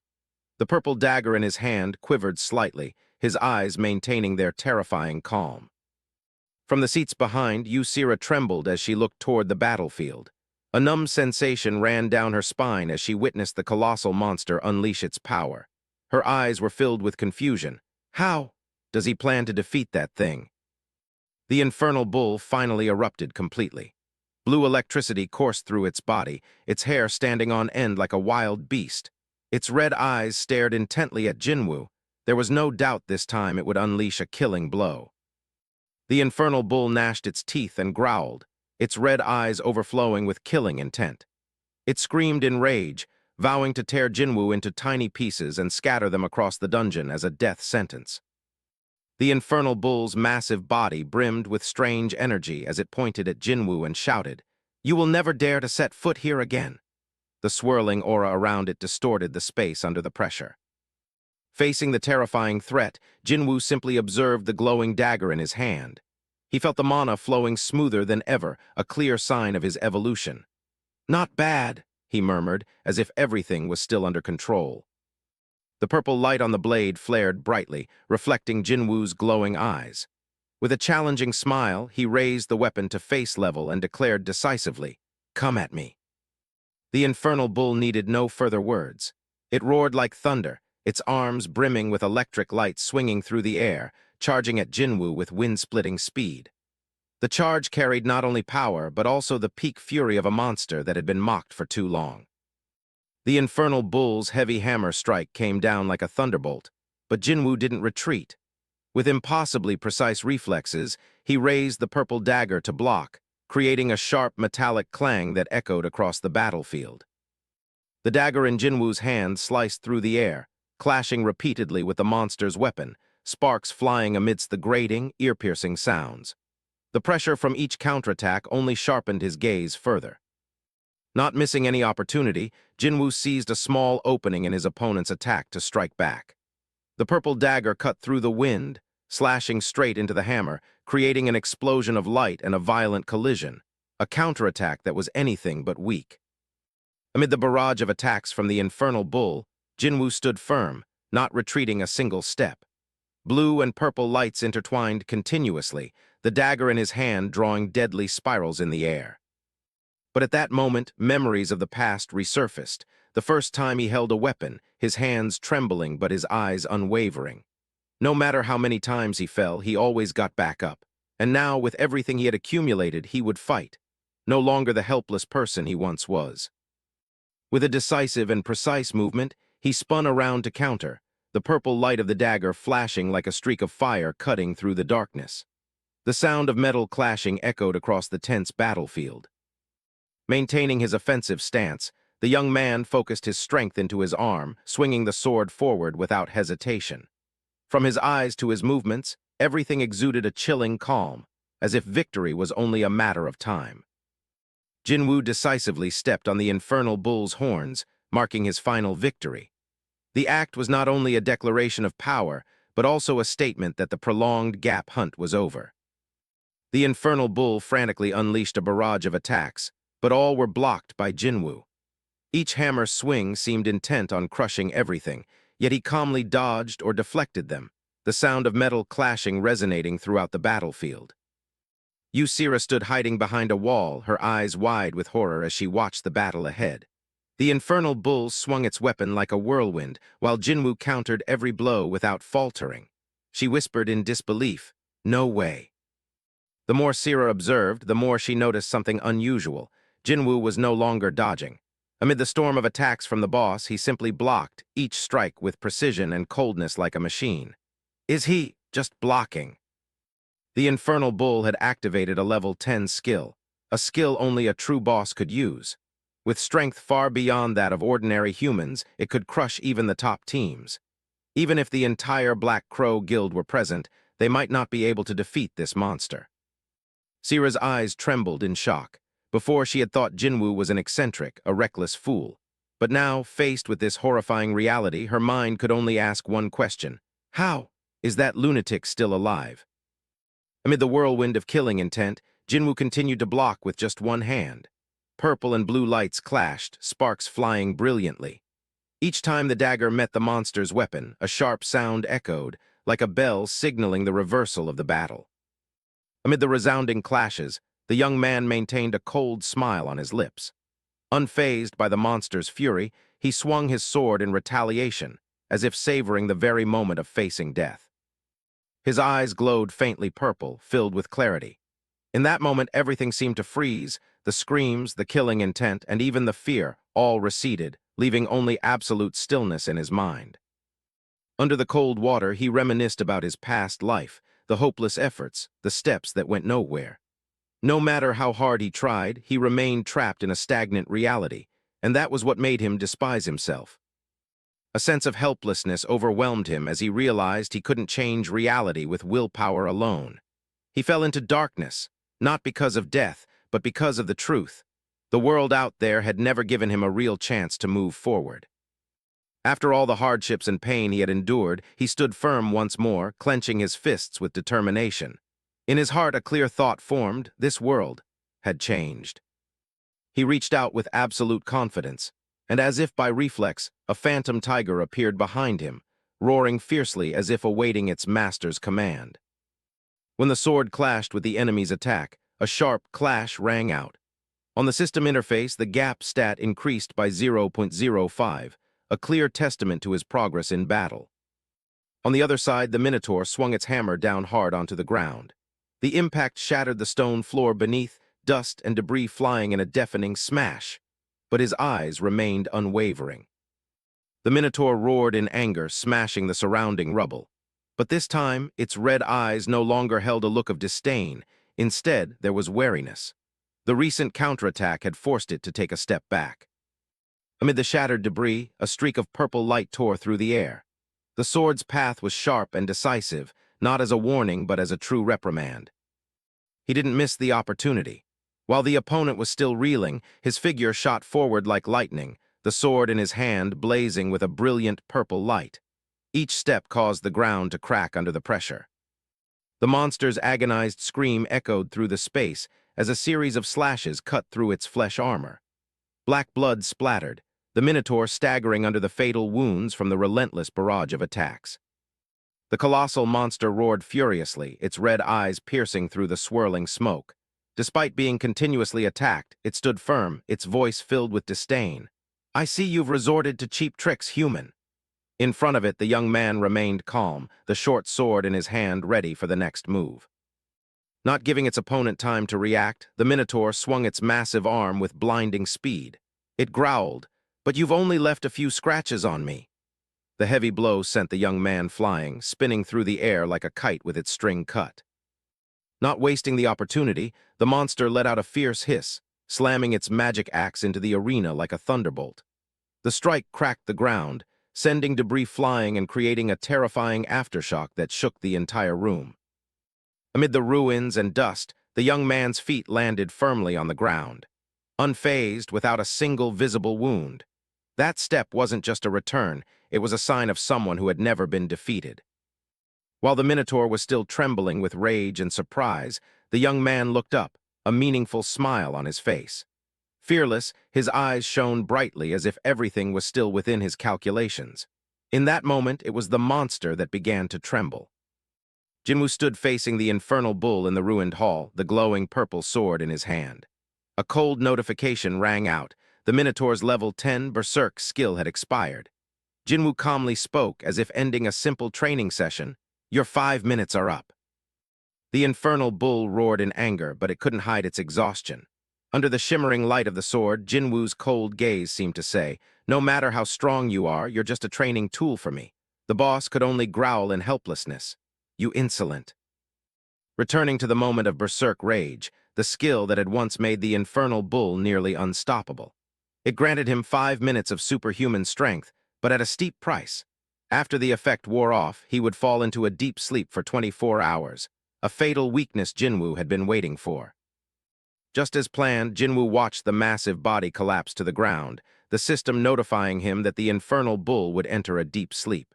Jinwoo whistled softly, checking the results of his training. 57 gap points, equivalent to surpassing 19 levels. An unimaginable leap. Jinwoo stared intently at the stats screen, his eyes gleaming with determination. 20 days left, he calculated silently. If I maintain this pace, I'll definitely reach the goal of 100 gap points. He was no longer the weakling in others' eyes. Now, Jinwoo was rewriting the rules of the game. After the battle ended, Asura cautiously approached from behind, her voice tinged with worry. "Is it over?" Jinwoo glanced at her over his shoulder, still checking the system interface, and replied indifferently. "The berserk skill is disabled, so it's taking a break now." Hearing that, Asura's eyes suddenly filled with panic. She stammered out the haunting truth she had realized. "After the dungeon restructures and a day passes, it will chase us again." Aware that the danger was only paused, not over, she was almost speechless. "It's still not over." Jinwoo simply smirked, holding up 2 fingers as a simple reminder. 20 days left. As if what had just happened was merely a warm-up, he casually emphasized. "I told you, we'll be stuck here for a full month." Suddenly, heavy collision sounds echoed from afar. The clashing of metal, shattered debris, and immense pressure tore through the dungeon's silence. The ground shook, a clear sign that something terrifying had begun to move again. The infernal bull roared, its red eyes flashing with hatred. Despite its weakened state, it charged forward with insane speed, as if wanting to tear Jinwoo to pieces for making it taste unprecedented defeat. Jinwoo leaned to dodge a horizontal strike from the infernal bull's right side. Every movement of his seemed precisely programmed, and with just a slight sidestep, his gap stat increased by 0.015, a small but valuable step on the path to becoming invincible.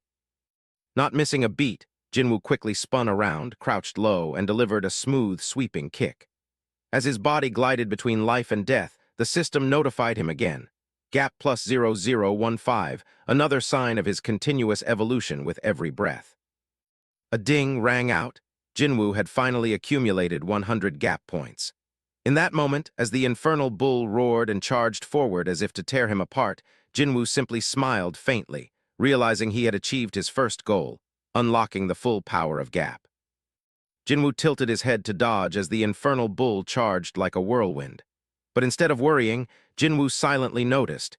Each of the boss's attacks now seemed to lack the weight and speed it once had. In his eyes, the once nightmarish opponent was gradually weakening. Under the shimmering light of the gap stat reaching its threshold, Jinwoo leaped into the air, delivering a powerful punch to the infernal bull's chest. As the strike exploded like thunder, Jinwoo thought to himself, perhaps it was just an illusion, but he truly felt this boss was no longer a match for him. With a cold gaze, Jinwoo stood firmly on the defeated body of the colossal monster, speaking softly but menacingly. "This is the end, little calf." A final period for the creature that had once been the nightmare of many survivors. Jinwoo's sharp eyes pierced through the darkness, his smirk revealing absolute confidence. The battle was over, but another task awaited, a problem he had no intention of ignoring. Facing Jinwoo was a trembling girl. Having just escaped danger, she was now in the sights of the very person she once considered weak. Jinwoo didn't beat around the bush. "Now it's just a matter of dealing with you," statement that left her horrified. Before the girl's bewildered and fearful gaze, Jinwoo suddenly shifted his tone. "I'm recruiting interns for Hardcore Gamer Company." The abrupt statement left the girl stammering in confusion. "Interns." Jinwoo raised an eyebrow indifferently, his eyes empty as if extinguishing all hope. Seeing the girl still hesitating, he coldly concluded, "Seems you're not very interested. No problem then." As that icy gaze fell upon her, the girl turned pale with panic. As if her life was hanging by a thread, she desperately cried out, "I'm very interested. Please take me. I've always admired your company." Jinwoo smirked, stepping back like a composed recruiter. He asked bluntly, "So tell me, what can you contribute to the company?" Caught off guard, the girl stammered, "I have excellent communication skills, very suitable for management." But Jinwoo simply stepped forward, shaking his head with disappointment. "I've already copied that skill," he said bluntly, his voice as dry as a blade. "Anything else?" Jinwoo's footsteps grew closer, making the girl tremble. She desperately blurted out, I'll never betray you." But Jinwoo kept walking, coldly asking again, "Just that, nothing else." The young man stepped closer, his cold gaze like a blade at her throat, making her instinctively hold her breath. His voice rang out softly but heavily. "How disappointing." When she thought her fate was sealed, the girl panicked and pleaded. But the young man calmly announced the start of the results announcement, prompting the girl to hastily stop him, begging for a little more time. Amid the suffocating tension, the young man smiled coldly, a purple light flashing in his eyes, and uttered two cruel words, "No one." The panicked girl suddenly shouted, making a final offer to cling to her chance of survival. "I'll give you Braham's ring, it's Braham's ring." No longer able to maintain her dignity or pride, the girl clung to the young man's leg, tears streaming down her face, sobbing about her brother's deal with the Chinese guild to exchange the precious ring, begging for her life. Jinwoo heard the name Guild Black Crow and immediately frowned. The fact that such a force was targeting Braham's ring made him feel he couldn't ignore it. His eyes gleamed with determination. This item couldn't fall into others' hands. The image of Braham's ring appeared clearly in Jinwoo's mind. It was one of the most valuable treasures on the first floor, capable of increasing agility, magic resistance, and even blocking monster spells. These three benefits made it an item he couldn't overlook. Jinwoo immediately activated the Level 1 Eye of Truth skill. The system notification confirmed Park Hana was telling the truth. She wasn't lying. This truth made him more serious, his eyes glowing with sharpness and vigilance.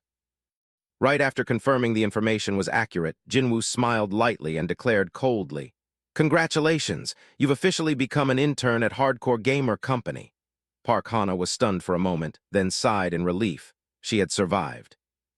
Without wasting any time, Jinwoo held up 3 fingers and listed the conditions. No salary, always available whenever called, whether at 3 a.m. or on a deserted island. His expression was serious, not a hint of jest. This wasn't a game, but the survival rule of a living bug.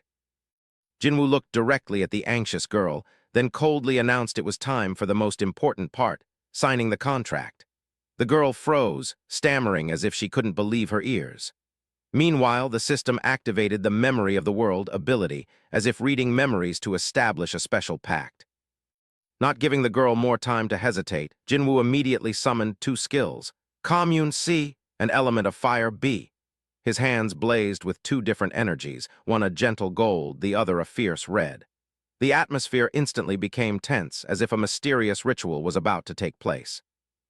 The 2 skills were symbolized, one as compassion, the other as a raging flame, merged in a strange unification process. The system clearly notified, 2 skills are being combined. This wasn't just about creating a new technique, but forming an unbreakable contract. A blue light erupted from Jinwoo's palm, illuminating his coldly smiling face. "It might sting a little," he warned with a meaningful tone. The system immediately confirmed. Jinwoo had just acquired an A-rank skill, Brand of Obedience. A mark of absolute submission was waiting to be engraved on the weaker party. The girl was horrified. Seeing the lightning-like energy and hearing his ambiguous words, she immediately understood what she thought was a regular contract was actually a control mark. "That is a contract," she screamed, while Jinwoo had already grabbed her shoulder, ready to complete the binding ritual. Jinwoo smiled eerily, shadows enveloping his face as he raised his hand, radiating a brilliant blue energy. Facing the girl's terrified expression, he emphasized, "You didn't think you'd just sign a piece of ordinary paper, did you?" The truth about the contract was revealed, and it was clearly not simple. Park Hana panicked as the light from Jinwoo's hand touched her chest and spread to her face. While screaming in protest, she heard Jinwoo's cold voice, "Welcome to the dark industry." The pact had been sealed, and she couldn't refuse it. A horrifying scream tore through the space as Park Hana was branded with the Brand of Obedience skill. Her face burned with magical light, and the system coldly notified that the permanent mark had been sealed. From now on, she belonged to Jinwoo, both in control and will. The massive gate of the labyrinth shook violently as it opened, revealing a blinding light that flooded the dark space. In that moment, Park Hana gasped in overwhelming emotion. Finally, she had seen the way out. The system announced, confirming they were the first players to clear the first floor of the labyrinth. Hana, who had just slumped onto the grass, breathed a sigh of relief through tears of survival, unable to contain her outburst after so much danger. The system sequentially announced the rewards, recognition in the Hall of Fame, and each person received 5,000 coins. Hana smiled softly, as if all the hardships and fears she had endured were finally being rewarded. Jinwoo looked at the small girl clutching the notification board like a treasure and smiled. He called her familiarly, "Intern." Hana immediately responded with a spirited, "Yes, sir." She had grown accustomed to his commanding style. The atmosphere suddenly changed as Jinwoo raised his hand, his gaze serious. "Hand it over." Hana hesitated, her face shifting from radiant to uncertain. The moment of joy had barely flickered before facing the harsh reality. After receiving the reward, Jinwoo quietly checked his balance. With the words "total coins," 10,762, appearing, he knew he had officially surpassed the 10,000 coin mark, an achievement few had reached at this stage. Not wasting any time, Jinwoo coldly ordered the intern, "Within 3 days, bring me Braham's ring." Despite the girl's panic, he remained resolute and allowed no hesitation. Just as she was about to protest, Jinwoo cut her off, his voice lowering, his gaze sharp as a knife. 2 days. The pressure from his words felt like an ultimate command that could not be resisted, making the atmosphere heavy. The tension peaked when Jinwoo's mark suddenly burned bright red on the girl's face. The burning sensation spread, and she knew this was not just an order, it was a binding. She whispered, helpless yet resigned, "All right, I'll do whatever it takes to get it." Meanwhile, the outside world continued to turn.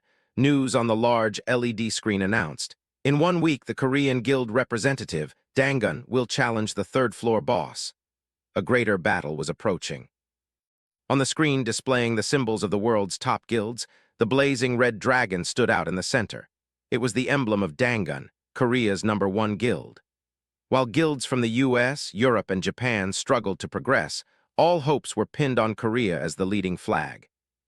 As Jinwoo and the girl stepped out of the building, news about the Dangun Guild was playing on the large screen, causing both to stop. A commentator's voice rang out. China had yet to make any moves, adding to the tension and heaviness in the air. On the screen, a commentator with a determined gaze stated that instead of relying on international aid, Korea should overcome the challenge on its own. He believed the Dangun Guild could conquer the third floor without any external support. Jinwoo observed the scene and silently reflected. Only a month had passed since the system appeared, yet they were already planning to attack the third-floor boss. He shook his head in silence, concluding that this haste would lead to regret sooner or later. Standing before the towering shadow of the tower, Jinwoo understood the motivation behind the guild's haste.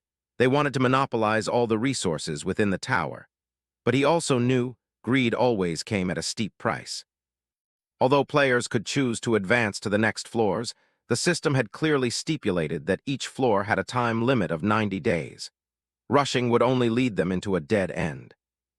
Without building a solid foundation from the first floor, players would soon encounter terrifying monsters and then fall under the brutal pressure of this game. This is not a game that can be restarted from the beginning, for when humanity is annihilated, there will be no second chance left. As soon as his phone was back online, he immediately accessed the Tower of Trials community, a hub for all game-related information, skills, items, and rumors. The forum was bustling with bids for a strength-enhancing mace. But for him, this was not the time to shop. It was the time to find people. Jinwoo understood the importance of staying informed. The first thing after leaving the labyrinth was to gather all the data related to what had happened in the past month. Amidst countless false rumors and misinformation, Jinwoo needed to find the most reliable source if he wanted to maintain an advantage in this survival battle. After returning home, he took off his shirt and wiped away the sweat, his eyes fixed on the phone in his hand. But the device was turned off, making him even more pensive. He knew well that if he wanted to gather accurate information, he needed people he could truly trust, old companions who had weathered storms together. He scrolled to the user search section, his gaze serious. A restless question echoed in his mind. Are they the only ones I can rely on? Though it was just silent text, it carried the weight of his worries and determination after witnessing so much loss. A coffee shop bathed in the afternoon sun, where players with ordinary appearances gathered inside. In the corner, a girl had just entered, her eyes constantly scanning the room. She was also searching for something, or rather, someone. The world had changed, and every encounter could be a turning point. A young man in a brown jacket with a bright smile stepped forward. He introduced himself oddly. "Hello, I'm Human Baldy," then quickly corrected himself with his real name. "My name is Lee Tiemann." Behind that cheerful exterior, a formidable identity awaited revelation. A strong, confident girl stepped out of the shadows, introducing herself with a powerful title, Bulgwangdong Nuclear Fist. In real life, her name was Yu Yonhwa. The energy radiating from her seemed to thicken the air around her. Jinwoo could hardly believe that the players with such quirky online nicknames were the ones standing before him. A strange feeling crept in as the virtual and real worlds collided unexpectedly. Before Jinwoo stood the familiar team from the game, Human Baldy and Bulgwangdong Nuclear Fist. When the Eye of Truth skill activated, he could see their information as clearly as if he were in the game again. Detailed personal information about Lee Tiemann appeared. He was a level 11 player, possessing the special ability Mechanical King, along with level 2 skills like Command, Hacking, and Sandbox mode. Though he had no character class, his potential was immense. As Jinwoo had predicted, Yu Yonhwa also had outstanding stats. With overwhelming strength and speed, she stood out in major battles. Though her magic was limited, she had no obvious weaknesses, a formidable warrior in her own right. Yu Yonhwa appeared with her usual calm demeanor, sipping coffee while her information panel displayed her unique skill. Earthquake Taekwondo, a powerful close combat ability significantly enhanced through advanced techniques. The skill panel continued to analyze. Earthquake Taekwondo was not just a close combat ultimate skill, but also designed to balance tanking and damage-dealing roles. The fact that both she and Teemin had similar levels suggested they often hunted monsters together. Since the Awakened Association was established, the ranking system had become stricter. Those with stats below F rank were considered useless, a cruel rule in this world. Kang Jinhyuk observed carefully and realized the obvious. Lee Teemin and Yu Yonhwa were always a well-matched pair. A system notification appeared. If all three reached floor 20, he could copy their entire abilities, a massive advantage slowly taking shape. Caught off guard by the request to introduce himself, Kang Jinhyuk hesitated slightly before responding. This was the first step to officially joining the group, with his true identity finally revealed. Kang Jinhyuk reluctantly confessed his past account name, Poopy Fart, causing the atmosphere to drop in embarrassment. 11 years ago, he hadn't expected that impulsive name to become a source of laughter for others and a source of shame for himself. After calming down, Jinhyuk shared about himself, a 27-year-old man, formerly a streamer on Paprika TV.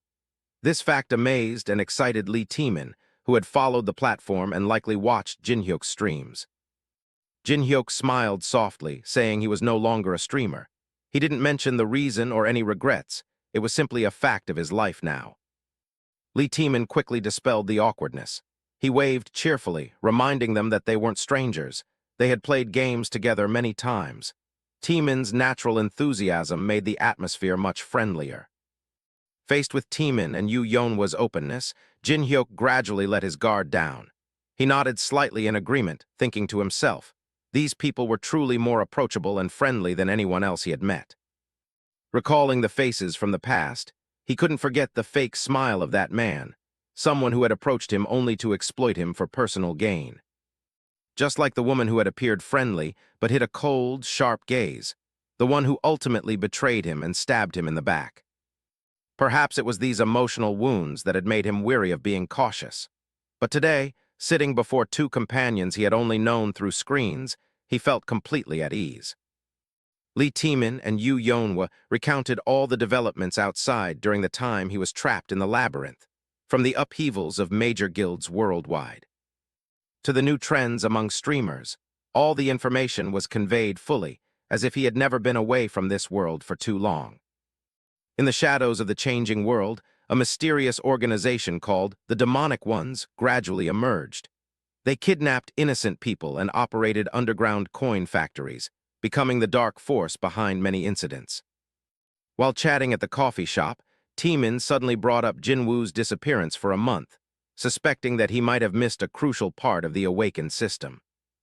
Jinwoo paused, confused as he asked about the test, something he was completely unaware of after being trapped in the labyrinth. The answer revealed a suspicious gap in information. Amid the blaring horns of the congested traffic, Jinwoo, Teemin, and Yonhwa sat in the car, silently heading toward the city center, where the lives of millions revolved around the Tower of Trials. Teemin continued to explain. Since the tower appeared, people had rushed to conquer it.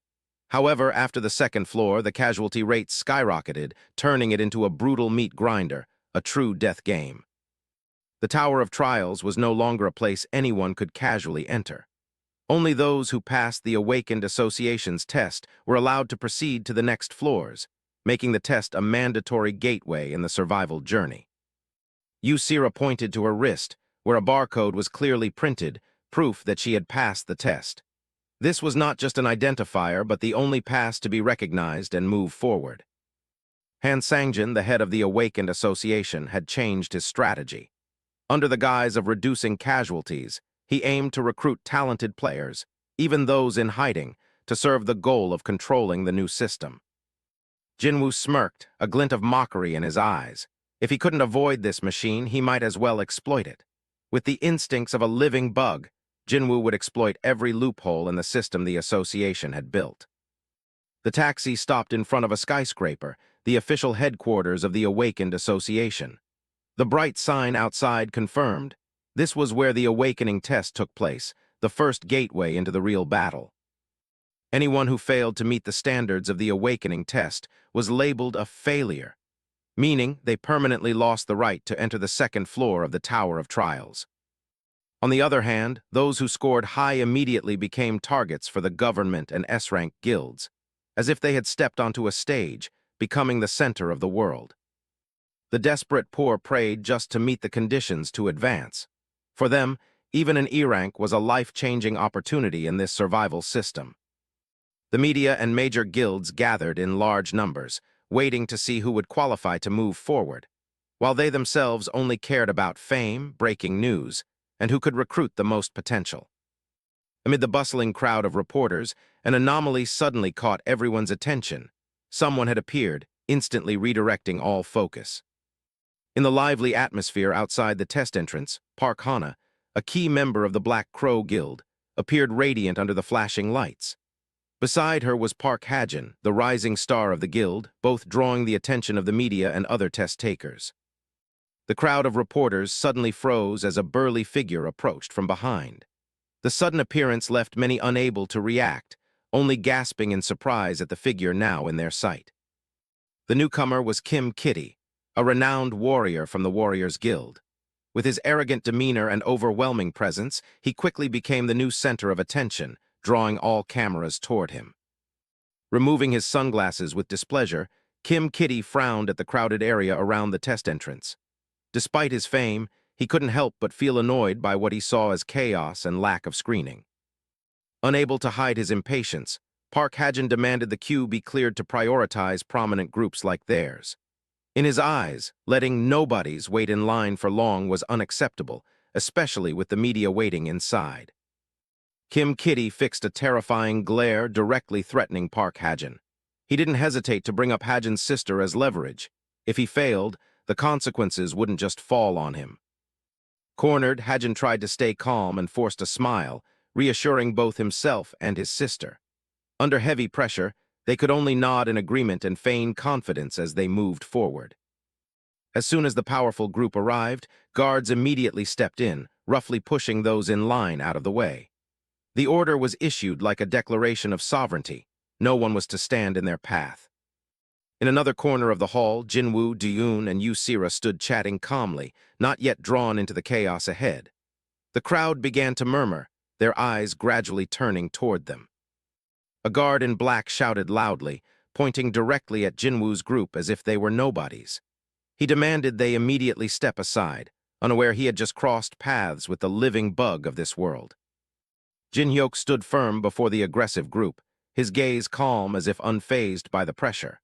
When asked to step aside, he immediately retorted, stating he had taken a number and was simply waiting his turn like everyone else.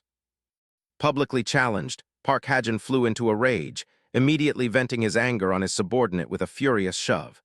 In his eyes, failing to handle a nobody like Jin-hyuk was unacceptable. Park Hajin stepped forward, unhesitatingly shoving Jin-hyuk hard in the chest, his mouth full of threats. To him, Jin-hyuk was just a lowly troublemaker, and this was an opportunity to put him in his place. The atmosphere suddenly became tense. All eyes turned to the confrontation, as no one expected anyone to dare confront Park Hajin directly. Rumors about his status as Park Hana's brother only added to the seriousness of the situation. Jin-hyuk quietly activated the Eye of Truth skill. Detailed information about Park Hajin immediately appeared, a level 8 player with deadly ambush skills and a set of high-level abilities. But Jin-hyuk showed no fear. What he needed wasn't stats, but the cracks in his opponent's confidence. Park Hajin grew furious at Jin-hyuk's provocative gaze, but Jin-hyuk remained unfazed. The system screen popped up, revealing the condition for copying skills only when hostility or friendship reached its peak. Jin-hyuk silently observed, his eyes flashing with the light of Eye of Truth. Seeing that the requirement to copy skills was maximum hostility, he smiled with hidden satisfaction. While Hajin continued to provoke and taunt, Jin-hyuk stood still, enduring it. Behind him, Park Hana began to sense something was wrong but couldn't fully grasp the situation. Feeling the tension rise, Park Hana panicked at the suffocating atmosphere between the two. Jin Hyuk's eyes had turned a blazing red, signaling an imminent explosion of danger. Park Hajin continued to loudly criticize, calling Jin Hyuk a lunatic. But instead of reacting angrily, Jin Hyuk only smirked, his cold smile sending chills through the air. In a flash, Jin Hyuk grabbed Hajin's wrist, leaving him no time to react. The crowd froze, no one daring to intervene. Less than a second later, a sharp crack echoed. Jin Hyuk crushed Hajin's hand, shattering the bones. Hajin's agonized scream rang out, sending shivers down everyone's spine.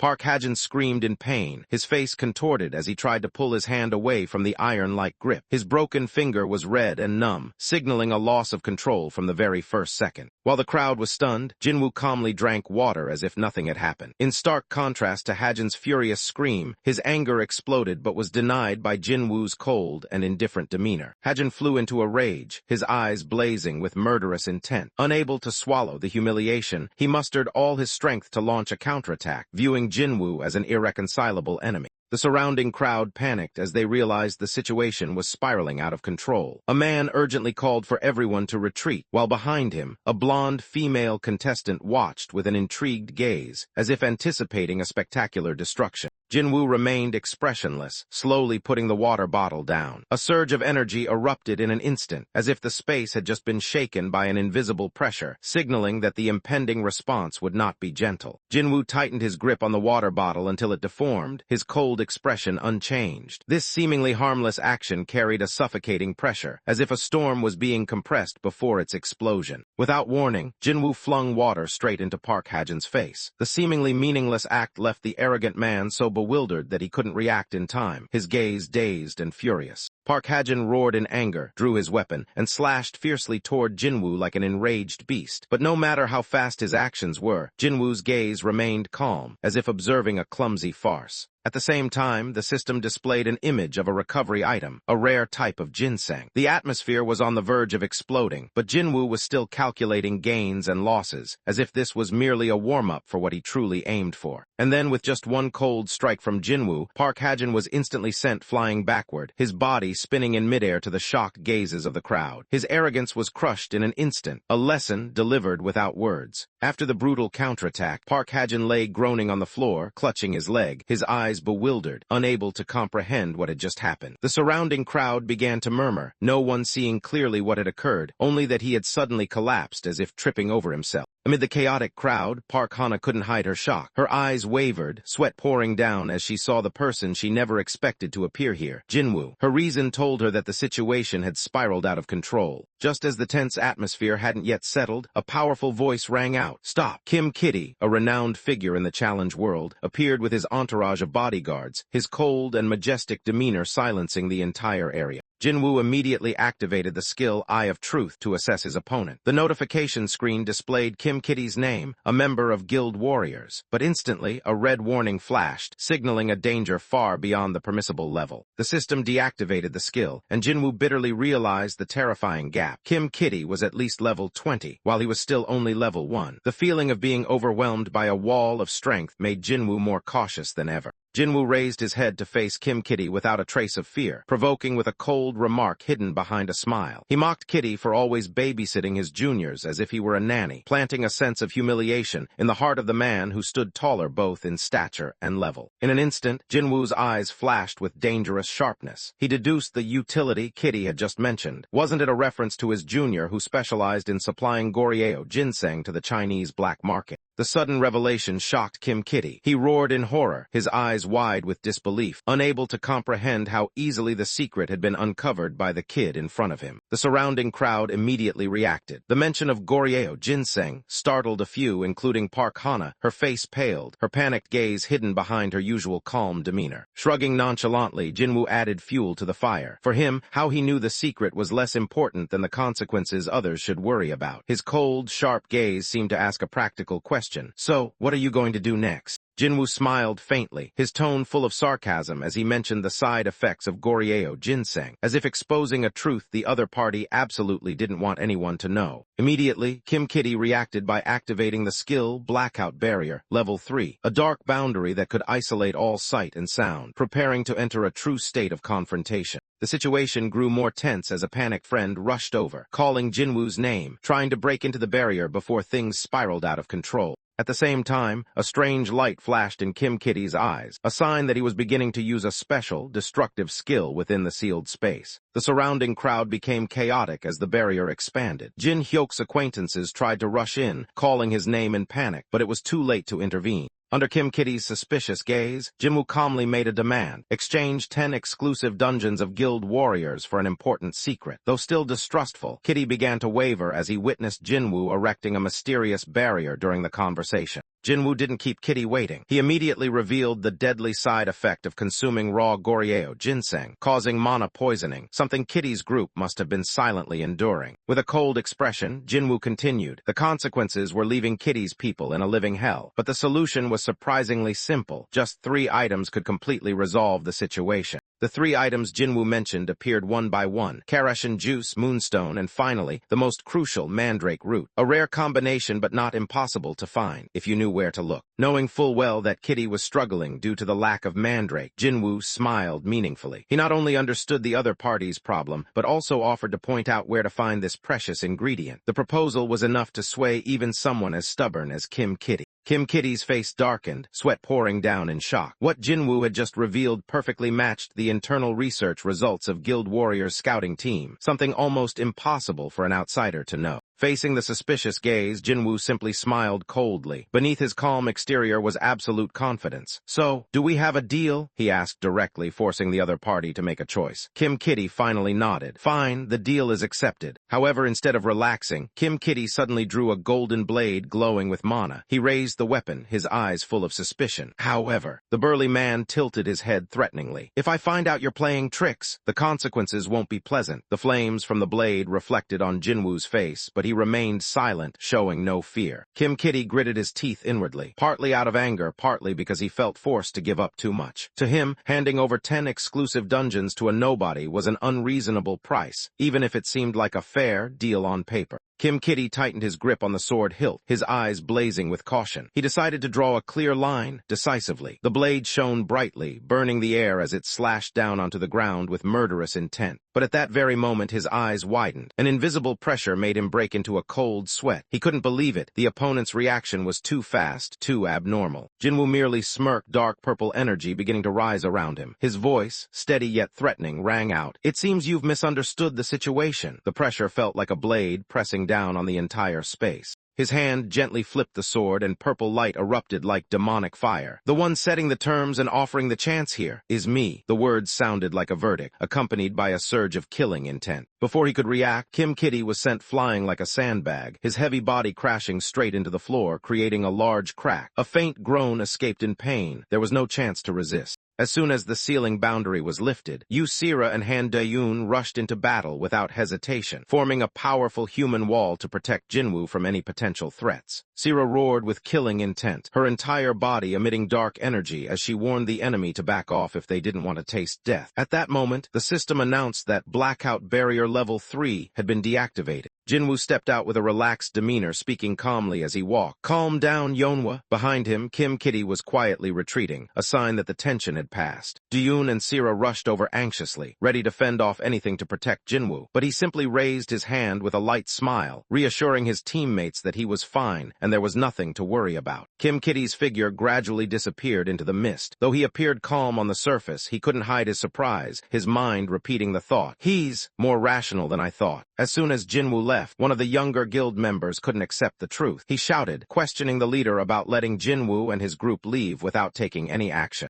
With a determined gaze and a voice trembling with indignation, the young man begged for one last chance. Despite the pain, he still wanted to fight, to prove himself against Jinwoo, the one who had caused him severe physical and mental damage. But before he could finish speaking, a strong hand gripped his neck, extinguishing all his aspirations in an instant. Violence was used as a warning, swift, decisive, and without mercy. The guild leader lifted the young man, his cold voice ringing with authority. He declared, Jinwoo was completely out of reach for someone like him, and any further impulsive actions would come at a heavy price. Unable to resist, the young man groaned in acknowledgement, his face twisted in pain and humiliation. Under the tightening grip, he was forced to admit the boundary he could not cross. The junior member collapsed, coughing violently in the crowd after leaving the barrier, everyone's eyes fixed on him in confusion. In his mind, there was only one question: what the hell had just happened in there? The humiliation welled up inside him, making him grit his teeth and glare, his eyes red with rage. Crushed in front of so many people, he swore he wouldn't let it go. That person had to die, no matter the cost.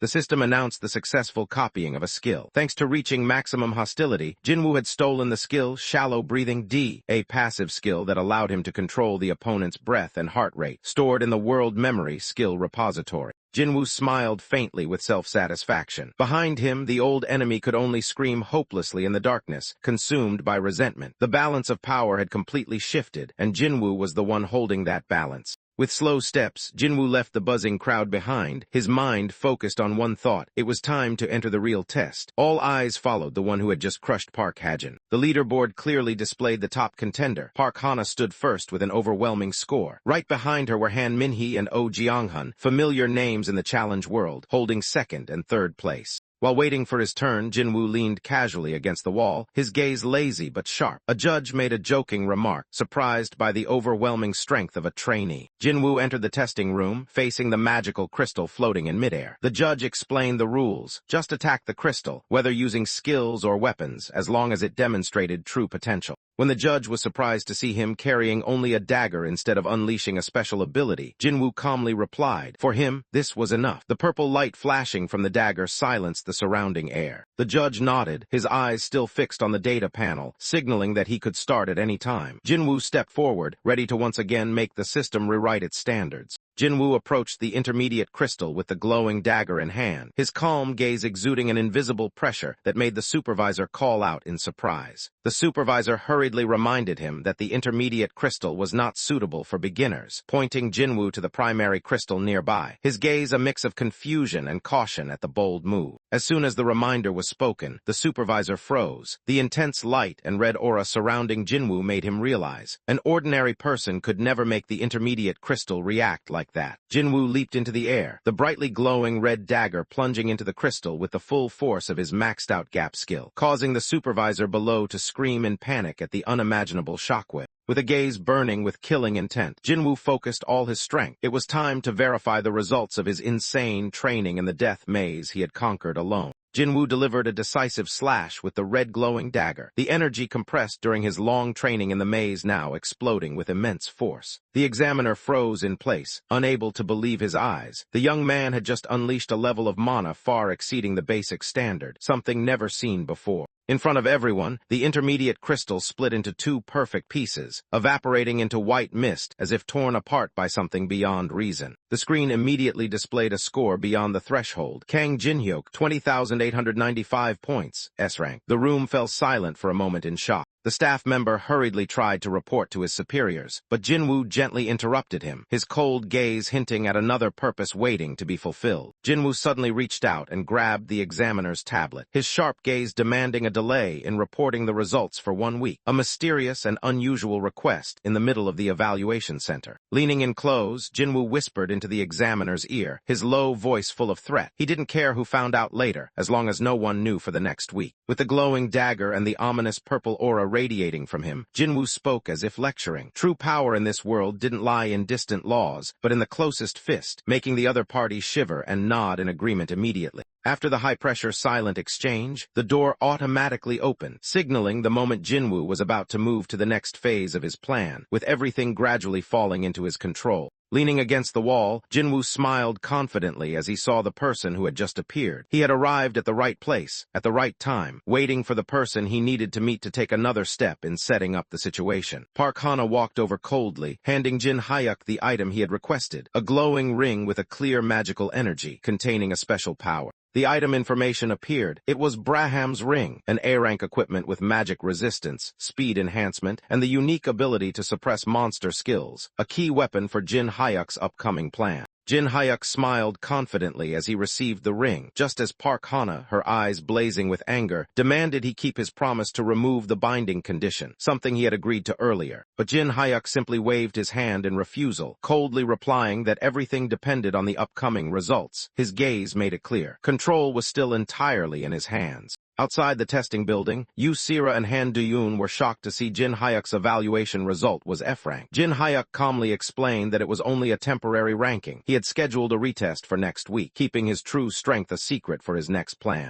Jin Hyuk opened the car door, preparing to leave the testing site when he was informed that the second test was to clear a dungeon. He didn't respond immediately, only telling his teammates not to worry about him and to continue advancing in the tower, promising he would contact them soon. Sitting pensively in the car, Jinwoo recalled the first evaluation system, the ranking test based on magical power. Only those who met the requirements could proceed to the second round. The second round seemed simple, just clear a dungeon in the challenge tower. Most participants chose places with weak monsters like goblins or orcs to make it easier. Instead of taking the easy path, Jinwoo decided on the most brutal challenge, the mysterious ruins on the first floor, a place no one had ever cleared in the 11 years since the tower appeared. A place of true danger, now a reality. Standing before the familiar yet dangerous scene, Jin Hyuk silently felt it had been a long time since he last set foot here. Jinwoo carried a huge backpack on his back, entering the transport area of the challenge floor. His eyes shone with confidence and calmness, as if the heavy workload didn't faze him in the slightest. A can of water bounced off his backpack, accompanied by a loud shout from afar. "Hey, Kang, carry those bags." Jinwoo paused for a moment, his face darkening but not reacting. In others' eyes, he was just a lowly worker, but the truth was completely different. The ruins on the first floor of the challenge tower appeared amidst rugged mountains and majestic waterfalls. As an F-rank individual, Jinwoo could not freely enter this area alone. If he infiltrated alone, the guild controlling the ruins would immediately notice. The only option was to blend in under the guise of a porter, an anonymous carrier. Jinwoo merged with the porter group, pretending to be as ordinary as the others. A curious teammate asked why he was present in such a dangerous place.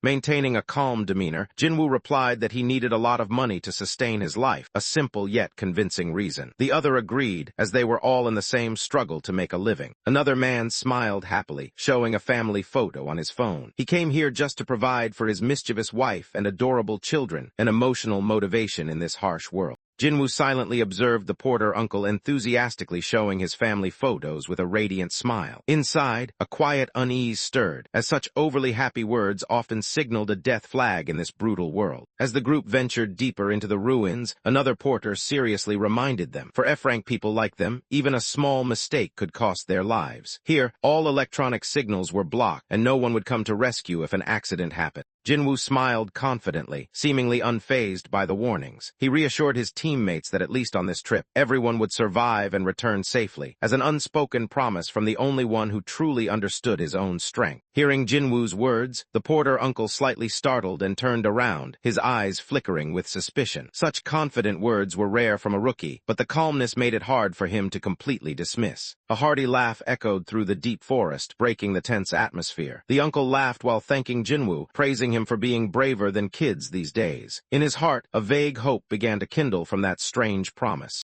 A special announcement appeared before the entire team. An exclusive mission for the assault group was about to begin. This was the first mission to wipe out the ruins that no one had ever conquered, with an S-rank difficulty. The reward was a precious relic, but the condition was to defeat the boss deep inside the ruins. Otherwise, options would be severely limited. After a grueling journey, the porters arrived at their destination, the perilous first-floor ruins. They threw their luggage onto the stone floor, marking the start of an unprecedented conquest. The porter team leader spoke up, urging everyone to rest before the main assault team officially advanced. The atmosphere was both tense and suffocating, as all eyes focused on the towering ancient fortress amidst the mountains. At that moment, a glowing golden chest appeared before Jinwoo with a notification. You have received a special reward for being the first to conquer the tower. The system had recorded an unprecedented achievement, a milestone opening up an extraordinary opportunity. Jinwoo stared intently at the virtual notification board, his eyes revealing surprise. Inside, a question echoed. Am I the only one receiving this reward? A quiet beginning to a breakthrough beyond expectations. Jinwoo received a special reward from the system, a glowing emblem accompanied by increased ability stats, signaling a new skill about to be awakened. The system announced the activation of the skill, Cold Heart, a mental state that helps Jinwoo maintain composure in life-or-death situations, even if it means losing human emotions.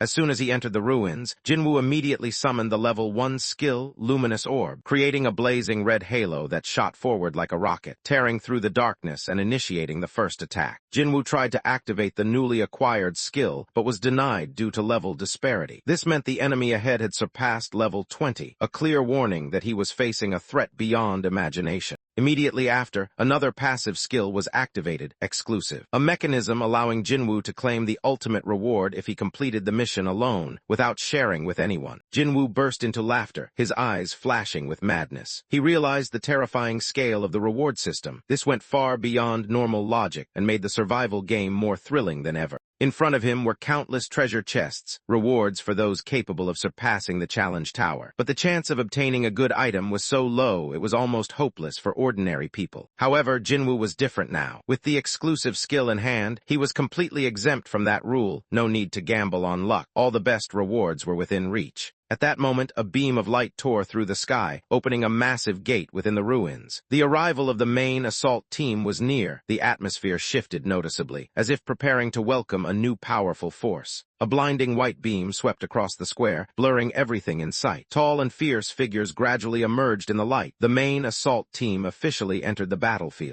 The man in elaborately decorated armor who had just teleported held his head in frustration. Despite having performed this teleportation many times, he still couldn't get used to the dizziness afterward. Soon after, the armored soldiers appeared one by one around him. The man confidently asserted that the teleportation was flawless. All 50 members had arrived safely. From afar, Jinwoo and the other porters watched the newcomers intently. Seeing their serious expressions and tight formation, someone remarked, "That must be the main assault team of Guild Balhi, and the one leading them was their commander." Jinwoo immediately activated the Eye of Truth skill to identify the man. Song Chenhua, level 14, a warrior specializing in physical strength with top-tier defensive and support skills. He was quickly issuing orders to organize a pursuit formation against the vanguard team. A condition appeared before Jinwoo. To copy Song Chenhua's abilities, he must earn his loyalty during the assault. Judging by Jinwoo's awkward expression, this mission was clearly not going to be simple. Jinwoo looked coldly skeptical at the assault team leader. Inside, he was filled with mockery. How could someone like that earn his respect enough to gain loyalty?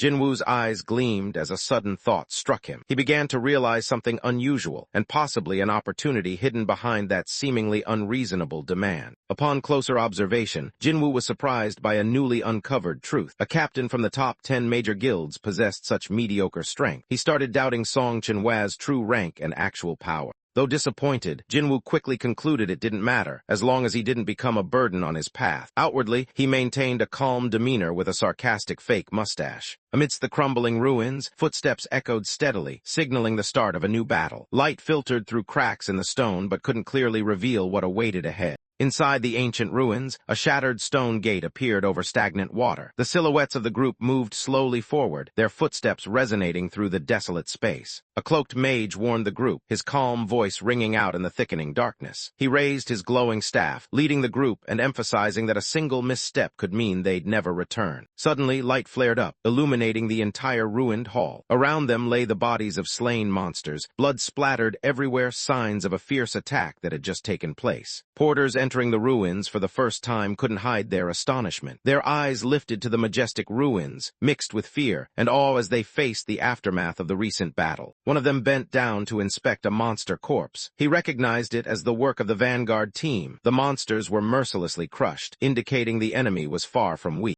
The atmosphere inside the ancient ruins grew increasingly eerie, making the porters uneasy. One voiced a chill running down his spine, while another tried to calm himself by ordering silence, unable to hide the rising fear. As the porter group advanced deeper, they were greeted by members of the vanguard team. A knight quickly signaled and called out loudly, informing Song Chenhua that the logistics support group had arrived safely. Jinwoo silently observed the situation with caution. Something unusual caught his eye. None of the vanguard team showed any signs of injury, despite the obviously fierce battle with the monsters. Song Chenhua also noticed the oddity. Given the actual strength of the main force, he knew it was impossible to have wiped out such powerful monsters completely. He began suspecting something was being concealed. Just as Jinwoo was lost in thought, another porter came over, lightly slapping his shoulder and loudly scolding him for not working. Snapped back to reality, Jinwoo only apologized and prepared to follow orders, hiding his thoughts. Jinwoo curled his lips bitterly as he recalled his role, a mere porter. Though ordered to serve the foreigners, a silent plan began to form in his mind. As Jinwoo approached, one of the foreign members turned back, eyes wary. The warriors clad in shining golden armor looked distinct, making the term foreigners entirely accurate. Jinwoo's gaze immediately caught the emblem engraved on the shoulder armor, a white cross on a black background. It was not just decoration, but a sign of a power he had heard of before. That emblem confirmed Jinwoo's suspicion. Guild Zion, an elite foreign group, was present here. Though small in scale, their reputation and strength were absolutely not to be underestimated. From behind the crowd, a small-framed, white-armored knight quietly stepped forward. The flawless armor concealed their identity, but an unusual aura made Jinwoo unconsciously pay attention. There was something off about this person. Jinwoo silently observed the small, white-armored warrior, a rare thought flashing through his mind. Perhaps it was time to try making a friend. Holding a glass of ice water, Jinwoo approached politely and spoke, initiating a simple yet pivotal action.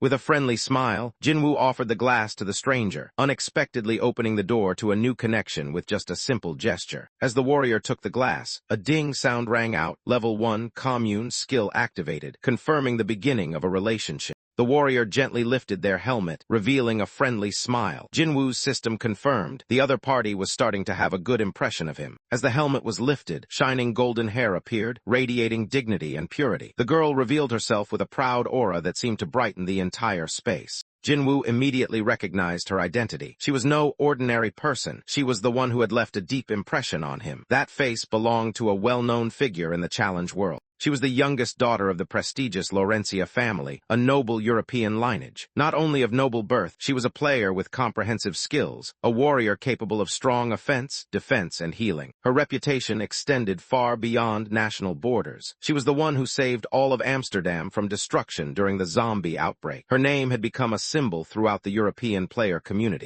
Watching her calmly drink water, Jinwoo finally understood why the vanguard team was unharmed. Her abilities were maximized against the undead. That was the secret behind their overwhelming victory. Jinwoo's eyes gleamed as he quietly observed the girl finishing her drink. While everyone else headed to the upper floors of the tower, she chose to stay in the ruins, avoiding the third-floor boss battle, an unusual choice that made him ponder. At that moment, the system's familiar sound rang out. Jinwoo had just activated a new skill, Eye of Truth, level 1. Before him, the girl smiled softly, appreciating the cold water, completely unaware that his gaze was silently scrutinizing her. However, the first use of the skill didn't go smoothly. A failure notification appeared due to a large level gap. Fortunately, Jinwoo's luck and adaptability stats neutralized the effect, allowing him to immediately upgrade to Eye of Truth, level 2. After the skill was enhanced, Jinwoo felt a strange energy coursing through his eyes. The system notified him that he could now view the target's information window, a privilege rarely granted when there is a significant level difference. Jinwoo smiled smugly as the virtual info panel gradually appeared before him. He whispered with satisfaction, "Good, finally I can see it." His eyes sparkled with delight like a hunter who had just unlocked a door to the hidden secrets of his prey. Detailed information about the girl was clearly displayed. Teresa de Laurencia, level 29, possessing comprehensive stats and incredible skills. Notably, she had a unique ability called Blessing of the Stars, a rare skill unmatched by most. Jinwoo stared at the info panel, unable to hide his surprise. He understood why people were obsessed with Teresa. She was not only strong, but also had exceptional potential compared to others of her level. Seeing the ongoing class change quest, Jinwoo quickly realized why she avoided the third-floor boss. Teresa's real objective was to serve a more important mission. Teresa smiled brightly, thanking Jinwoo for the water. Meanwhile, Jinwoo felt that he was the one who should be grateful for the precious opportunity she had inadvertently given him. Jinwoo held the glass tightly, a smile clearly on his lips. He silently thanked Teresa for bringing him the chance to copy the Blessing of the Stars skill, a rare opportunity not to be missed. A glowing emblem symbolizing Blessing of the Stars, the most powerful exclusive skill of the Holy Knights, shone brightly as the system confirmed the copying conditions had been met. Jinwoo faced a new challenge, thoughtfully calculating how to stage a dangerous enough situation to save Teresa. The system's conditions were far from easy. A voice rang out in the dark, eerie ruins. "Chenhua, come here immediately." The sudden situation signaled that a real incident was about to occur. Rapid footsteps echoed as someone hurried toward the source of the voice. The tense atmosphere grew clearer. Danger was imminent. A figure clad in black armor was panting, sweat beading on his forehead, eyes full of shock. "Impossible!" signaling an unexpected development unfolding. The atmosphere grew tense as those watching the ruins fell one by one, blood splattered across the ground. A team member gasped, realizing the situation was out of control. They had arrived too late and the Guardian had acted. At that moment, a sound signaled. The blazing red eye of the ruins Guardian opened. The ancient area's defense system was officially activated, tracking every intruder with lethal intent. A countdown timer appeared before everyone, less than 10 minutes remaining. The protagonist exclaimed in despair, realizing the worst was approaching and no one could retreat anymore. System information immediately displayed. Sleeping bomb, the core defense mechanism, awakened by external stimulation. If no one intervened, it would summon guardians to protect the ruins at all costs. Everything would have remained peaceful if left undisturbed. In panic, someone in the group shouted, hopelessly blaming whoever caused the disaster. But another quickly dismissed it. There was no use now, the bomb had awakened, and they could only face the consequences. Kim Kitty gritted his teeth angrily as the countdown began. Less than 10 minutes left, and he knew well, it was too late to stop the system from awakening. His eyes reflected the red eye of the Guardian. In Kim Kitty's mind echoed a cold truth. With the current number of people, fighting was tantamount to suicide. Half or even more would surely die. A glimmer of hope sparked. If they could evacuate the non-combatants within 10 minutes, casualties might be limited. But just as that thought ended, a dark voice echoed in his mind. No. Kim Kitty stared straight into the approaching despair. He shouted inwardly, unwilling to accept defeat. Years of effort to become captain, was he to give up before even starting? Turning his back to the red light signaling disaster, Kim Kitty clenched his fists and silently gave orders, as if reaffirming his resolve. He could not stop, keep moving forward. While Chenhua advanced without hesitation, his teammates behind him anxiously questioned his reckless decision. Support forces had yet to arrive, and others began to panic at the prospect of being surrounded by guardians on both sides. Chenhua turned back with a determined gaze, cutting off all objections. He declared he would take full responsibility, asserting he could win without reinforcements, leaving the group stunned by his bold confidence. Before everyone's eyes, Chenhua mentioned a secret trump card, the Holy Maiden Teresa. Her presence was like a guiding light amid chaos, bringing a ray of hope to the desperate team. One of the scouts rushed in panic to report that the guarding sentinels had awakened. The news instantly heightened the tension, shattering the group's temporary calm. While many were still confused, a knight spoke up to reassure his comrades, believing that a major guild like Balhi surely had a plan. Despite his tense expression, he tried to convince himself the situation was under control. A blonde archer smiled optimistically, thinking solo players only needed to follow the captain's orders. He confidently trusted that Guild Balhi had long since wiped out the sentinels, a naive belief bordering on dangerous.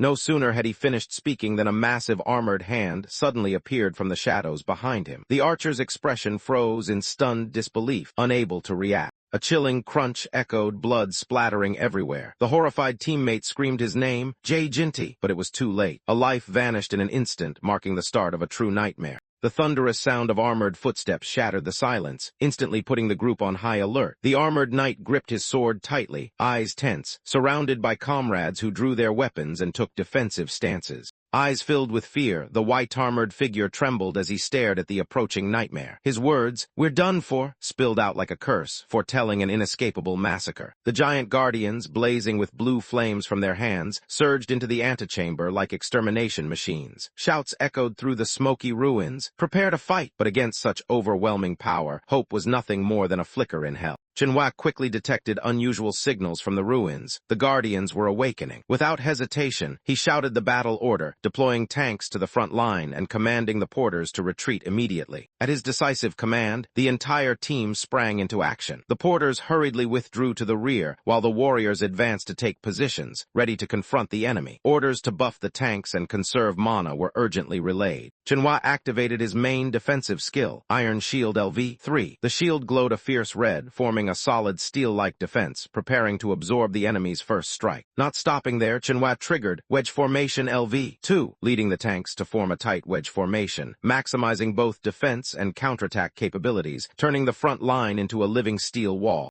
Behind Manhwa, Li Yumi raised her staff and cast Warrior's Song LV-2, empowering the entire team. In the radiant light, the warriors simultaneously boosted their strength stats, maintaining disciplined formation as the enemy began to charge. A giant guardian burst into eerie blue flames, leaping into the air, its shadow looming over the defensive line below. The pressure from its jump sent the group into extreme tension, knowing the next blow would be devastating. Manhwa braced against the guardian's thunderous strike, a fierce flash of light erupting from the clash. His shield vibrated wildly but held firm, clearly demonstrating the effectiveness of Iron Shield. The explosion echoed, shaking the entire battlefield. The air tore apart as the two sides collided with fierce screams. Under Manhwa's command, the entire Balhi Guild formation launched a counterattack, each member gripping their weapons tightly, ready to fight to the end. A rear-line member shouted in desperation as the Guardians surged forward too quickly. Jinwoo and his group were pushed into a disadvantageous position, struggling to defend while loudly calling for backup, revealing the helplessness of the solo group without tank protection.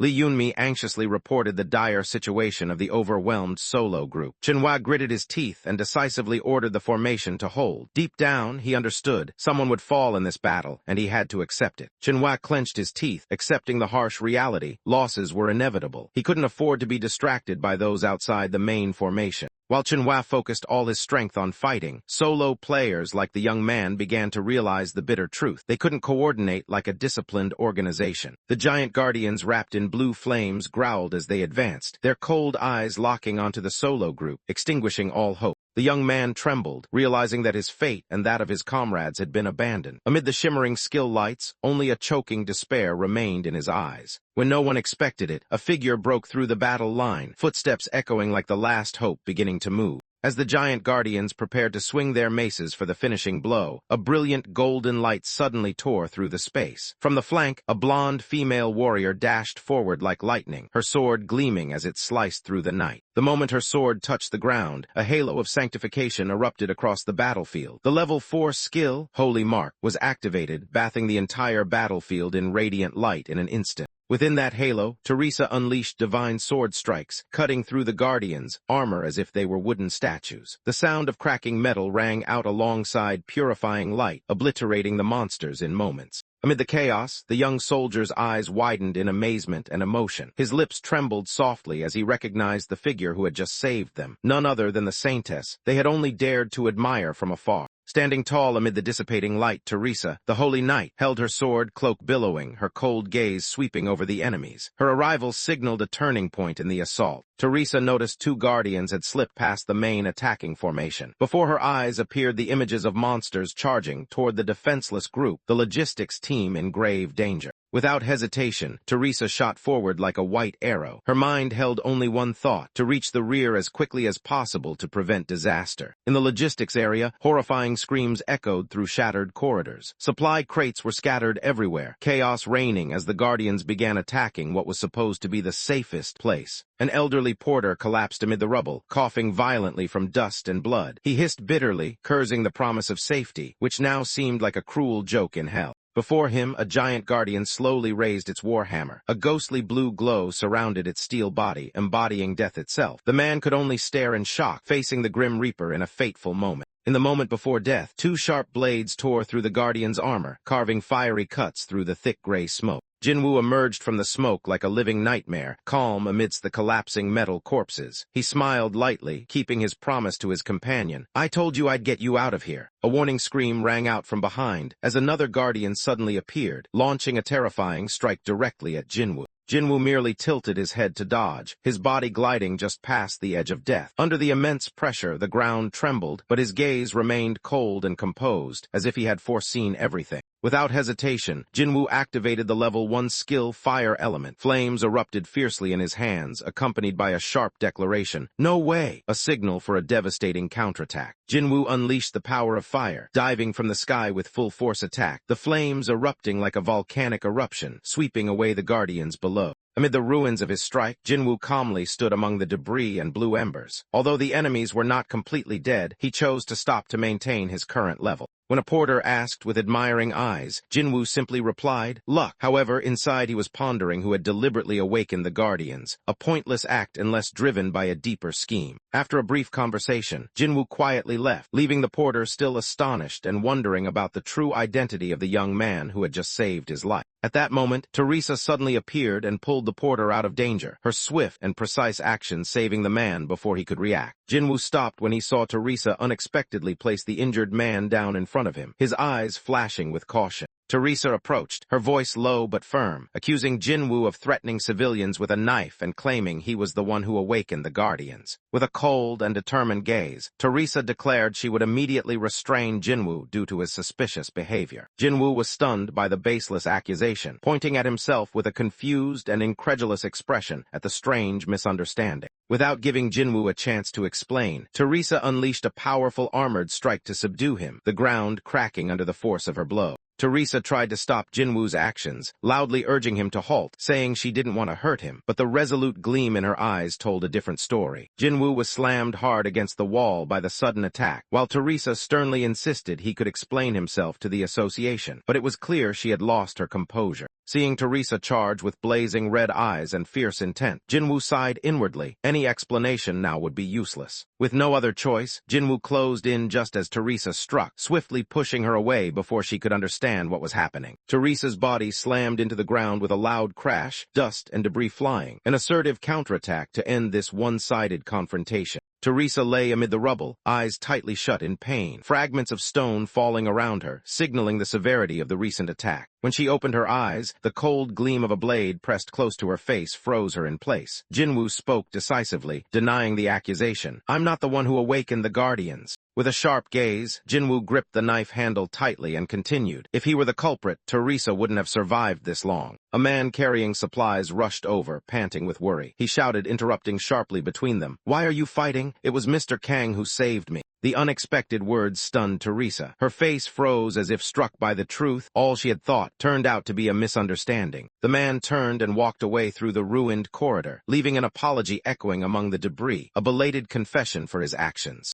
Teresa bowed her head in remorse, regretting her misunderstanding and rash actions. Jinwoo, though surprised, remained calm, gently brushing off her fault with a forgiving smile. On the way, Teresa asked for Jinwoo's real name and why he hid his identity. Jinwoo didn't evade, simply replying that he had his own reasons, just like her. He explained clearly, just as Teresa used Guild Zion to conceal her secret mission, he also needed to seek something without anyone finding out. Her true objective, Peter's Covenant, was no surprise to him. Teresa was shocked, her eyes wide with astonishment. She couldn't understand how this man knew such an important secret. Jin Hyuk looked directly at Teresa, smiling confidently as he revealed that he had fully mastered the way through the ruins. Instead of hiding his abilities, he openly proposed a collaboration, affirming that he needed someone with her skills. With a gentle smile and determined eyes, Jin Hyuk extended his hand, inviting Teresa to join him. He not only made an offer but also opened a new path, a temporary alliance based on a shared goal. However, before the proposal could be accepted, it was interrupted by a loud shout echoing through the great hall. An elder in the group, angry and suspicious, vehemently opposed the plan to split the team. At the same time, another member spoke harshly, arguing that splitting up went against the common interest. He emphasized the necessity of gathering forces to advance deeper into the ruins.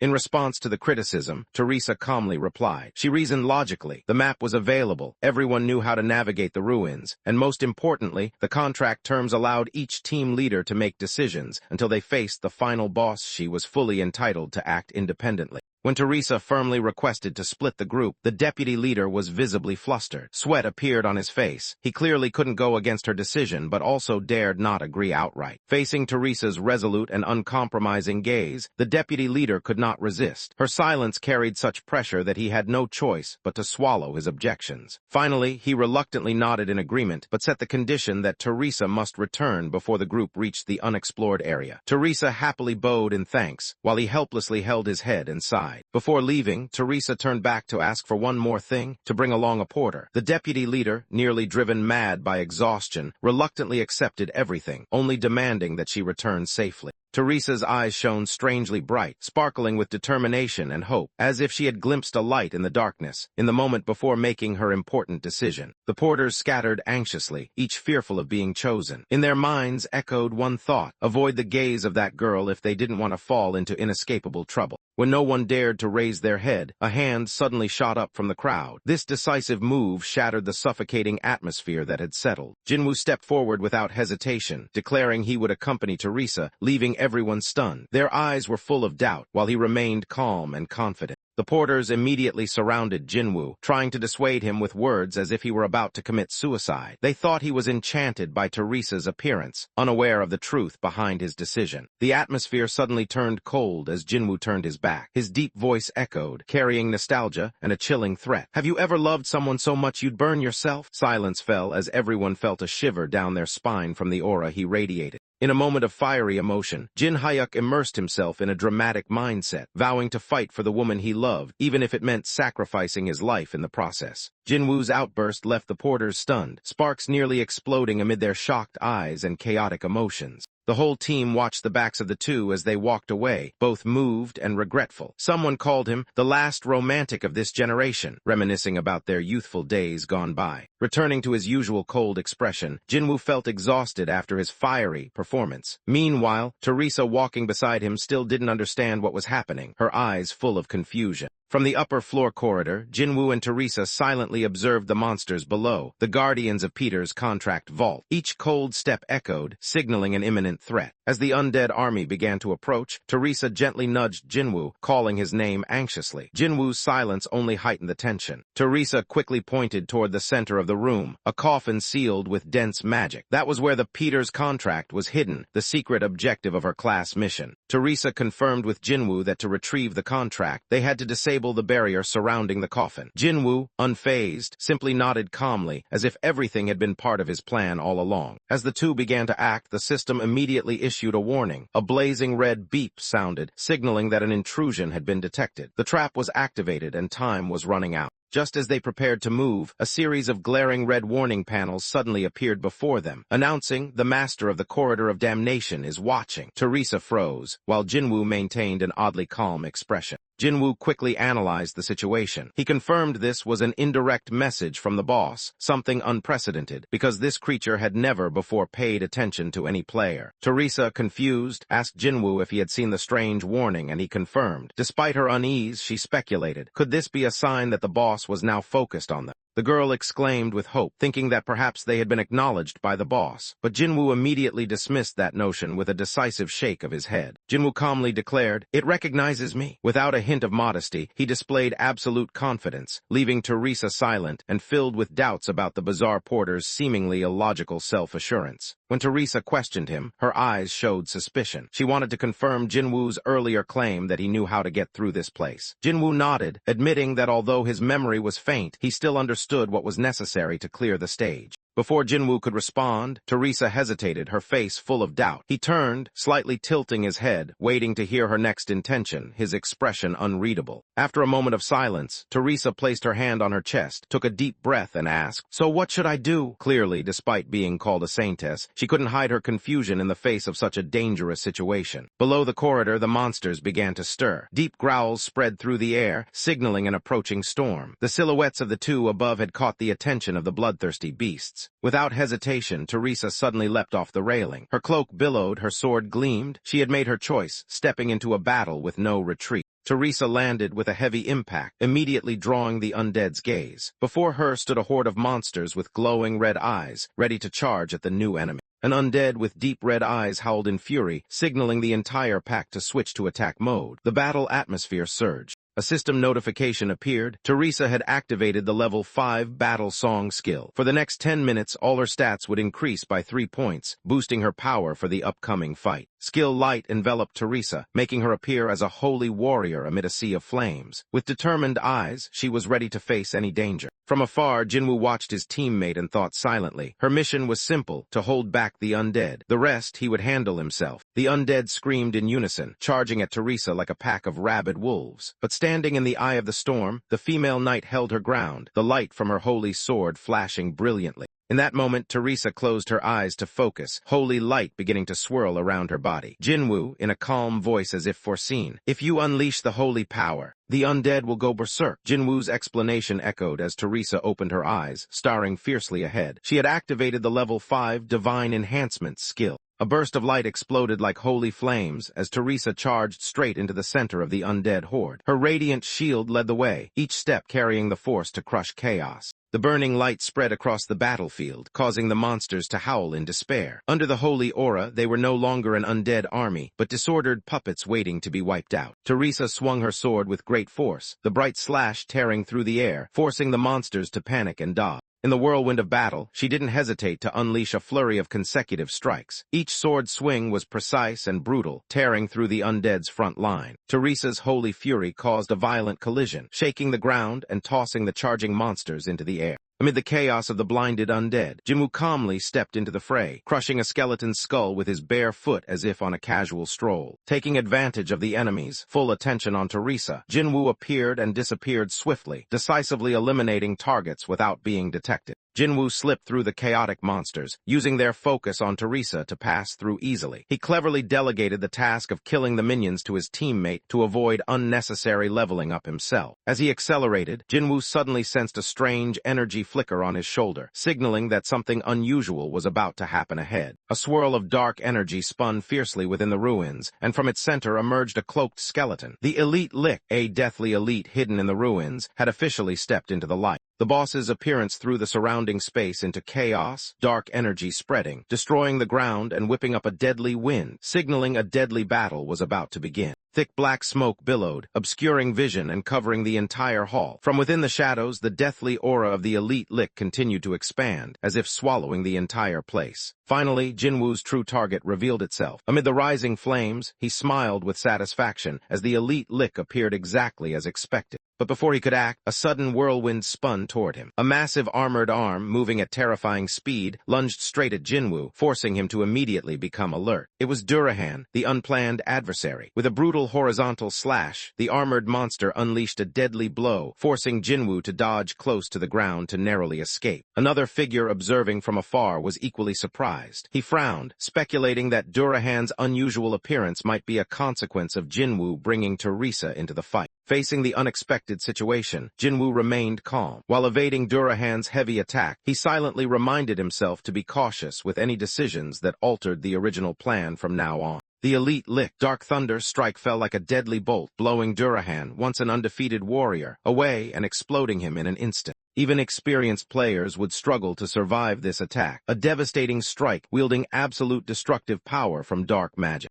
The barrier flared, a blazing red energy from the elite Lick staff rushing straight toward Jinwoo, accompanied by countless tangled black lightning bolts. Pulled into the epicenter of the magical force, Jinwoo spun midair, dodging reflexively, but his arm began to crack under the immense pressure. The black lightning crawled along his body as if trying to tear everything apart, yet Jinwoo maintained a cold smile, his eyes shining with clarity on the edge of life and death. The elite Lick Dark Thunder struck fiercely, engulfing Durahan in destructive energy and easily destroying him in a flash. Even the most veteran players could die if hit by this terrifying attack, a deadly threat not to be underestimated. The black lightning twisted space, dragging Jinwoo and Durahan into a death vortex hurtling downward at an unavoidable speed. Jinwoo was swept into the storm of damage, his body showing clear energy cracks as he collided directly with the undead ruler's dark lightning. In a life-or-death moment, Jinwoo flipped out of the damage zone, his eyes glowing with cold clarity as he continued to glide through the chaotic assault. Durahan's body was shredded after a single strike, pieces of armor stained with blue flames falling like worthless debris. Jinwoo turned his back with glowing purple eyes, his blade shining fiercely, a dangerous sign even he acknowledged. This isn't good.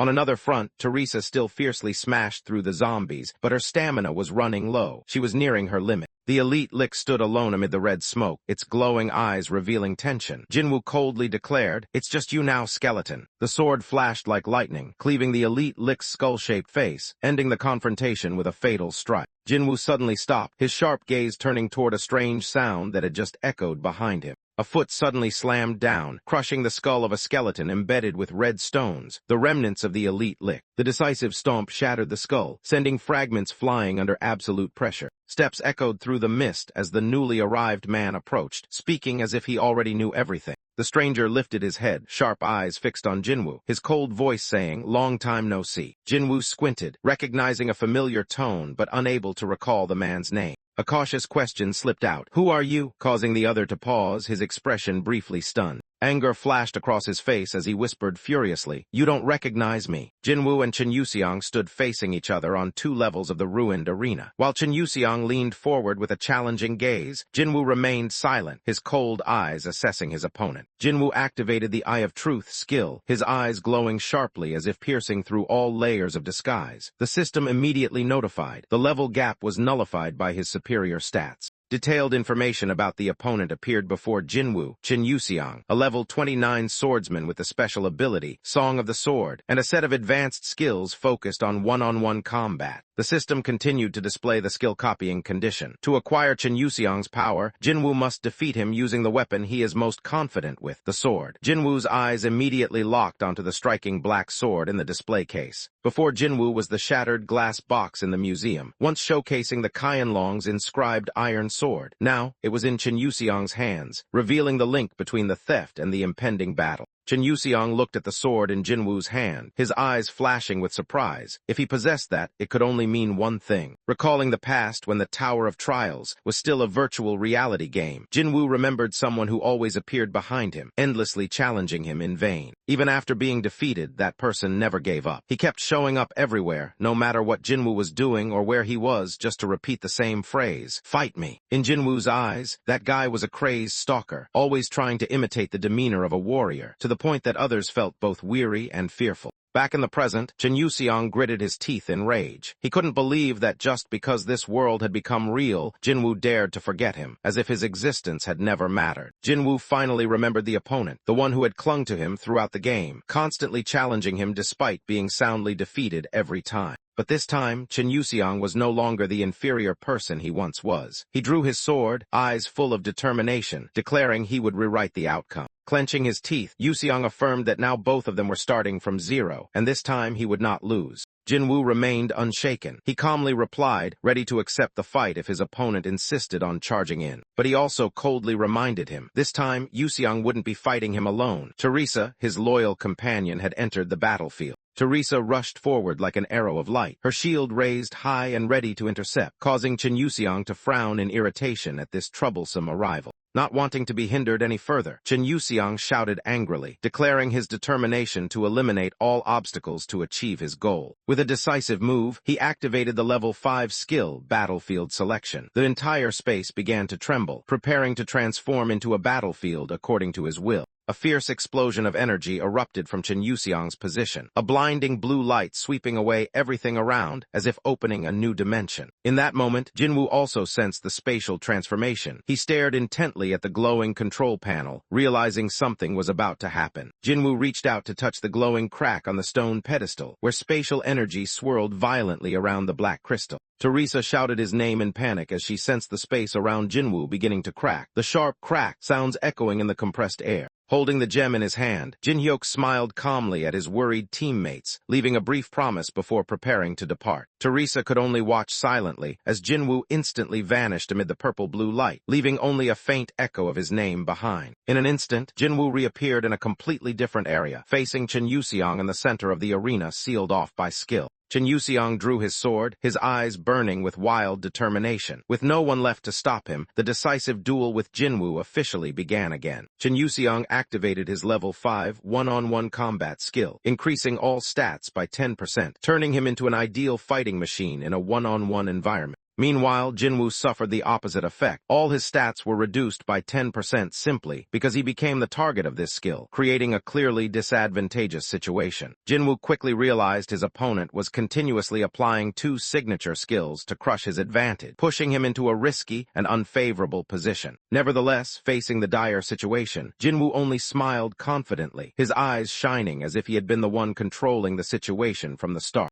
The system detected that Jinwoo was falling into a serious disadvantage and activated the special condition of the hidden skill. A balancing mechanism between the two players was triggered. The special condition of the fusion skill was activated, allowing Jinwoo to copy the enemy's ability even without meeting the usual requirements due to the overwhelming power gap. A notification appeared, announcing that Jinwoo could now copy abilities without fulfilling the original conditions. Faced with this reversal, he smiled confidently and decided to copy Chen Yuxiang's unique skill. The copying process began. Jinwoo selected the Sword Song S skill, an S-rank ability embodying Chen Yuxiang's signature power, radiating a brilliant golden light from the crossed sword icon. The Sword Song skill was activated, increasing Jinwoo's swordsmanship knowledge by 200%, his body automatically choosing optimal moves, and all his senses becoming extraordinarily sharp. A wave of energy surged around him, signaling a turning point in the battle. The newly copied skill was immediately stored in the world's memory. Meanwhile, Chen Yuxiang suddenly lunged forward like an arrow shot from a bow, shouting angrily and unleashing a fierce attack, refusing to be underestimated again. Facing the aggressive strike, Jinwoo maintained a calm smile, drawing a sharp purple blade, the weapon just enhanced after copying Sword Song. The fierce clash erupted. Jinwoo spun to dodge and counterattacked as fast as lightning, each sword stroke creating intersecting beams of light, forcing Chen Yuxiang to retreat. Chen Yuxiang roared in frustration amid the flashing sword lights. He couldn't understand why Jinwoo abandoned his usual mid-range fighting style to duel him with just a dagger.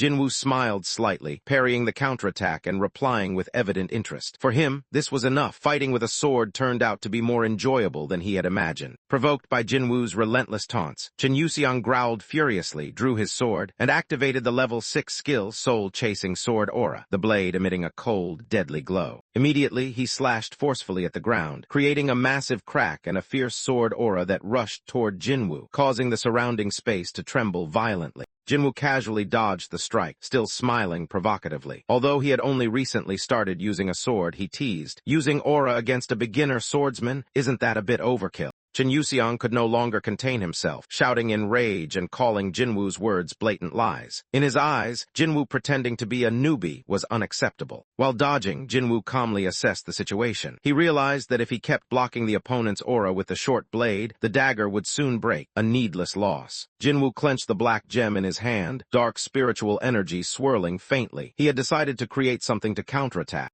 A confident smile spread across Jinwoo's lips as he brought the gem close to the blade, preparing to fuse the Sword Song skill with the Demon Spirit Marble item to confront the overwhelming sword aura. As demonic energy and swordsmanship power intertwined, a dazzling light burst from the sword tip. The fusion reaction had begun. A system notification confirmed. Jinwoo had activated Fusion over Rank. The Sword Song skill and Demon Spirit Marble item were merging into a powerful, upgraded form. Chen Yuxiang grimaced and raised his hand to shield his eyes from the radiant purple light pressing back from Jinwoo. He hadn't expected a beginner swordsman to generate such formidable power. Within the blinding light, Jinwoo completed the fusion between Sword Song and Demon Spirit Marble, officially unlocking the unique skill. Grave of Swords SS. Grave of Swords elevated Jinwoo's swordsmanship knowledge by 500%, pushing all his senses and adaptability to the maximum, a defining step toward becoming the legendary Sword Demon. Jinwoo's demeanor grew colder and more imposing than ever as Grave of Swords fully activated, bringing forth a new state, Level 1 Knight of the Black Moon. Although using only 10% of the skill's true power, Jinwoo's body began showing signs of overload. His demonic energy was insufficient to fully sustain the newly awakened strength. Opposite him, Chen Yuxiang clearly felt the dense killing intent radiating from Jinwoo. The invisible pressure forced him to immediately take a defensive stance, preparing to withstand the approaching storm of swordsmanship. Chen Yuxiang was stunned by the overwhelming power erupting from his opponent, a sensation far beyond anything he had anticipated. Despite all battlefield factors favoring him, from terrain to familiar fighting style, Yuxiang still couldn't seize the upper hand.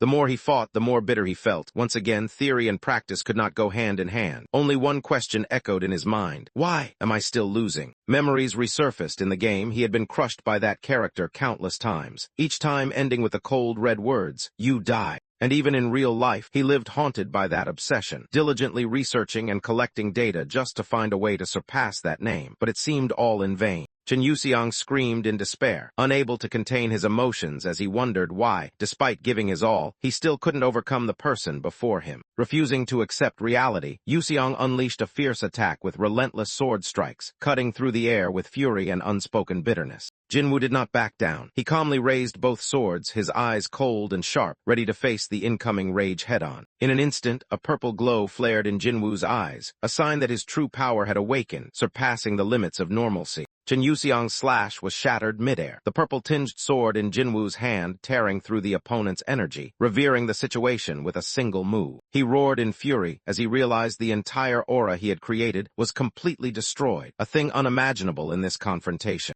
Jinwoo coldly appeared right behind his opponent, his sharp gaze confidently declaring that he had faced countless foes faster and stronger than this one. Not giving his opponent time to react, Jinwoo raised the black sword covered in demonic energy, ready to deliver a powerful finishing blow. The two blades clashed with a terrifying shockwave, the dark purple light exploding as the battle reached its most intense moment. Putting all his strength into the strike, the enemy tried to counter with a heavy overhead blow, but his strained face revealed that despair was gradually taking over. Jinwoo's purple blade pierced straight through the defense, violently colliding with the opponent's sword, causing the entire aura to erupt in sharp light. In the shattered silence, the opponent's sword was knocked from his hand, spinning through the air, while Jinwoo stood firm as if unshaken. Jinwoo looked at the kneeling opponent, coldly declaring victory, then casually admitted he couldn't even remember how many times he had won. The defeated bowed his head, despairingly muttering, "This was the 138th time," then without hesitation begged for it all to end with death. Jinwoo responded only with a calm gaze and a half-smile, as if weighing between pity and contempt. The loser bowed his head, his quiet voice foreshadowing the 139th encounter, a bitter reminder that he still couldn't surpass that opponent. Jinwoo calmly explained the harshness of the Tower of Trials, where even the strongest could fall if careless, and thus tougher warriors were needed more than ever. Without hiding his purpose, Jinwoo extended his hand, affirming that he needed people like the opponent, strong individuals who could survive and fight. When the other looked up in surprise, Jinwoo revealed his limit. He could only copy a skill from one person every 60 days, unveiling the real reason behind the consecutive battles. With a half-smile and sharp gaze, Jinwoo thought to himself, if there was already an ideal target, why bother looking for others? Jinwoo smiled smugly, grasping the opponent's hand as a sign of agreement. In his mind echoed a cold thought, when someone is willing to offer their skill willingly, why seek anyone else? At the moment of the handshake, a ding sound rang out. The level 1 commune skill was officially activated, marking a special bond between the two players. The defeated turned his back and walked away, accepting this loss but unwilling to give up. He left a promise. The next battle would have a completely different outcome. Jinwoo merely smiled faintly and replied, "I'll be waiting." Stepping out of the virtual battlefield, the loser suddenly remembered. He didn't know the real name of his opponent, but when he asked, Jinwoo just glanced coldly and refused. "We're not that close." The answer left the opponent awkwardly replying that he would continue calling him by his username. Jinwoo was startled upon hearing username. His face panicked, silently screaming in his head, Don't say that name." The loser turned and walked away, leaving behind a provocative and strange introduction, "Poopy fart." His voice was cold but tinged with sarcasm, as if seeking revenge for all the humiliation he had just endured. Jinwoo froze on the spot, his face draining of color and despair as he realized that name was his own username. Teresa, the saintly girl beside him, repeated those bizarre words in confusion, while Jinwoo just wanted to disappear immediately. In the dark and gloomy space of the ancient corridor, the name Manhwa echoed, signaling an impending event. A team member appeared confused upon noticing the unusual situation, questioning skeptically since they had already eliminated all the monsters earlier. The mage pulled out a magical screen, confirming a magical reaction coming from ahead, which unsettled him because the group had clearly cleared everything. The screen continuously emitted a red alarm signal. A strange magical force was rushing in at high speed, instantly putting the group on high alert. The sound of footsteps grew louder and more intense. The warriors in front panicked and looked up, fear evident in their eyes as the unidentified threat approached. A thunderous roar erupted as a giant creature emerged from the shadows. Before the team could react, someone screamed in horror. An iron golem was charging straight at them. However, what stunned the group even more was the silhouette of a person riding on the golem's back. From above, a mysterious figure with silver hair and pointed ears appeared, exuding an overwhelming and cold aura. One of the warriors recognized something familiar. He squinted to look more closely at the figure atop the golem and exclaimed in doubt, "Looks like." A mystery was gradually unfolding amidst the ruins before them. A chill spread as the stranger stepped forward, his majestic posture and arrogant demeanor stunning the entire team. The figure before them was a vampire elder. With a polite yet terrifying manner, he bowed, introducing himself as Bellis, and greeted the people facing him. A sinister smile appeared beneath his glowing purple eyes. Bellis claimed to be a bloodline close to the original vampire and the true master of these ruins. Without hiding his caution, the commander immediately drew his sword, questioning the vampire's purpose for daring to appear alone amidst an armed squad. Unfazed, Bellis asserted he had targeted the right leader. He came to make an offer, not a mere challenge. He raised his hand gently, his sharp nails touching the blade pressed against him. His slow words sounded like a declaration of fate. "I give you two choices." Blood began to seep from his fingertips, and the invitation turned into a deadly warning. "Either you follow me without resistance, or..." A drop of blood fell onto the cold ground. At the same time, the system emitted a strange signal. The unidentified skill, Bloodfist, had been activated. Immediately, the blood blossomed like a living creature, twisting and whipping toward those wielding weapons pointed at Bellis, enveloping the area with terrifying pressure. Chenhua screamed, but his body no longer obeyed. The living blood coils swirled around each person, tightening and draining life force in a blazing red light. The blood gathered into a distorted shape, then suddenly crushed those covered in an instant. The sound of breaking bones and shattered flesh echoed amid the extreme horror. Chenhua struggled to stand, bloodied and battered. He gritted his teeth, staring at the dark red entity before him, speaking through clenched words. "I will drag you down to hell." Vampire Bellis arrogantly lifted a coagulated mass of blood. A savage smile painted on his face as he declared he would turn half of them into his snack. Just when the situation seemed hopeless, a strange light emanated from the center of the ruins, releasing a powerful energy that shook the entire space. Teresa, the saintess, knelt before the crystal, beginning to cast a decoding skill, while Jinwoo and the man in black silently observed from behind with tense focus. The level 5 skill, Divine Decryption, was activated. The holy light enveloped Teresa's entire body as she concentrated on decoding the forbidden power of the crystal. Frozen Tear, an SSS item with maximum mana absorption capability, but also carrying fatal risks if not refined properly, was now in their hands, waiting to be unlocked. Jinwoo began absorbing the Frozen Tear and Demon Spirit Marble, feeling the immense magical power spreading throughout his body. Thanks to Teresa's holy power, the absorption speed was surprisingly fast. Teresa smiled with relief as she saw Jinwoo complete the ritual. She inquired about the progress, and Jinwoo responded with satisfaction. Everything was stable enough to pause for now. A sudden system alert sound startled Teresa. A new notification appeared before her eyes, revealing that an emergency event had just been triggered. The system message was clear. The entire assault team had been captured. To rescue them, they must head straight to the deepest room. Teresa was shocked to realize the whole team had been taken hostage. Without hesitation, Teresa stood up with determined eyes. Despite the danger, she was resolved to set out. If she could save even one member of the team, she would not back down. Teresa clenched her fists tightly, trying to suppress the rising unease within, though silent doubts still weighed heavily on her mind. Before her stood the terrifying image of an original vampire, radiating an overwhelming aura that could easily shake anyone's fighting spirit. Surrounded by countless glowing red eyes, Teresa faltered, wondering if she was falling into the very trap the enemy had set, and if all her actions were merely pawns in the enemy's hands. She bowed her head in pain and doubt, admitting that without her comrades by her side, it would be difficult for her alone to face such an overwhelming force, a pureblood original. The thought, "If only I hadn't left the team," quietly gnawed at her faith. Recalling her original ideal when choosing the path of a holy knight to protect more people, Teresa began to question herself. Was that choice right, or had she sacrificed too much for a wrong path?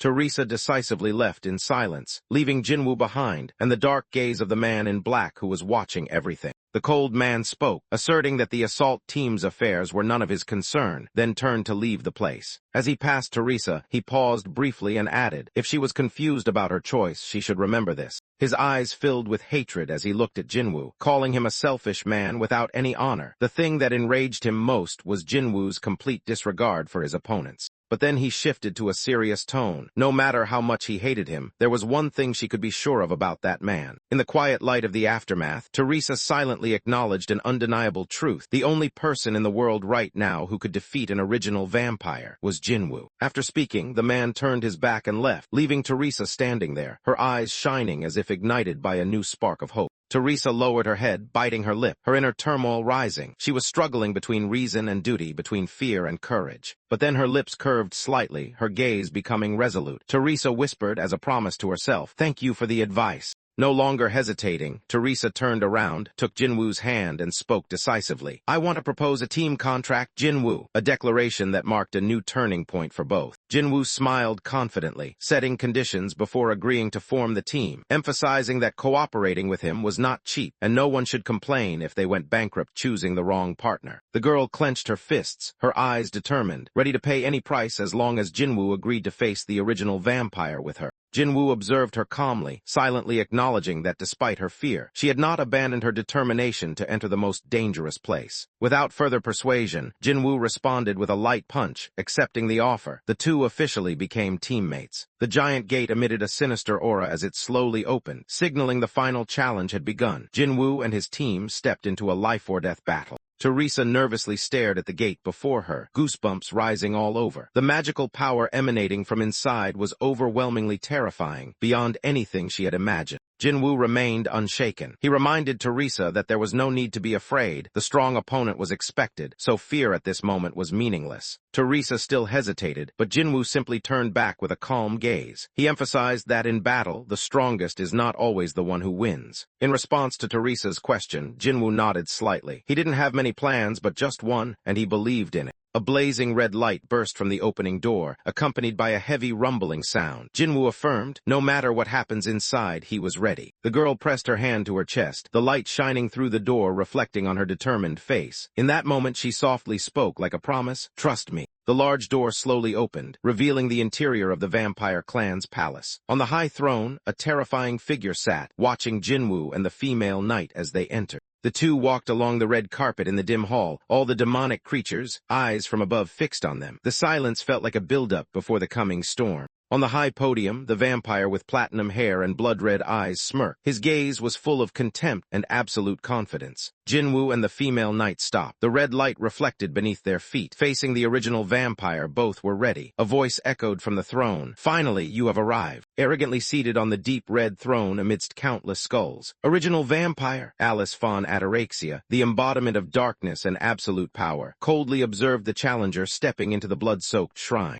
Her glowing red eyes showed weariness as Alice spoke indifferently, as if waiting for someone daring to invade her domain was nothing but a meaningless amusement. Jinwoo faced the reigning terror without fear, directly asking about the safety of the captives, his eyes cold but full of killing intent. Alice did not answer directly but snapped her fingers, unleashing a cruel spectacle, full of challenge and absolute confidence in her control. With a sound from the system, the spatial barrier was removed, and dozens of hostages suddenly appeared in the blazing red light, confirming Alice truly held the entire game in her hands. Jinwoo activated his observation skill, his eyes flashing golden sparks as he noticed something unusual among the captives. Among the hostages, Jinwoo immediately recognized a familiar figure, Park Hajin, a member of the Black Crow Guild, now looking miserable and exhausted. Jinwoo's gaze turned sharp. He suspected Hajin was the one who awakened the Guardians, indirectly pushing everyone into this predicament. Alice von Ataraxia began revealing the real reason Jinwoo was brought here, the scent from his body, something she sensed from afar. A seductive smile appeared on the vampire's lips as she said Jinwoo's scent was so sweet it surpassed any experience she had before. Alice slowly raised her hand to her lips, her eyes gleaming with desire, revealing the true reason she was interested in Jinwoo, the scent of his blood. With glowing red eyes and a sinister smile, the vampire admitted a shocking truth. Jinwoo's sweet blood scent was far superior to any human she had ever met. Jinwoo was stunned by that unexpected confession. No creature had ever sensed that from him, something that made him both cautious and suspicious. Seeing Jinwoo's awkwardness, Alice chuckled softly and teased him. Jinwoo immediately retorted, clearly pointing out that a vampire craving his blood was something anyone would find confusing. Alice turned her back, both reassuring and arrogantly declaring that she liked to savor everything slowly. And to put Jinwoo at ease, she promised to let him live at least another 60 years. But Jinwoo was not one to yield easily. He cut in, sarcastically saying her offer was like turning him into a premium juice box to be served for life. Immediately, a sharp magical force tore through the air, slicing across Jinwoo's neck in an instant. A warning strike straight from the throne. Black smoke rose from the cracked ground, while Jinwoo calmly stood there, his cold gaze meeting the threat just unleashed. Alice raised her hand to command, her cold and oppressive voice echoing throughout the palace, declaring bluntly that Jinwoo had no choice in this situation. Blood spurted and the ground cracked beneath Jinwoo's feet. The recent attack had nearly struck a vital spot. His gaze remained icy, but a murderous aura had begun to seep out. On the skull throne, Alice sprang to her feet, her crimson eyes gleaming with possessiveness. Her declaration was cold and absolute. Jinwoo had no choice in this matter. The crack in the floor continued to spread, black smoke rising, as if reacting to the surging tension. An inevitable confrontation was drawing near. Hana hurriedly asked Jinwoo if he was all right, but he only bowed his head slightly, responding calmly. Even after being threatened and attacked, Jinwoo's eyes showed no wavering, as if everything was still under his control. Jinwoo bowed his head, breathing heavily after the sudden attack, but his eyes retained a defiant look. He acknowledged his opponent's ferocity, but that didn't mean he would back down. Before Alice could react, Jinwoo suddenly knelt, speaking cryptically that he would offer something even sweeter than his own blood, leaving Teresa stunned and unsure of his intentions. Alice's crimson eyes sparkled with delight. Jinwoo's words piqued the ancient vampire's curiosity. What could possibly be sweeter than blood? With the pride of one who stands above all, Alice asserted that nothing could compare to delicious blood, dismissing all temptations with an utterly cold tone. However, Jinwoo did not back down, a smirk appearing as he countered. Was Alice truly certain she would refuse, if what he offered was freedom? From the depths of consciousness, glowing chains symbolizing imprisonment appeared, and Jinwoo's words, "Your freedom," shook the Countess, making her lose her composure for the first time in their conversation. Jinwoo's mention of freedom was like fuel to the fire, enraging the vampires. Each one roared, drew their weapons, and charged as if the ultimate insult had been committed. Just as the situation spiraled out of control, a slight gesture from Alice von Ataraxia made them all freeze instantly. The Countess's command was absolute. Alice's eyes blazed in the darkness, her voice echoing with the scent of death. Anyone who dared utter such words would be held fully accountable. Jinwoo did not falter. Bowing resolutely, he stated clearly, if he could not bear the consequences, he would never have come here. Alice narrowed her eyes, lips curling in intrigue. She agreed coldly but with a hint of meaning. Then go on. Jinwoo raised his head amid the red smoke, officially declaring his true identity, Kang Jinhyuk, as a signal of what was about to unfold. He raised a purple crystal to cover half his face, proclaiming himself the representative of the dark faction within the tower, causing all eyes around to pause. Without hesitation, Jinwoo declared he would free Alice from the shackles of this place, his vow coinciding with a decisive snap of his fingers that shook the atmosphere. The scene revealed one who had once betrayed humanity, who had willingly offered himself to darkness, becoming a true, demonic one. The demonic ones, those who, for money, hatred, or personal beliefs, revealed themselves as forces obstructing players climbing the tower, spreading chaos throughout the journey. Alice tilted her head in thought, her eyes showing curiosity at the mention of them, those she had heard of before. But what interested her more was Jinwoo's implicit confirmation. Was he claiming to be one of them? Without hesitation, Jinwoo calmly revealed that he had contacted an entity from the temple on the 27th floor. That was the source who showed him how to track Alice here. It was that very temple that revealed Alice's presence, and even provided detailed instructions on how to break through the barrier surrounding the ruins, a place no one had crossed in over a decade. From behind, Teresa stared at Jinwoo in shock. Countless questions raced through her mind. What was happening? Why had Kang Jinhyuk suddenly taken on the role of the fallen one? In the distant rows, the robed followers whispered, their faces paling at Jinwoo's mention of the temple. For them, that name alone was enough to shake their faith. Alice finally nodded in acknowledgement. If Jinwoo knew about the temple, then his words were surely not fabricated. Standing on the highest step, she began to waver. Jinwoo raised his head, his gaze calm yet resolute. He asked directly, did she believe in what he was about to do? Without hesitation, Alice ascended into the air, bright red vampire blood flooding the great hall. She emphasized that the title demonic was irrelevant. Anyone could boldly promise the impossible. The eerie blood streams writhed chaotically and began to transform. Alice candidly admitted she trusted no one. A series of long, sharp blood spears appeared behind Alice, forming a wall of deadly intent. She spoke coldly. She could not trust someone who only wielded smooth words. With a single word, "Die," issued the execution order without hesitation. The blood spears all plunged downward simultaneously, creating a deadly rain of blood that engulfed the entire hall. Jinwoo stood still, unguarded, seemingly accepting death. But at that moment, Teresa rushed forward, raising a holy shield to protect him. The system immediately responded. LV-5 Divine Reinforcement has been activated. A divine defense layer was deployed in an instant. The shield shone brilliantly, exploding into a dazzling golden pillar that blocked all of Alice's devastating attacks in a tremendous blast. The sharp blood spears rained down like deadly hail, clashing against the holy shield with a piercing sound, sparks and fierce flames erupting in the air.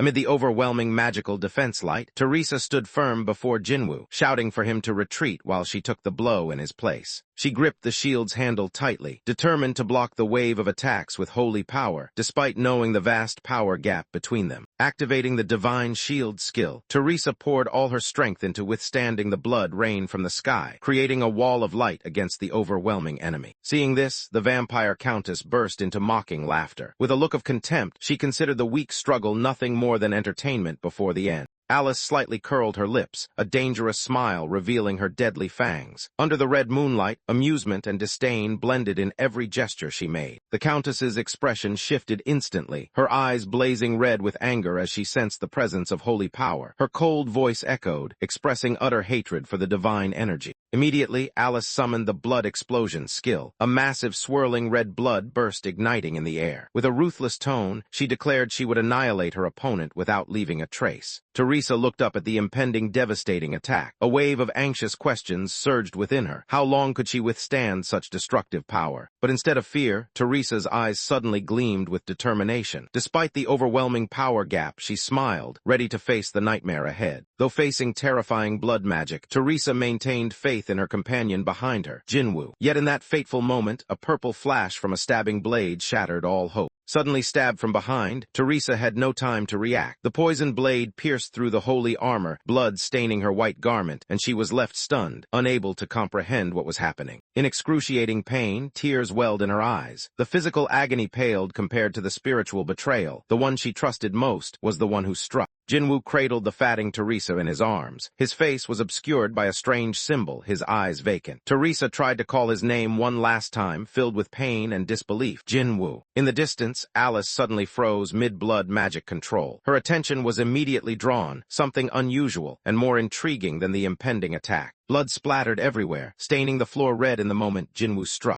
Jinwoo stood coldly beside the collapsing Teresa, his eyes vacant, voice full of challenge as he faced the Countess. "If I prove I'm not just bluffing, will you believe me?" On the skull throne, Alice laughed with delight at the ruthless betrayal. She shrugged as if watching a show and demanded more proof, blood and destruction. Though dying, Teresa tried to grasp Jinwoo's pant leg, calling his name weakly, still unable to believe the truth that had just occurred. In pain, she repeated the promise. Jinwoo had said he would help her save the strike team. With blurred eyes, Teresa forced herself up with her last bit of strength. Jinwoo remained motionless, not looking back. Teresa struggled to keep her composure, choking out the question, "Was this your plan from the start?" Without a word, Jinwoo raised the blood-stained blade, preparing for a second stab. The purple glow from his mask made him look stranger than ever. The blade pierced forcefully into the shield, the symbol of Teresa's faith and defense, now shattered, bloodied, and useless. Jinwoo's face gradually became clear in the red light, the gap symbol on his face seeming to crack. Bloodstains and his cold expression showed he was no longer the companion she once knew. Alice smiled faintly, her lips curling into a suppressed laugh. To her, this was the perfect moment, a human completely tainted. Alice laughed with delight, impressed by Jinwoo's action, a human daring to betray his comrades right before her eyes. Before Alice, Jinwoo calmly stepped forward, holding out a small glowing red object, a high-level magic being activated. The ring named Braham's Ring gleamed. Jinwoo revealed the plan to seal Alice's soul into this item to bypass the ruined seal. Alice stopped, raising an eyebrow in surprise at the idea of soul sealing, a method she had never heard of before. Deep inside, Jinwoo recalled why he had kept level 1 since entering the Tower of Trials, to prepare for this moment. An image of Jinwoo appeared in memory, fiery eyes, never leveling up after countless battles, maintaining a low level to serve the ultimate purpose. Jinwoo activated a rare level 7 skill, Soul Transfer, a skill only usable at level 1. The brutal battle in the Tower of Trials appeared, Jinwoo running past monsters without killing them to avoid gaining experience points. Jinwoo knelt, placing his hand on the ground, beginning to cast the Soul Transfer magic matrix with all his concentrated power. The system confirmed, Kang Jin-hyuk met the level requirement, level 1. The magic was officially permitted to activate. The level 7 spell, Soul Transfer, was officially activated, magical light spreading throughout the space, marking the start of the Soul Transfer ritual. The magic circle shone brightly beneath Jinwoo, a powerful energy vortex surrounding him as the system warned of conditions. Only one soul can be transferred, cooldown is 365 days, and the target's consent is required. Jinwoo extended his hand, sternly warning Alice that the magic circle would disappear permanently after 1 minute. The opportunity came only once. The decision was hers. Alice stared intently at Jinwoo, faced with a life-or-death choice. In her crimson eyes, hesitation and caution began to rise. In the distance, the vampire clan watchers were astonished at how Jinwoo used magic. They had never considered exploiting skills in that way. Alice secretly sent a mental command to her attendant Bellis. Though interested in the offer, she remained cautious. I cannot fully trust him. Alice did not fully trust Jinwoo, but maintained a calm exterior. She ordered Bellis to be ready to act if any sign of betrayal appeared, to eliminate him and destroy the seal immediately. Despite hesitation before an unprecedented magic, Alice admitted she had been imprisoned too long. With a backup plan ready, she decided this was the only chance after over 1,000 years of exile.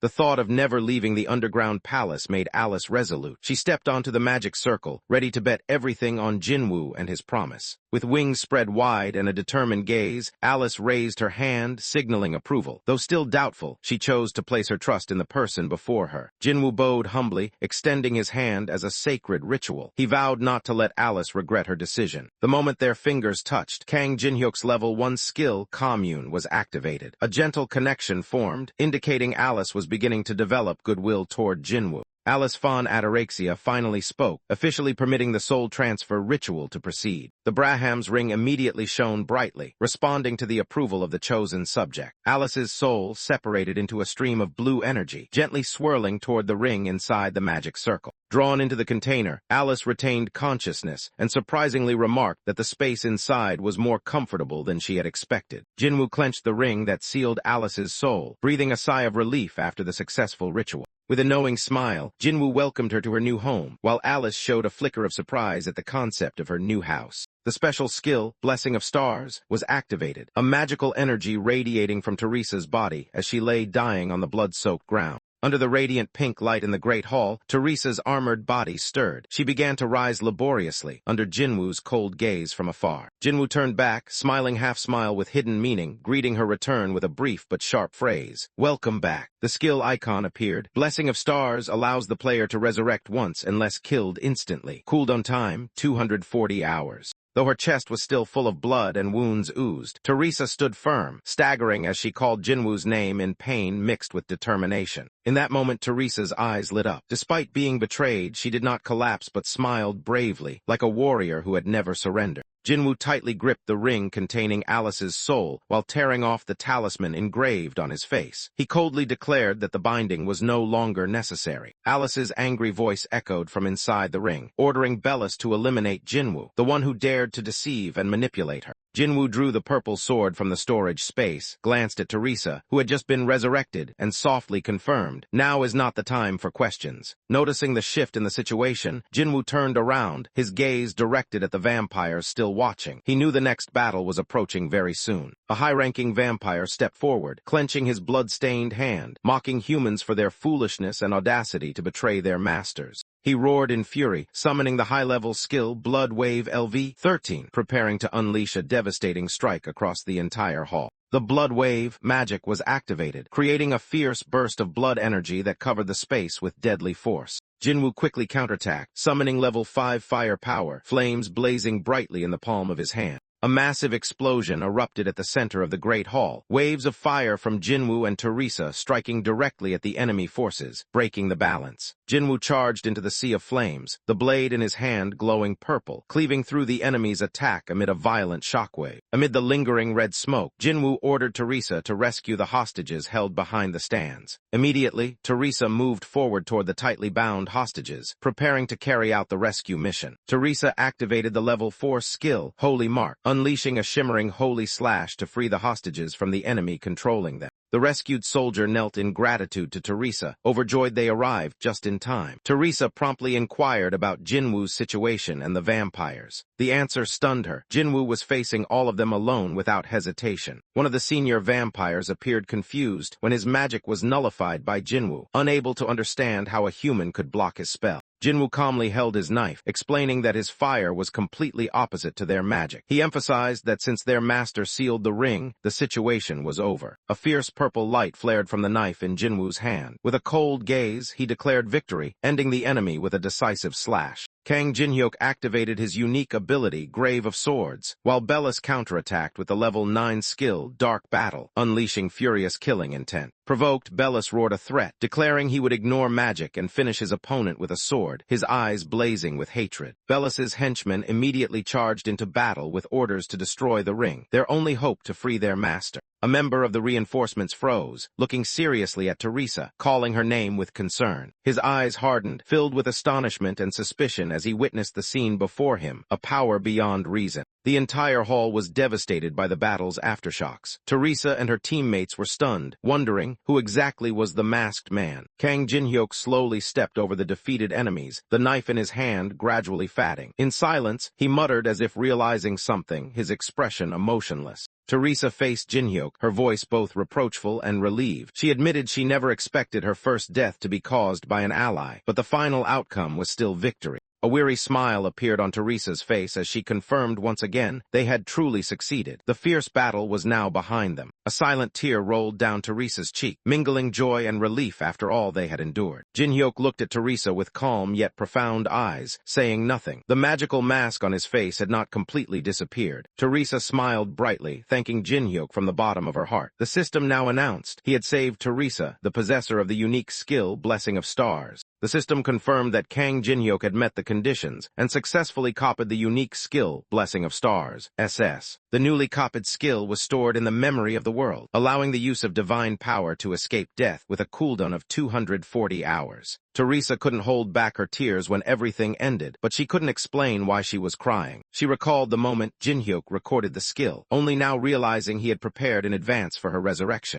Jinhyuk casually avoided emotions, using the excuse of not saying, "Glad you're alive," which made Teresa furious. He changed the subject, pulling back the curtain to reveal the holy relics inside the room, suggesting they gather the spoils and leave. At that moment, Song Chenhua appeared, claiming to be the captain of the assault team and declaring all items belonged to Guild Balhi. Jinhyuk turned coldly, emphasizing that he had just saved their lives, yet they dared to demand a share of the rewards. Chenhua tried to negotiate by offering to exchange the relics for cash or other items, hoping to avoid direct conflict. Kang Jinhyuk coldly observed him, wondering how such a complete failure could be so confident. Without revealing his intentions, Jinhyuk suddenly conceded, saying that if Chenhua really wanted, he could take those items. When Chenhua gleefully confirmed, Jinhyuk turned coldly to warn, "But don't regret what will happen afterward." Chenhua was stunned by the cryptic remark, unable to fully grasp the trouble he had just brought upon himself. A fragment of Merlin's staff appeared, a rare material but harboring an undisclosed danger. Despite the team having been taken hostage, Chenhua schemed to obtain the treasure to regain his lost reputation.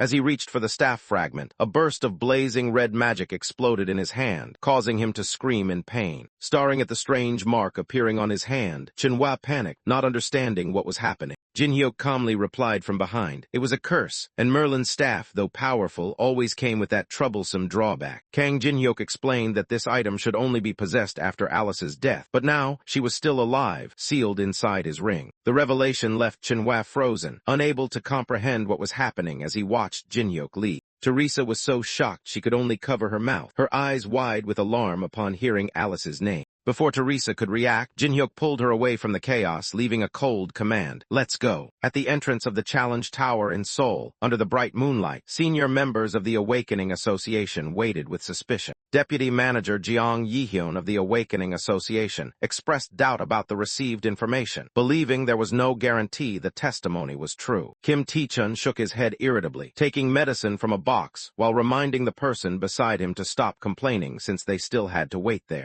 Introducing himself as the head of the Awakening Association, Kim Tae-chun asserted they needed to stay to verify whether the information was accurate. Jeong Yi-hyun reiterated experts' opinions that clearing the ruins would take at least 3 weeks, implying skepticism about the source's reliability. A mysterious man in a black cloak claimed the ruins would soon be cleared, making Kim Tae-chun more puzzled since the man was not from Guild Balhi, but strangely reassured him. Just as Kim Tae-chun lit a cigarette, a piercing sound rang out, signaling that something had just happened. Before everyone, a system announcement appeared. The corridor of the corrupt ruins had been cleared, leaving Kim Tae-chun stunned enough to drop his cigarette. A fierce blue light tore through the space as the exit gate from the ruins was activated. Reporters surged forward, eagerly snapping photos, waiting for survivors to return from the corridor of the corrupt. Leading the group were members of Guild Balhi. Under the dense flash of cameras, they maintained resolute expressions, except for a few who looked tired, silently enduring the public's scrutinizing gaze. A flood of questions poured in from the media. They cheered the victory and demanded a detailed explanation of how Balhi cleared the first floor of the ruins. When asked about the best performer in the raid, the crowd began to whisper. All eyes turned to the leader, who was gradually stepping into the light with an unexpected appearance. Manhwa, leader of Guild Balhi, appeared with a strangely smooth face. No hair, no eyebrows, no eyelashes. Around him, people whispered with a mix of sympathy and astonishment. A bald reporter was moved to tears upon seeing Manhwa. No one knew if he was emotional because of the achievement or because he had found someone who shared his plight. Faced with the chaotic scene, Kim Tae-chun and Jeong Yi-hyun were bewildered seeing the group return in such a miserable state. The crowd began to murmur and speculate. Teresa stepped forward, smiling calmly amid the flashing lights. She unexpectedly denied Captain Manhwa's credit, leaving everyone stunned. When asked if Guild Zion was the successful party, a strange voice firmly denied it. From the shadows, someone stepped out with a confident stride. Teresa pointed at Jinwoo, openly declaring that he was the one who single-handedly completed the entire ruins, leaving the entire hall in shock. Before everyone's astonished eyes, Jinwoo remained silent, turning his back to them as if indifferent to the praise or gossip erupting around him. Jeong Yi-hyun turned to quietly ask Kim Tae-chun about reporting the situation to the association. The man just smiled, agreeing without hesitation. Everything had clearly exceeded expectations. Another surviving team member, head bandaged, gritted his teeth admitting, without the masked player, the whole team might have died in the ruins. In silence, the survivors quietly withdrew from the media spotlight. Though they said nothing more, everyone understood the true game changer was not them. A peaceful morning gradually revealed itself after last night's storm of news. Sunlight slipped through the skyscrapers, signaling a new day beginning in a world just shaken by one person. On social media, the biggest headline was everywhere. Who is the masked player? A mystery stirring the global awakened community.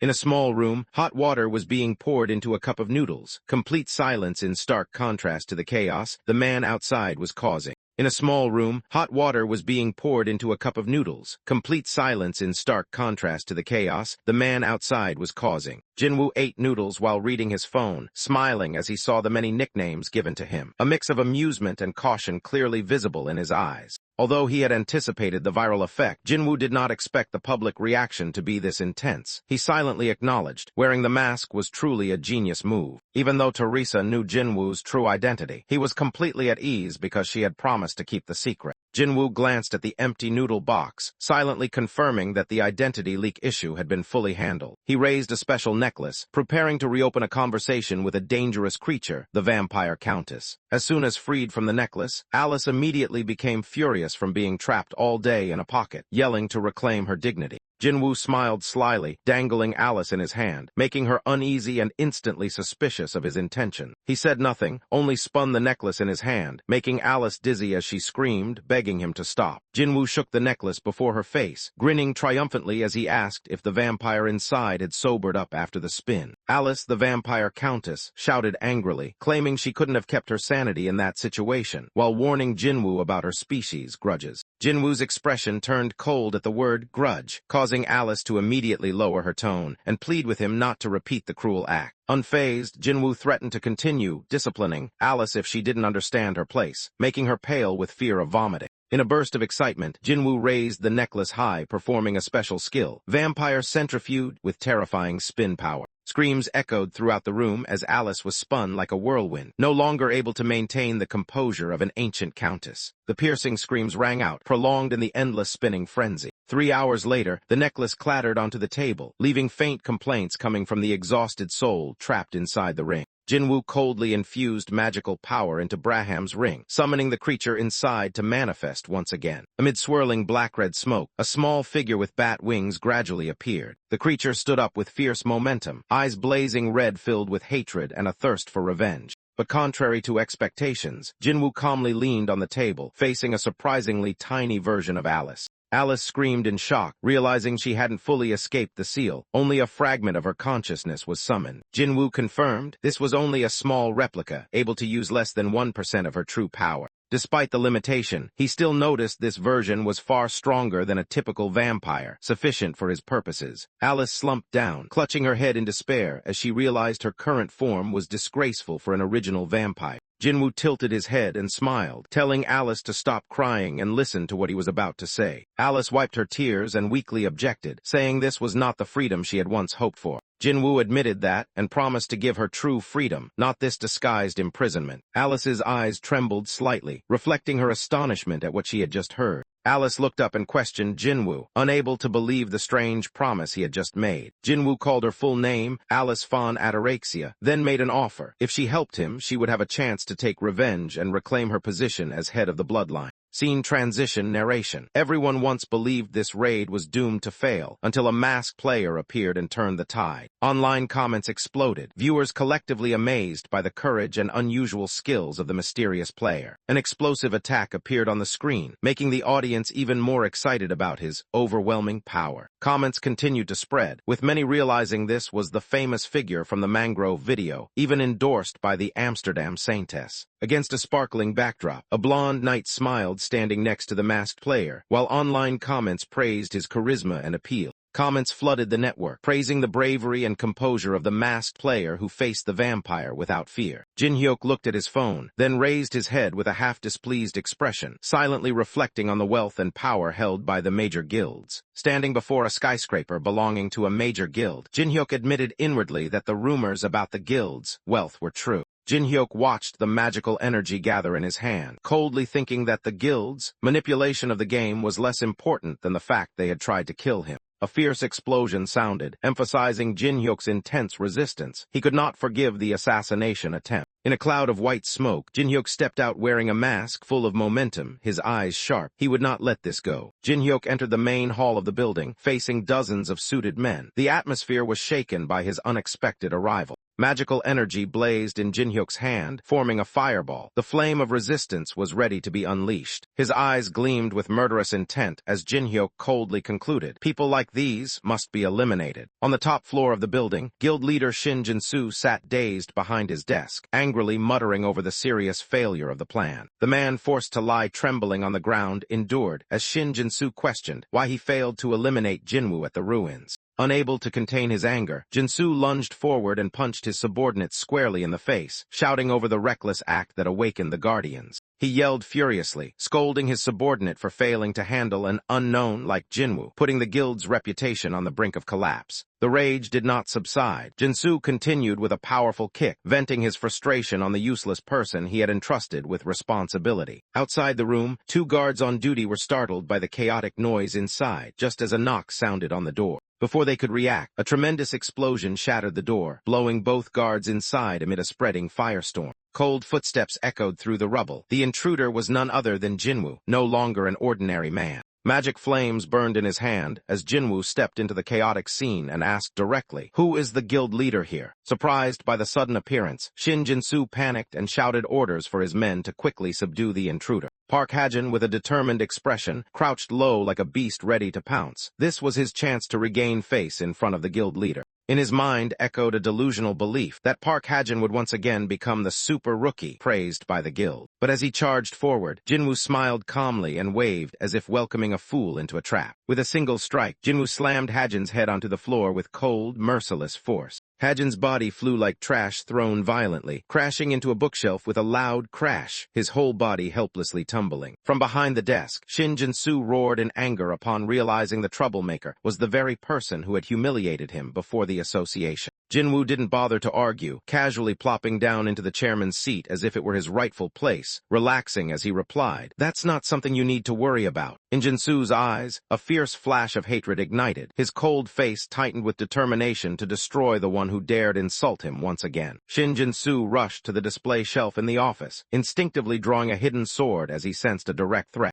Without hesitation, he activated the level 5 skill, Fleeting Sword, a super-fast attack that had caused many opponents to fall before they even realized what was happening. He dashed past the table like a lightning bolt, the sword sheath dropping to the floor with a chilling sound, his eyes locked on the only target in the room, Jinwoo. In Shin Jin-soo's mind, his sword was faster than sound. Moreover, he couldn't accept that Jinwoo casually turned away as if he didn't even see him. The blade swung down like lightning. Shin roared in anger. "Then you should die," as if this was an unavoidable finishing blow. But just as the blade seemed to hit its target, a shattering sound rang out. A small go stone stopped the fatal slash, leaving Shin Jin-soo stunned, unable to believe his eyes. Jinwoo just smiled, not even standing up. Jinwoo casually reached into the go board tray, picked a white stone, and cryptically remarked that this place coincidentally had something very handy to throw. Without hesitation, Jinwoo decisively slammed the stone onto the table, creating a challenging slam sound in the devastated room. With sharp eyes and a half-smile, Jinwoo looked straight at Shin Jin-soo, emphasizing each word. "Want to try again, Shin Jin-soo?"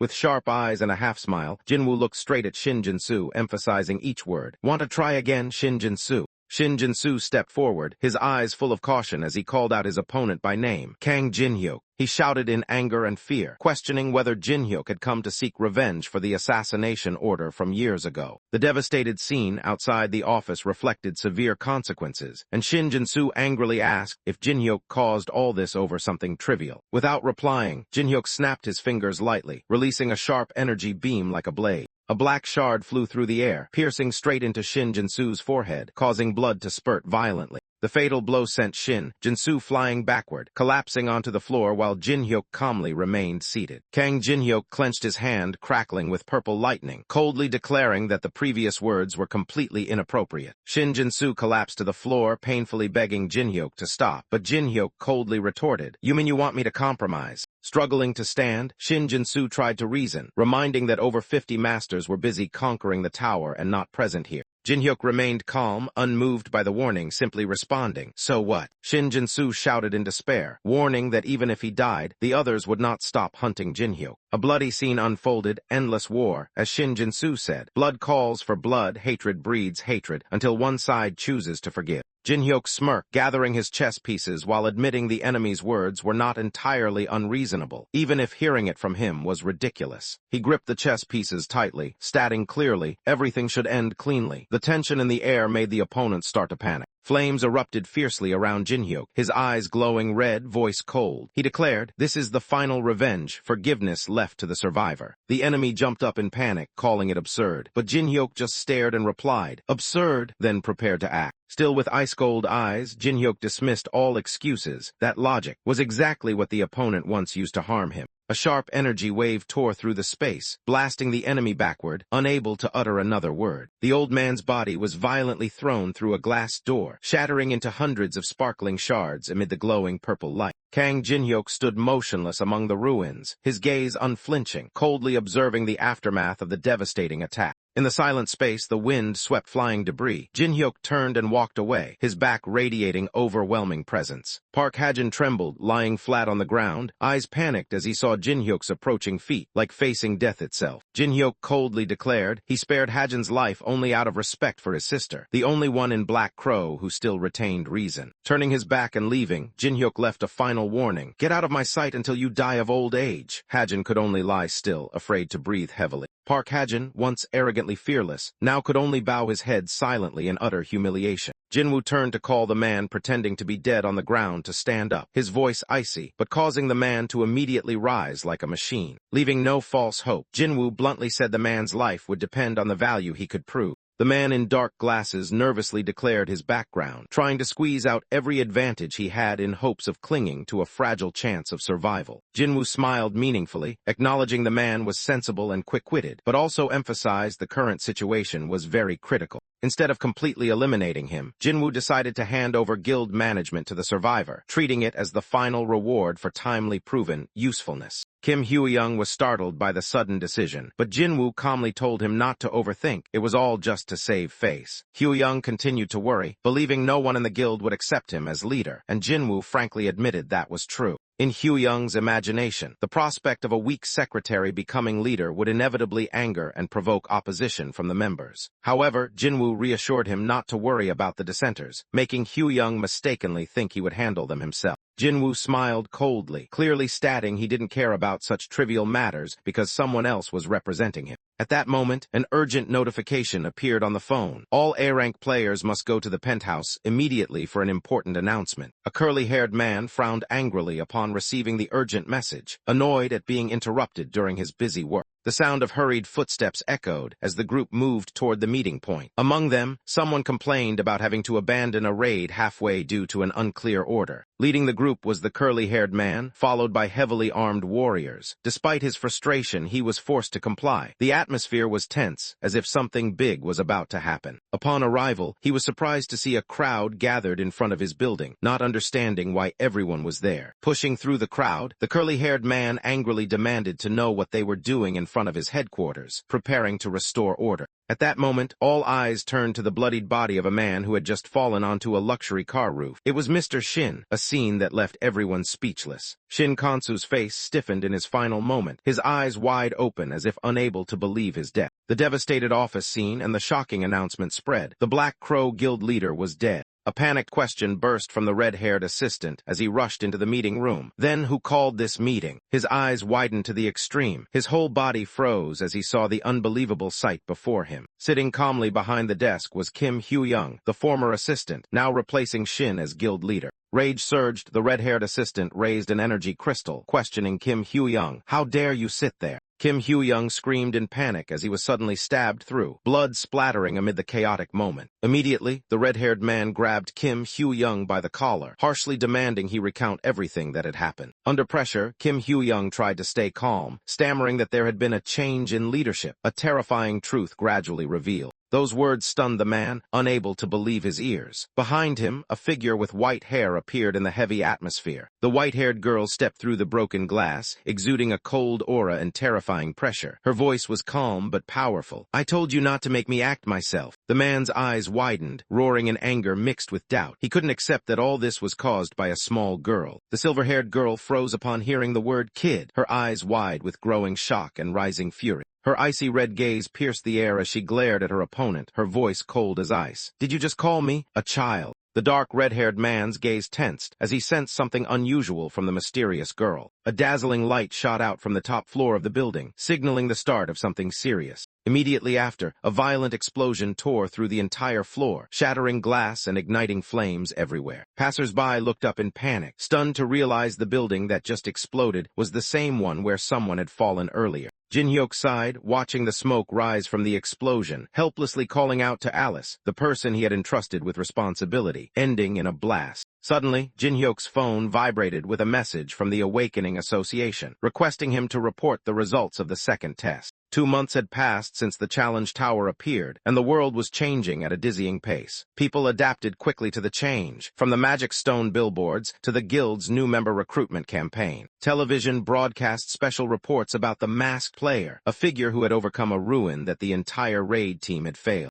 Only 2 people knew the true identity of the masked player. One of them was Uncle Kim, the Porter team leader, who had agreed to keep the secret. Teresa, the pure and resilient female knight, had also promised to keep Jin-hyuk's true identity confidential. Jin-hyuk decided to split his roles, a masked figure in the shadows and an ordinary person in the light. The Awakening Association building appeared, where the fate of the awakened was decided. Jin-hyuk walked through the bustling crowd, silently confirming all conditions had been met. The light from the slightly open door was no longer a barrier, but a path nothing could stop him from taking. With fiery determination in his eyes, Jin-hyuk stepped forward with a cold smile. It was time to take everything into his own hands. The Awakening Association shone brightly under the sunset, signaling a new chapter about to open in the changing world. Kang Jin-hyuk held in his hand the official Awakening certificate, a surprisingly simple electronic card bearing the rank F inscription. He observed the card calmly when suddenly he was called from behind. A familiar voice rang out. Jin-hyuk smiled as he saw Yeonwoo and Taemin approaching through the crowd, both looking happier and more confident than before.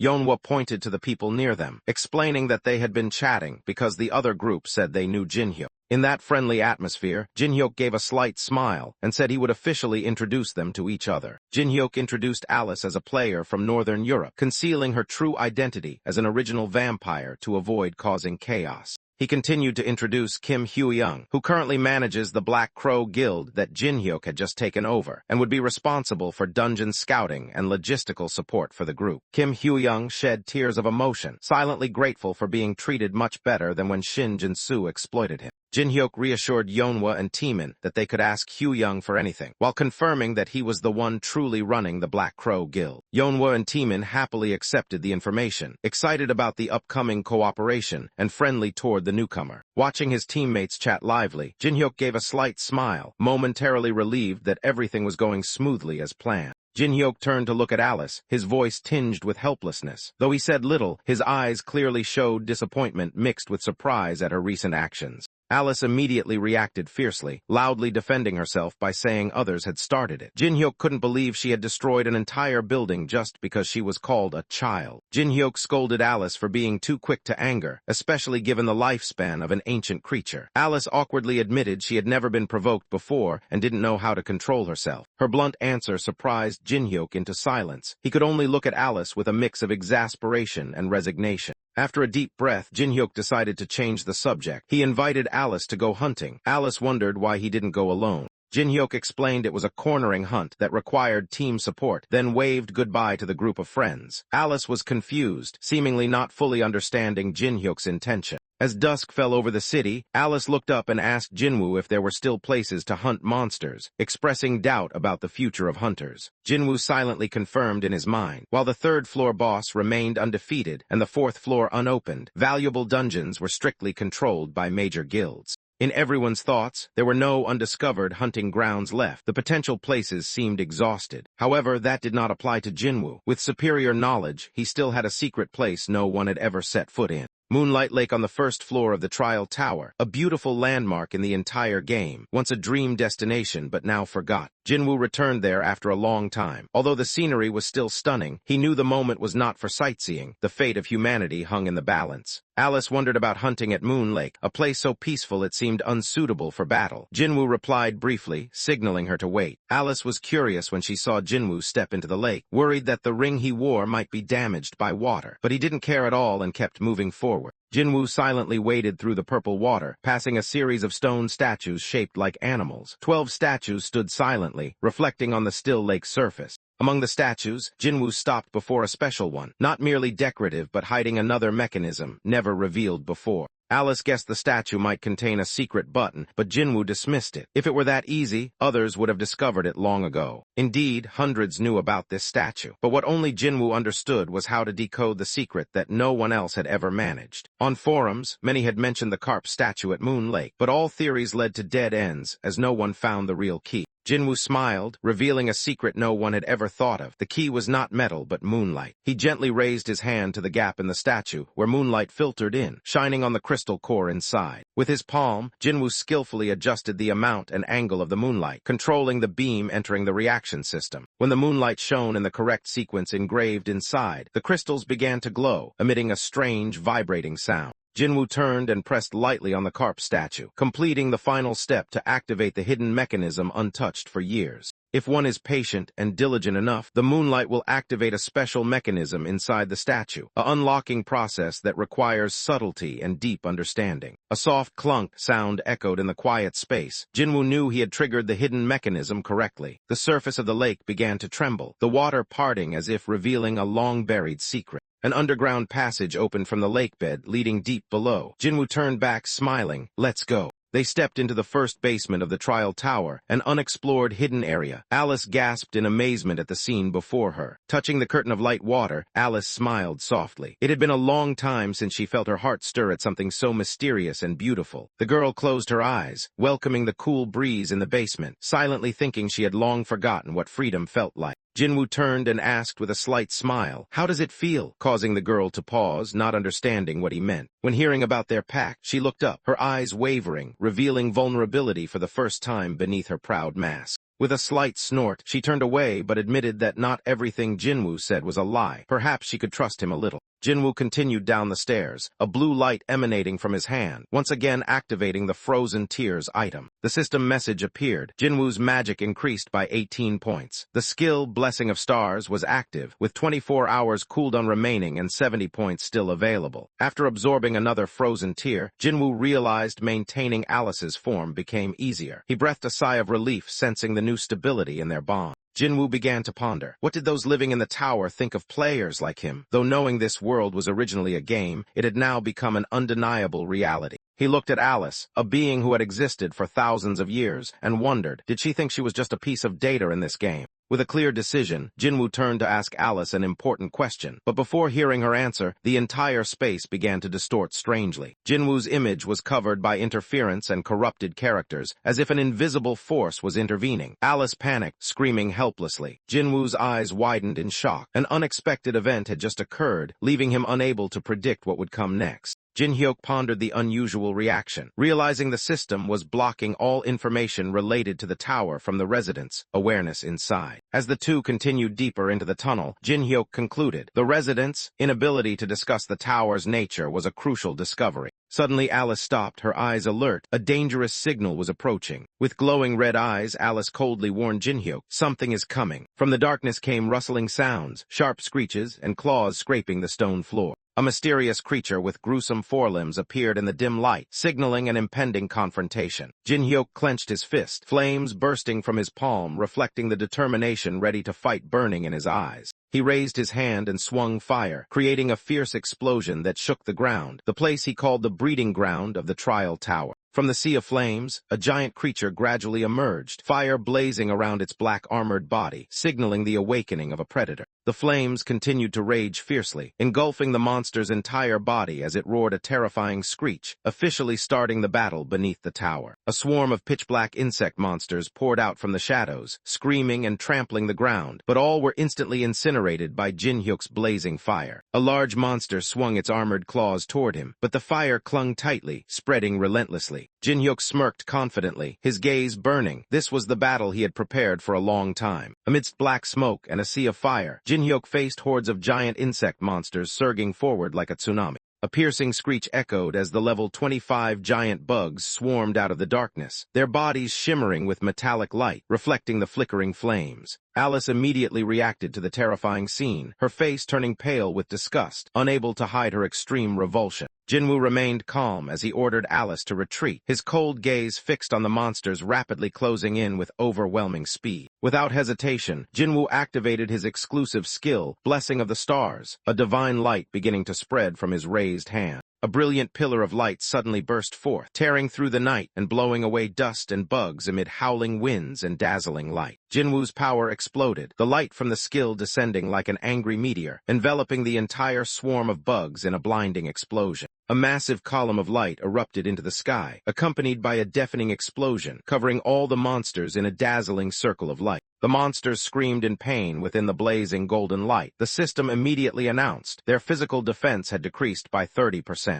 Jinwoo turned back and calmly ordered Alice, "Alice, show me your strength," she angrily protested, unwilling to face those disgusting creatures. With a sly smile, Jinwoo spun magical light on his finger and teased, "Which noble are you talking about?" Infuriated to the extreme, Alice was forced to charge down and shout in frustration, "Fine, I'll do it. Happy now?" At the same time, she activated the blood bind skill at an unknown level. Deep red blood strands shot up from the ground, tightly wrapping around the giant bug's limbs, locking all movement instantly. Masses of red blood surged into the air, manipulated by Alice's blood-bind magic, forming a damaging rain ready to fall upon the enemies. Jinwoo smiled coldly, drew his sword, and whispered a single word, "Perfect." The gap skill was activated, leveling the power difference. When the gap stat was applied, Jinwoo reduced the power gap with the monsters by 33 levels, unlocking the true power that had been suppressed since level 1. Within the murky red blood, Jinwoo performed a continuous slash. His sword flashed like lightning, cutting down each monster while the system sounded repeatedly, "You have leveled up." Sweat dripped from Jinwoo's dark purple sword. He breathed lightly, admitting that having to restrain himself for so long had made his mind tense to the point of suffocation. Amid the dark swarm, Jinwoo activated his ultimate skill, Grave of Swords. From the center of the purple light, deadly power began to explode, ready to crush everything.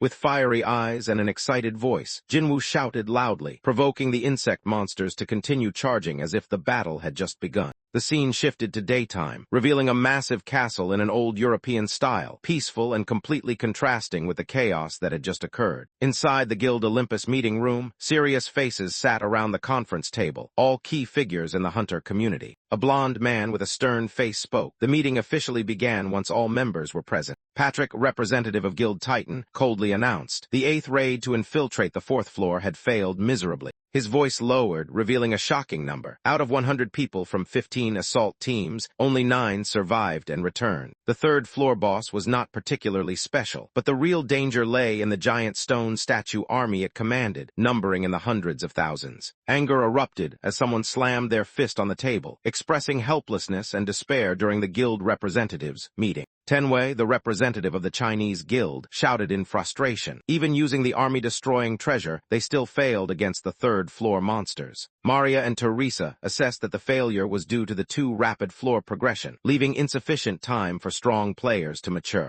Baek Jinho, captain of the Dangun Guild raid team, agreed and lamented the lack of players above level 15 to turn the tide. With a sharp gaze, Baek Jinho criticized the Chinese guild. The monopoly on the dungeon to seize magical crystals had led to today's tragedy. Baek Jinho frowned and rebutted, unable to remain silent before Tenwei's accusation, while the latter growled, questioning if he was wrong. The argument erupted as both stood up, shouting at each other, Baek Jinho angry at being falsely accused, and Tenwei refusing to accept unproven excuses. Patrick, the representative of Guild Titan, finally spoke up to cut off the dispute, requesting a stop as this was not the time to blame each other. From an overview of the meeting room, Patrick emphasized the true purpose of the gathering, to resolve the current issue instead of drowning in conflict. Baek Jinho glanced at Maria suspiciously, directly asking if she had any concrete plans, while Maria remained calm, arms crossed in thought. Patrick lowered his voice, revealing a shocking truth. Last night he was approached by the demonic ones, who offered assistance in exchange for a deal. Baek Jinho, Maria, and Tenwei were all stunned, their eyes showing extreme surprise at the unexpected proposal just presented. Those words hit like a shock. They were outraged at the idea of allying with internationally wanted criminals, even seeing it as an unforgivable insult. Teresa silently stood on the sidelines of the debate, her heart heavy with thought as she witnessed the harsh reactions of the representatives. She clearly understood the reason behind their anger. The guilds now wielded influence surpassing governments. With a resolute stance, Teresa thought to herself, if they have such power, the guilds must prove their ideals are right. Every word and action must be flawless. While the atmosphere remained tense, the chandelier above suddenly flashed, signaling an unexpected presence about to appear.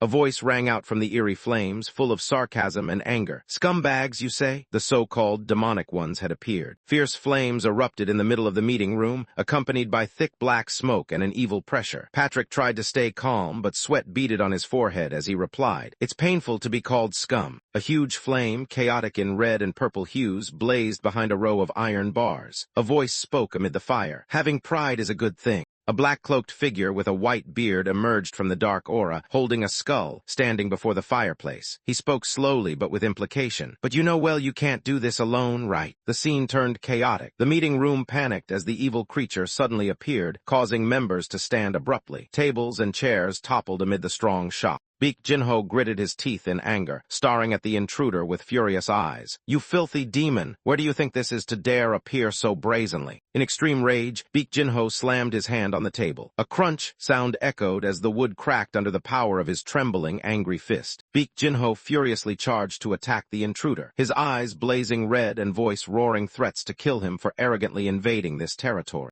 Just as the table flew toward the cloaked figure, Tenwei quickly drew his weapon, body ready to react as if awaiting this moment for a long time. In a flash, Tenwei swung his sword, cleaving the flying table in two, silently agreeing with Jinho. At least this time they shared the same enemy. The demonic one calmly stood amid the chaos, smirking. He asserted they were too hot-headed, but perhaps they would change their minds if they heard the cooperation terms. He raised his head, eyes flashing beneath his hood. With a confident tone, he proposed an alliance, affirming his faction had enough strength to defeat the third-floor boss. Beak Jinho roared in fury. In his view, even if all the demonic ones gathered, their number wouldn't reach 100. How could such a small group destroy an entire army of giant statues? The black-cloaked figure casually suggested a terrifying solution, creating his own army by summoning from the dead. He began to channel power, dark magic swirling around him with a fierce roar shaking the entire room. The special skill, Shadow Gravekeeper, was activated. The blond man was shocked as he witnessed strange movements outside the window.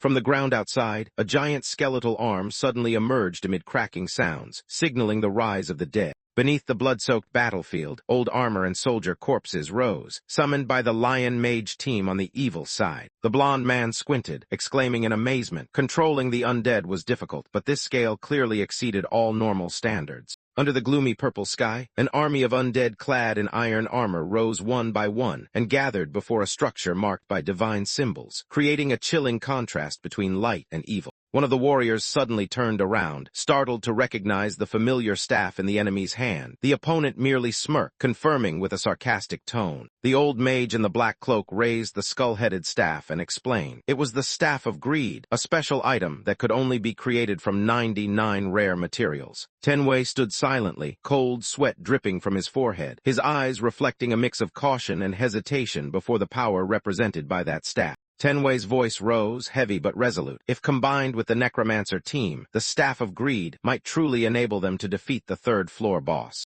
The red-haired girl screamed in horror, unable to believe her ears when she heard Tenwei tacitly agree with the demons. For her, they were still cruel demonic ones. Jinho approached the masked man, coldly admitting, by normal logic, he should have been torn apart on the spot. But instead of acting on emotion, Jinho thought carefully. If this matter remained secret, the deal might be worth trying. Maria objected loudly, disappointed to see Jinho leaning toward cooperating with the enemy. But Jinho responded only with reason. They had no other choice. Confusion exploded within Maria. She couldn't believe everyone was seriously considering cooperating with such evil beings. In an emotional memory, Maria recalled Jinhyo. If he were here, things wouldn't have spiraled so far off course. Torn between reason and morality, Maria was bewildered by the arguments echoing around her. In her mind, only one question remained. What should I do now? Amid the crisis, a sudden notification appeared before Maria's eyes. A call from Kang Jinhyo, the person she longed for most at this moment. A bell rang, signaling an off-system video call. Maria stared at the glowing interface, her eyes shining with surprise.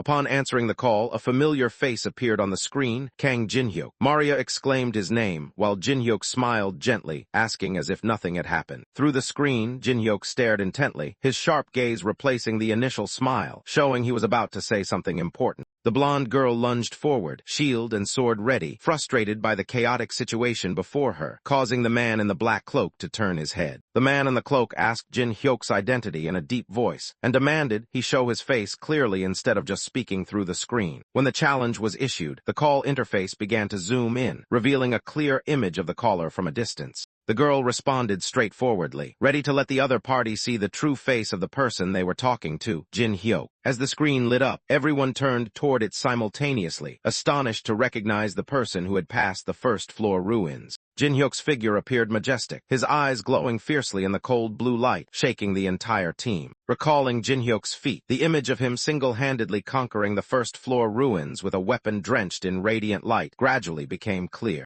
The sudden appearance of the person hunted by the whole world made the atmosphere in the meeting room freeze in astonishment. Those who had once been desperate were now filled with hope, unable to hide their joy upon seeing unknown, the person they longed to meet, finally appear. The old man in the cloak warned that this boss fight would be completely different from the previous raid in the ruins. Jin Hyuk confidently replied that he could definitely handle it. He turned around, pointing outside the glass door where dozens of monsters were gathering. He affirmed that with the current forces and the guild's consensus, victory was achievable. Jin Hyuk tilted his head, smirking upon hearing that, clearly doubting those words. He mocked that with that fake staff, the chance of success was 0. Maria was surprised to learn the staff was counterfeit, while the old man angrily shouted a rebuttal. Two rare items appeared on the screen: a grown heart wrapped in thorns and a set of mourning clothes soaked in holy oil, the necessary materials for the ritual. Jin-hyuk pointed out the truth. They had concealed those two materials during the ceremony. He asked directly, as if seeing through all the schemes. A blond man stood up and bluntly questioned the authenticity of the accusation just made. "Can you prove that?" Jin-hyuk highlighted an important detail on the real staff, the red stone beneath the skull, that the current staff clearly lacked. He asserted that while on the third floor, no one could create a genuine copy. Continuing to expose the truth, Jin-hyuk asked everyone to look carefully outside the window. The skeleton soldiers were not only weak but also about to collapse. They wouldn't survive even half a day in the boss room. Not only was the army's quality poor, Jin-hyuk also warned of the real intention behind the alliance with those bad guys. They were just waiting for a chance to loot all the assets and disappear without a trace. Jin-hyuk's uncompromising words made the black-robed mage clench his jaw in anger, lips pressed tight, signs of rising fury. Under flickering light, his voice hissed through clenched teeth in frustration. "Damn kid." The man in the black cloak roared angrily, releasing a purple magical force from his staff, declaring Jinwoo would regret refusing his offer. He began to vanish in purple smoke, leaving a threatening warning about their next encounter that made the entire meeting tense. The smoke quickly dissipated, and the entire enemy group vanished in the blink of an eye as if they had never appeared. The blond man looked out the window, his tense expression clear as he witnessed the enemy's silent retreat. Amid the heavy atmosphere, he turned back and asked the group in the room seriously, "What do we do now?" Jinwoo's screen remained lit, his distant voice ringing strongly. He promised to give them a convincing reason not to cooperate with the demon faction and lead them to the real reward when conquering the tower. In response to the bold declaration over the screen, a man skeptically asked if he could really do it alone. Jinwoo did not hesitate, firmly affirming, "I can." Though cautious, the blond man began considering the possibility of recruiting Jinwoo to his side if he failed, while the red-haired woman smiled cunningly. The boy in red smiled quietly, thinking this time there was nothing to lose. After nearly shaking hands with the evil faction, he believed this was a golden opportunity not to be missed. Baek Jinho clenched his fist, his eyes burning with passion, seemingly having made his own decision about the one who had just challenged the strategies of the major guilds.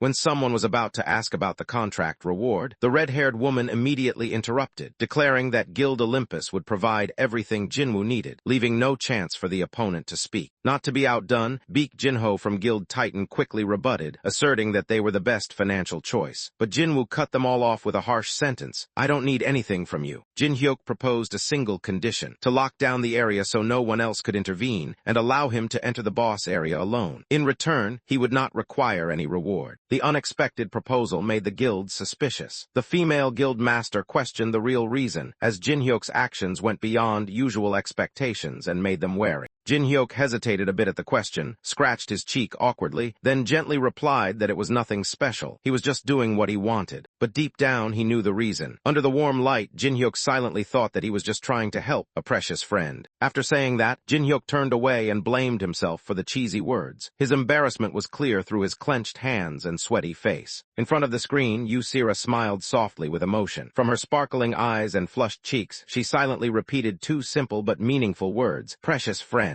Baek Jinho was moved by the stranger's spirit of sacrifice for teammates, shouting loudly in admiration. Meanwhile, the blonde girl blushed in embarrassment, not expecting such open expression of feelings. Jinwoo admitted Baek Jinho's words were not wrong. As the guild leader, he understood the value of camaraderie, and that statement made him reflect on himself. While the conversation was happening, a device quietly recorded everything. The harmonious feeling and positive atmosphere made the cameraman silently feel this was a good opportunity. Although most players would not forego rewards to accept a contract, the blonde girl clearly understood. Jinwoo's refusal of personal gain was something only far-sighted people dared to do. For those watching, Jinwoo's refusal to accept compensation just to help a friend was an extremely valuable act. That alone was enough to bring great benefits when publicly announced. However, Jinwoo remained clear-headed. He knew if the conversation with the demonic faction was revealed, the major guilds would turn their backs. Therefore, he decided to edit the video before releasing the footage. After a day of grinding in the mutant area, Kang Jin-hyuk reached level 12. He was quietly pleased as things were progressing better than expected. His magic stats and special skills began to show outstanding power. While checking his stats, Jin-hyuk was suddenly called loudly from behind. He turned with an annoyed expression, recognizing it was his reluctant companion.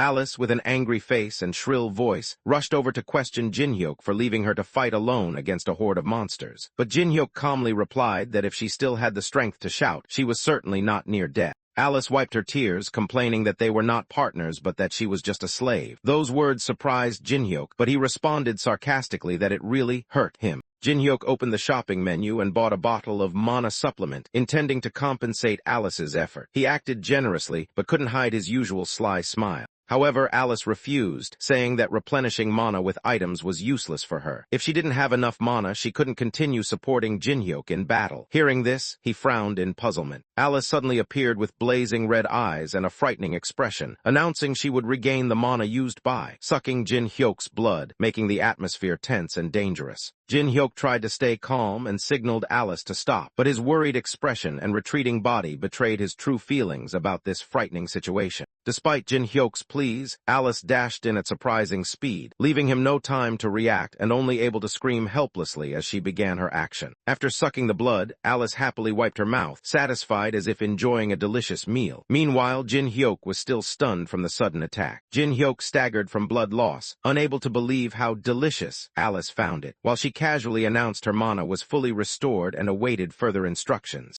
Before he could respond, Jin-hyuk quickly opened the virtual shop and began selecting items, as if the blood-sucking incident was just a minor event in a normal workday. After finishing shopping, Jin-hyuk continued walking calmly, while Alice was surprised to see him buying seemingly useless items. Jin-hyuk stood deep inside the cave, eyes fixed on the glowing gate ahead, declaring that from now on, both of them would be endlessly busy. With a confident smile, Jin-hyuk reminded Alice that they had to finish clearing the basement before the day ended, asking her to be ready.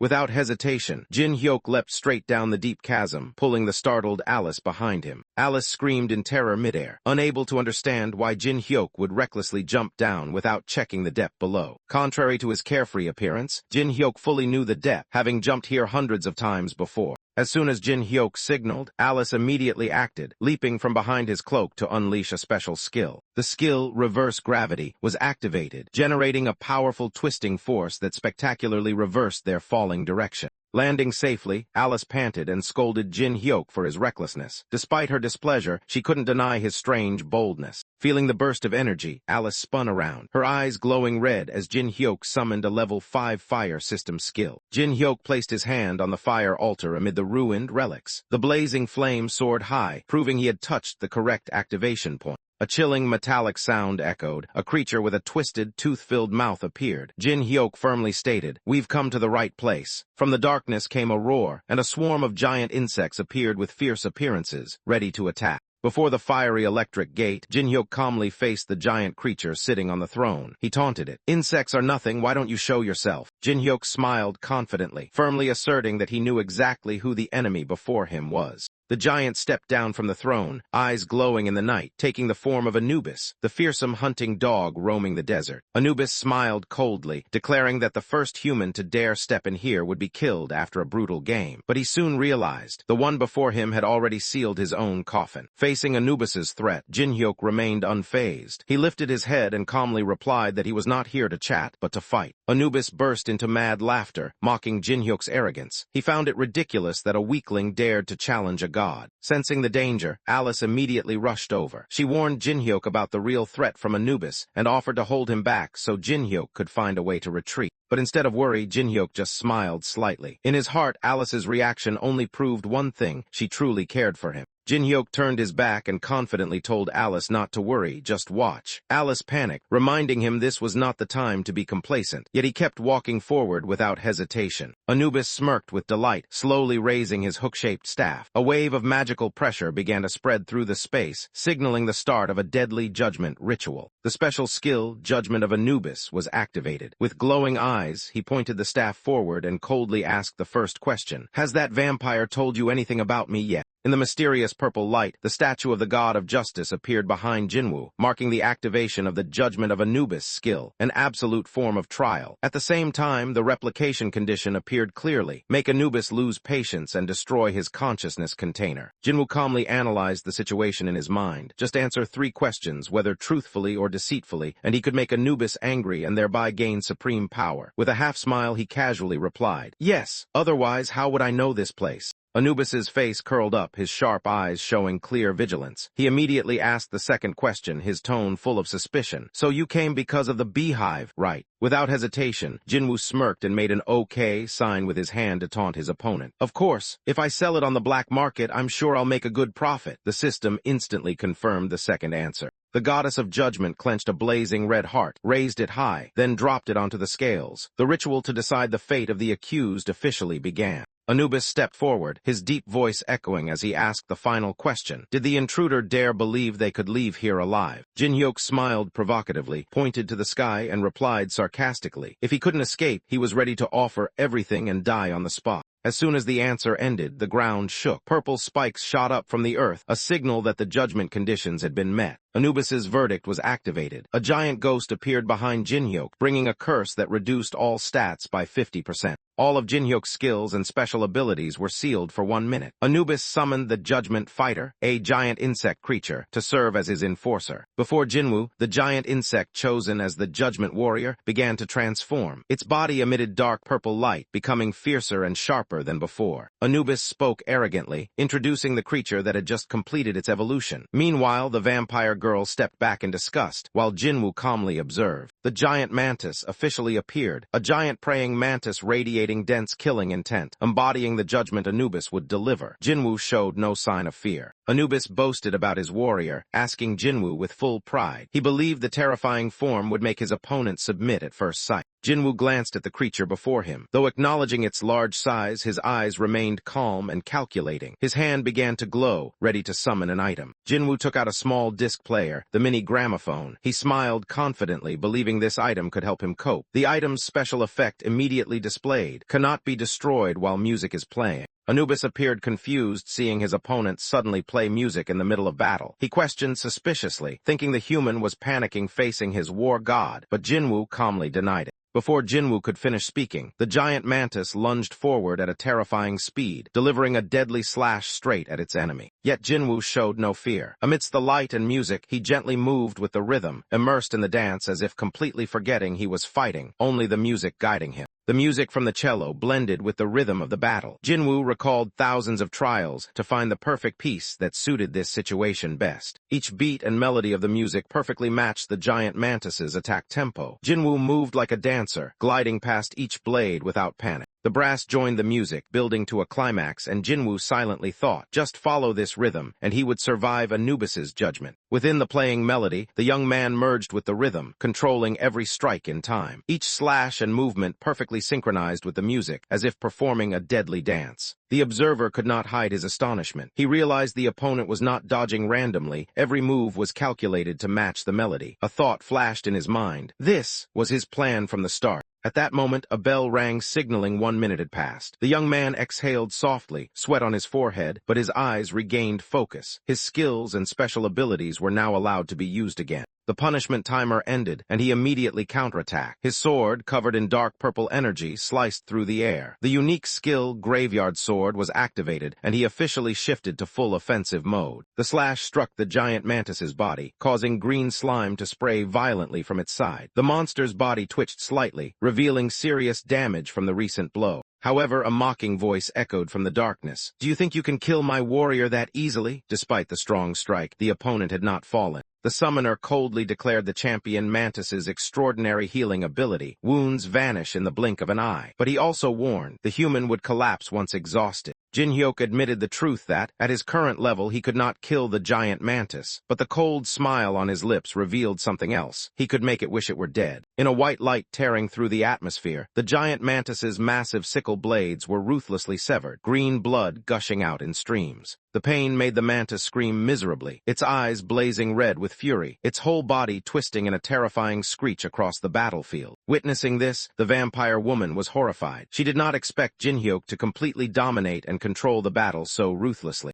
Her gaze gradually softened. A strong intuition arose within her, that with this man, perhaps everything would be different. The vampire girl's eyes gleamed with wild hope. For the first time after years of suffering, she felt she could finally take revenge on the one who destroyed her. Pushed to its limit, the giant mantis sprang up angrily, creating a thunderous explosion as it charged at Jinwoo like a living cannonball. The guardian god shouted angrily, ordering his warrior not to fall, but before him the monster trembled in fear, unwilling to approach Jinwoo. Though a god-chosen warrior, the mantis's body now shook, bowing its head before an opponent it could not understand, a human who crushed its pride. Jinwoo stepped forward slowly, each footstep echoing amid the rubble. He was not in a hurry, because he knew victory was now firmly in his hands. With cold and decisive eyes, Jinwoo prepared to deliver the finishing blow, a move that would shatter the invincible confidence of any warrior. Jinhyuk sat astride the mantis, a proud smile on his face, as if openly humiliating and provoking the enemy before its stunned gaze. Immediately after the provocation, Jinhyuk was flung high into the air, but his eyes calmly looked down, while the mantis, now standing, said nothing, silently looking up as if suppressing its anger. Though it stood and raised its weapon, when the blade pierced its own body to end the battle, the system instantly displayed a cold message. Anubis's warrior has fallen. Anubis was stunned, his eyes showing extreme shock as he witnessed his warrior, once considered invincible, commit suicide in the middle of the battle. A ding sounded like a closing bell. Jinwoo, standing on the monster's corpse, coldly brushed his hands and received the notification. You have leveled up. At that moment, a sparkling spellbook appeared in the light. Jinwoo bent down to pick it up, murmuring, "Oh, this should only appear on the middle floors." Jinhyuk took the glowing book, surprised to learn a new skill, Ice Sculpting Level 1. He wondered if this was a special effect from his exclusive skill, Monopoly.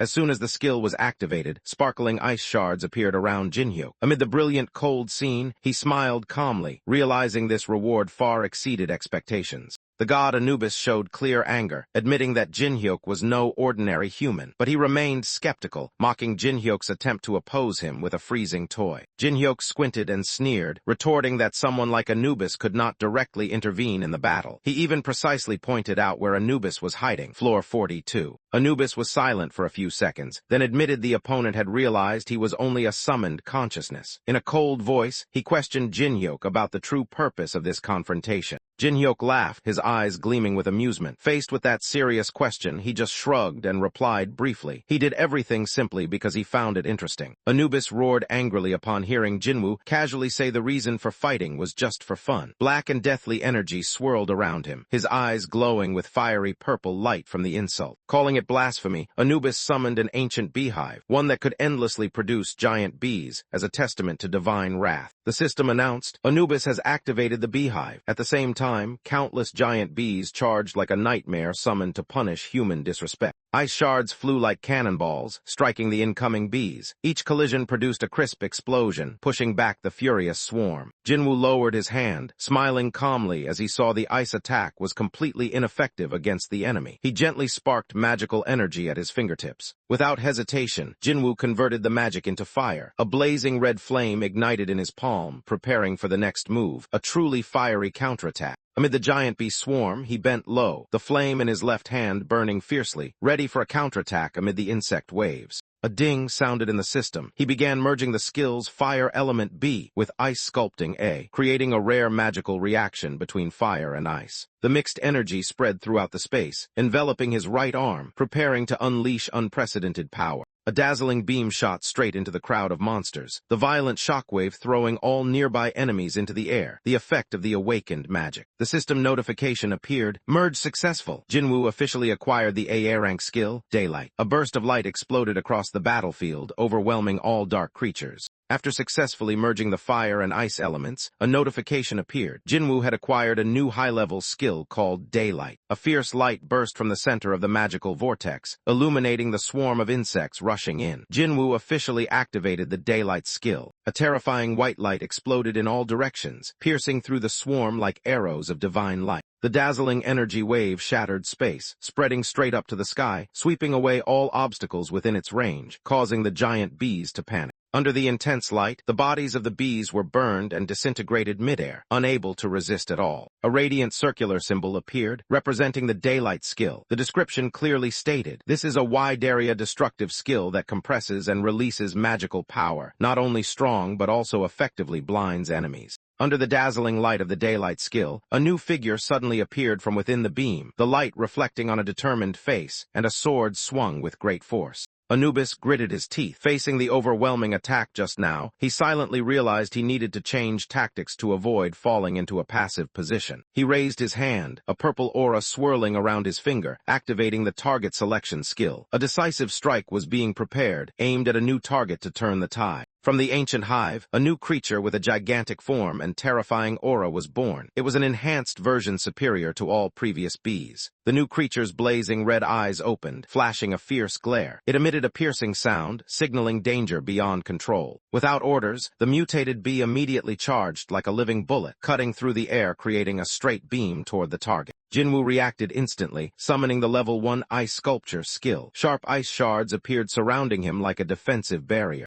The ice shards shot at the mutated creature at high speed, but despite being hit multiple times, the bee remained unharmed. Jinwoo quickly realized it was useless. He understood the harsh truth. Any creature created by the target selection skill would not die but continuously reproduce. The swarm began to reproduce frantically. Each time they were hit, they created more new individuals, making the situation increasingly desperate. Surrounded on all sides, Jinwoo remained calm. Though overwhelmed, he knew exactly what to do next, confidence still clear in his eyes. With a cold smile, Jinwoo took out the enlargement pill C, a special item capable of enlarging a target tenfold. The real game was about to begin. Jinhyuk threw the enlargement pill toward the swarm, his cold gaze tracking the chosen target. One of the large bees was suddenly hit by the pill and instinctively swallowed it, causing the surrounding comrades to panic and call out. A system notification appeared. The pill's effect would activate after 1 minute. Meanwhile, Jinhyuk kept attacking, continuing to charge into the monsters. Two bees collided hard trying to block Jinhyuk's path, but his speed and strength prevented them from holding formation. Jinhyuk landed amidst the encircling bees, undeterred by the tightening siege. Wasting no time, Jinhyuk immediately reached out, gripping a familiar object, preparing for the next move. Jinhyuk skillfully controlled the giant bee, riding it straight into the monster formation. Despite being surrounded, he remained calm, holding the horns tightly to control speed and direction. From the hive's center, Anubis roared in fury, ordering Jinhyuk's immediate elimination.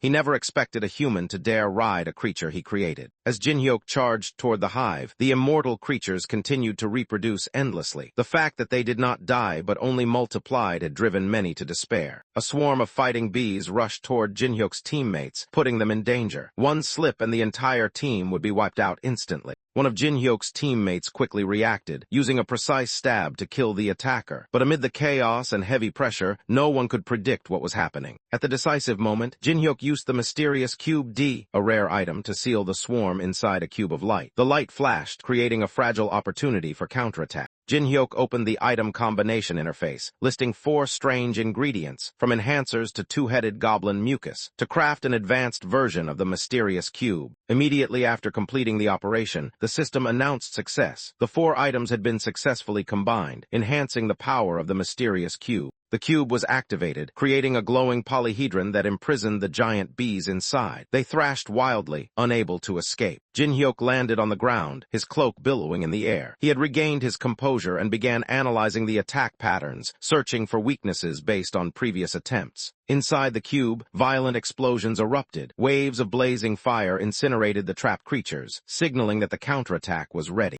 With a cold gaze, Jinhyuk snapped his fingers. The system immediately confirmed. Level 5 fire skill, element of fire, had been activated, turning the entire cube into a burning inferno. The effect of the enlargement pill was officially triggered, making the mutated bees larger and more ferocious. Ear-piercing screeches rang out, signaling the wrath of the monsters being burned by fire. As the cube burned, a series of item drop notifications appeared. Enlargement pill C rained down like a storm. Jinhyuk looked up, mind clear. If facing a boss with a massive army, the number of enhancement pills would be the deciding factor for victory. For Jinhyuk, monsters with unlimited reproduction were not just a threat, but also perfect copying machines, reproducing not only experience points but also dropped items. Boss Anubis's reaction showed utter panic. He couldn't comprehend what was happening. All his plans were shattered in an instant. The truth gradually emerged. Jinhyuk had prepared the items in advance to combine into the cube. He hadn't acted randomly. Everything was calculated. Jin-hyuk's purple eye gleamed coldly. He had already known the hive's properties and set up a perfect trap to make the enemy destroy itself. Jin-hyuk hovered in midair, eyes full of confidence. Notification sounds continuously rang around him, confirming every action had been premeditated. From start to finish, this was a trap he had set up. Unable to contain his anger, Anubis slammed his fist hard on the ground, making the entire hall shake violently. His failure was clearly causing him to lose his composure. Growling in despair, Anubis reached out as if trying to grasp the situation slipping from his control. Curses spilled from his mouth, reflecting his helplessness in the face of a strategy far beyond his expectations.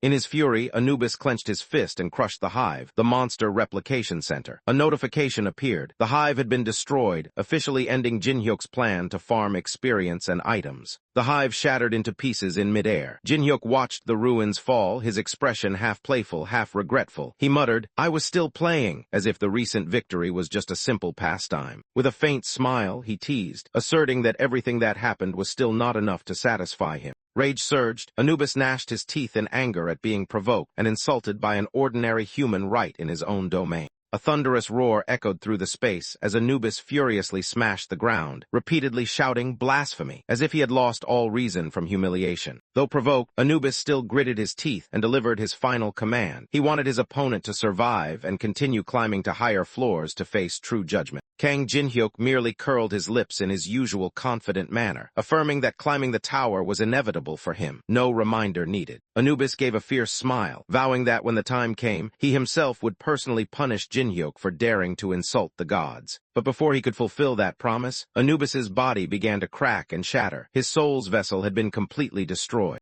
Jin-hyuk stood amidst the swirling energy, the save symbol shining brightly in his hand, marking that the conditions had been met. He officially received the reward after the intense battle. A new skill appeared before his eyes, Judgment of Anubis, an overrank skill that allows 3 questions to be asked of a target, halves their stats, and disables their skills for 1 minute. But it comes with a serious warning about the wrath of the Egyptian gods if misused. An ancient mural appeared, the ancient Egyptian gods watching over Jin-hyuk. A notification appeared, the ancient Egyptian gods have set their eyes on you, a clear sign that Jin-hyuk had just attracted both the attention and the anger of the supernatural world. An alarm bell rang. A few gods had shown hostility towards him. Jin-hyuk glanced over and sighed in frustration. He already snitched. Nevertheless, he calmly retorted sarcastically, "The gods here are really petty." While Jin-hyuk remained calm, Alice, the vampire countess, was stunned, not understanding what had just happened. Her red eyes widened in confusion as she murmured, "What the hell just happened?" Jin-hyuk turned his back, a slight smile curling on his lips. He answered Alice's question with his usual arrogance. "What do you mean, I won?" Alice blankly repeated, "Rage." Jin-hyuk walked away, leaving behind a god who had, rage quit. Kang Jin-hyuk's personal information appeared. He had reached level 19, possessing many impressive stats, especially a gap stat of 100. With a series of unique skills like Grave of Swords and Judgment, Jin-hyuk looked at the status screen with pride. For the first time, Jin-hyuk clearly felt a significant advancement at this stage. He pondered his obvious progress while recognizing the importance of allocating stats wisely for the journey ahead.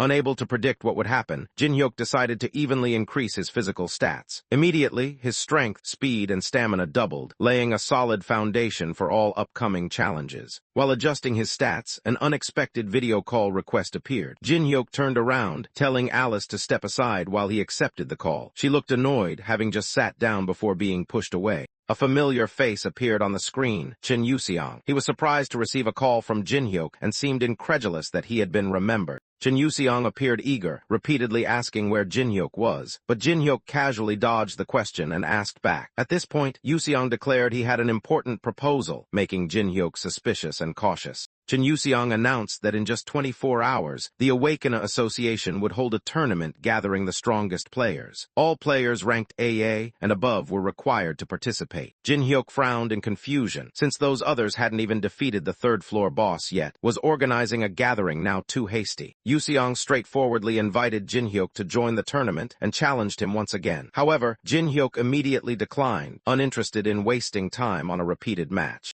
Though Jin-hyuk showed no interest, Yuxiang maintained a cold confidence. He declared that Jin-hyuk would not be able to refuse the invitation because he held a trump card. Yuxiang pulled out a glossy black card with luxurious golden patterns, an invitation ticket to the black market, a mysterious and powerful place that instantly changed Jin-hyuk's expression.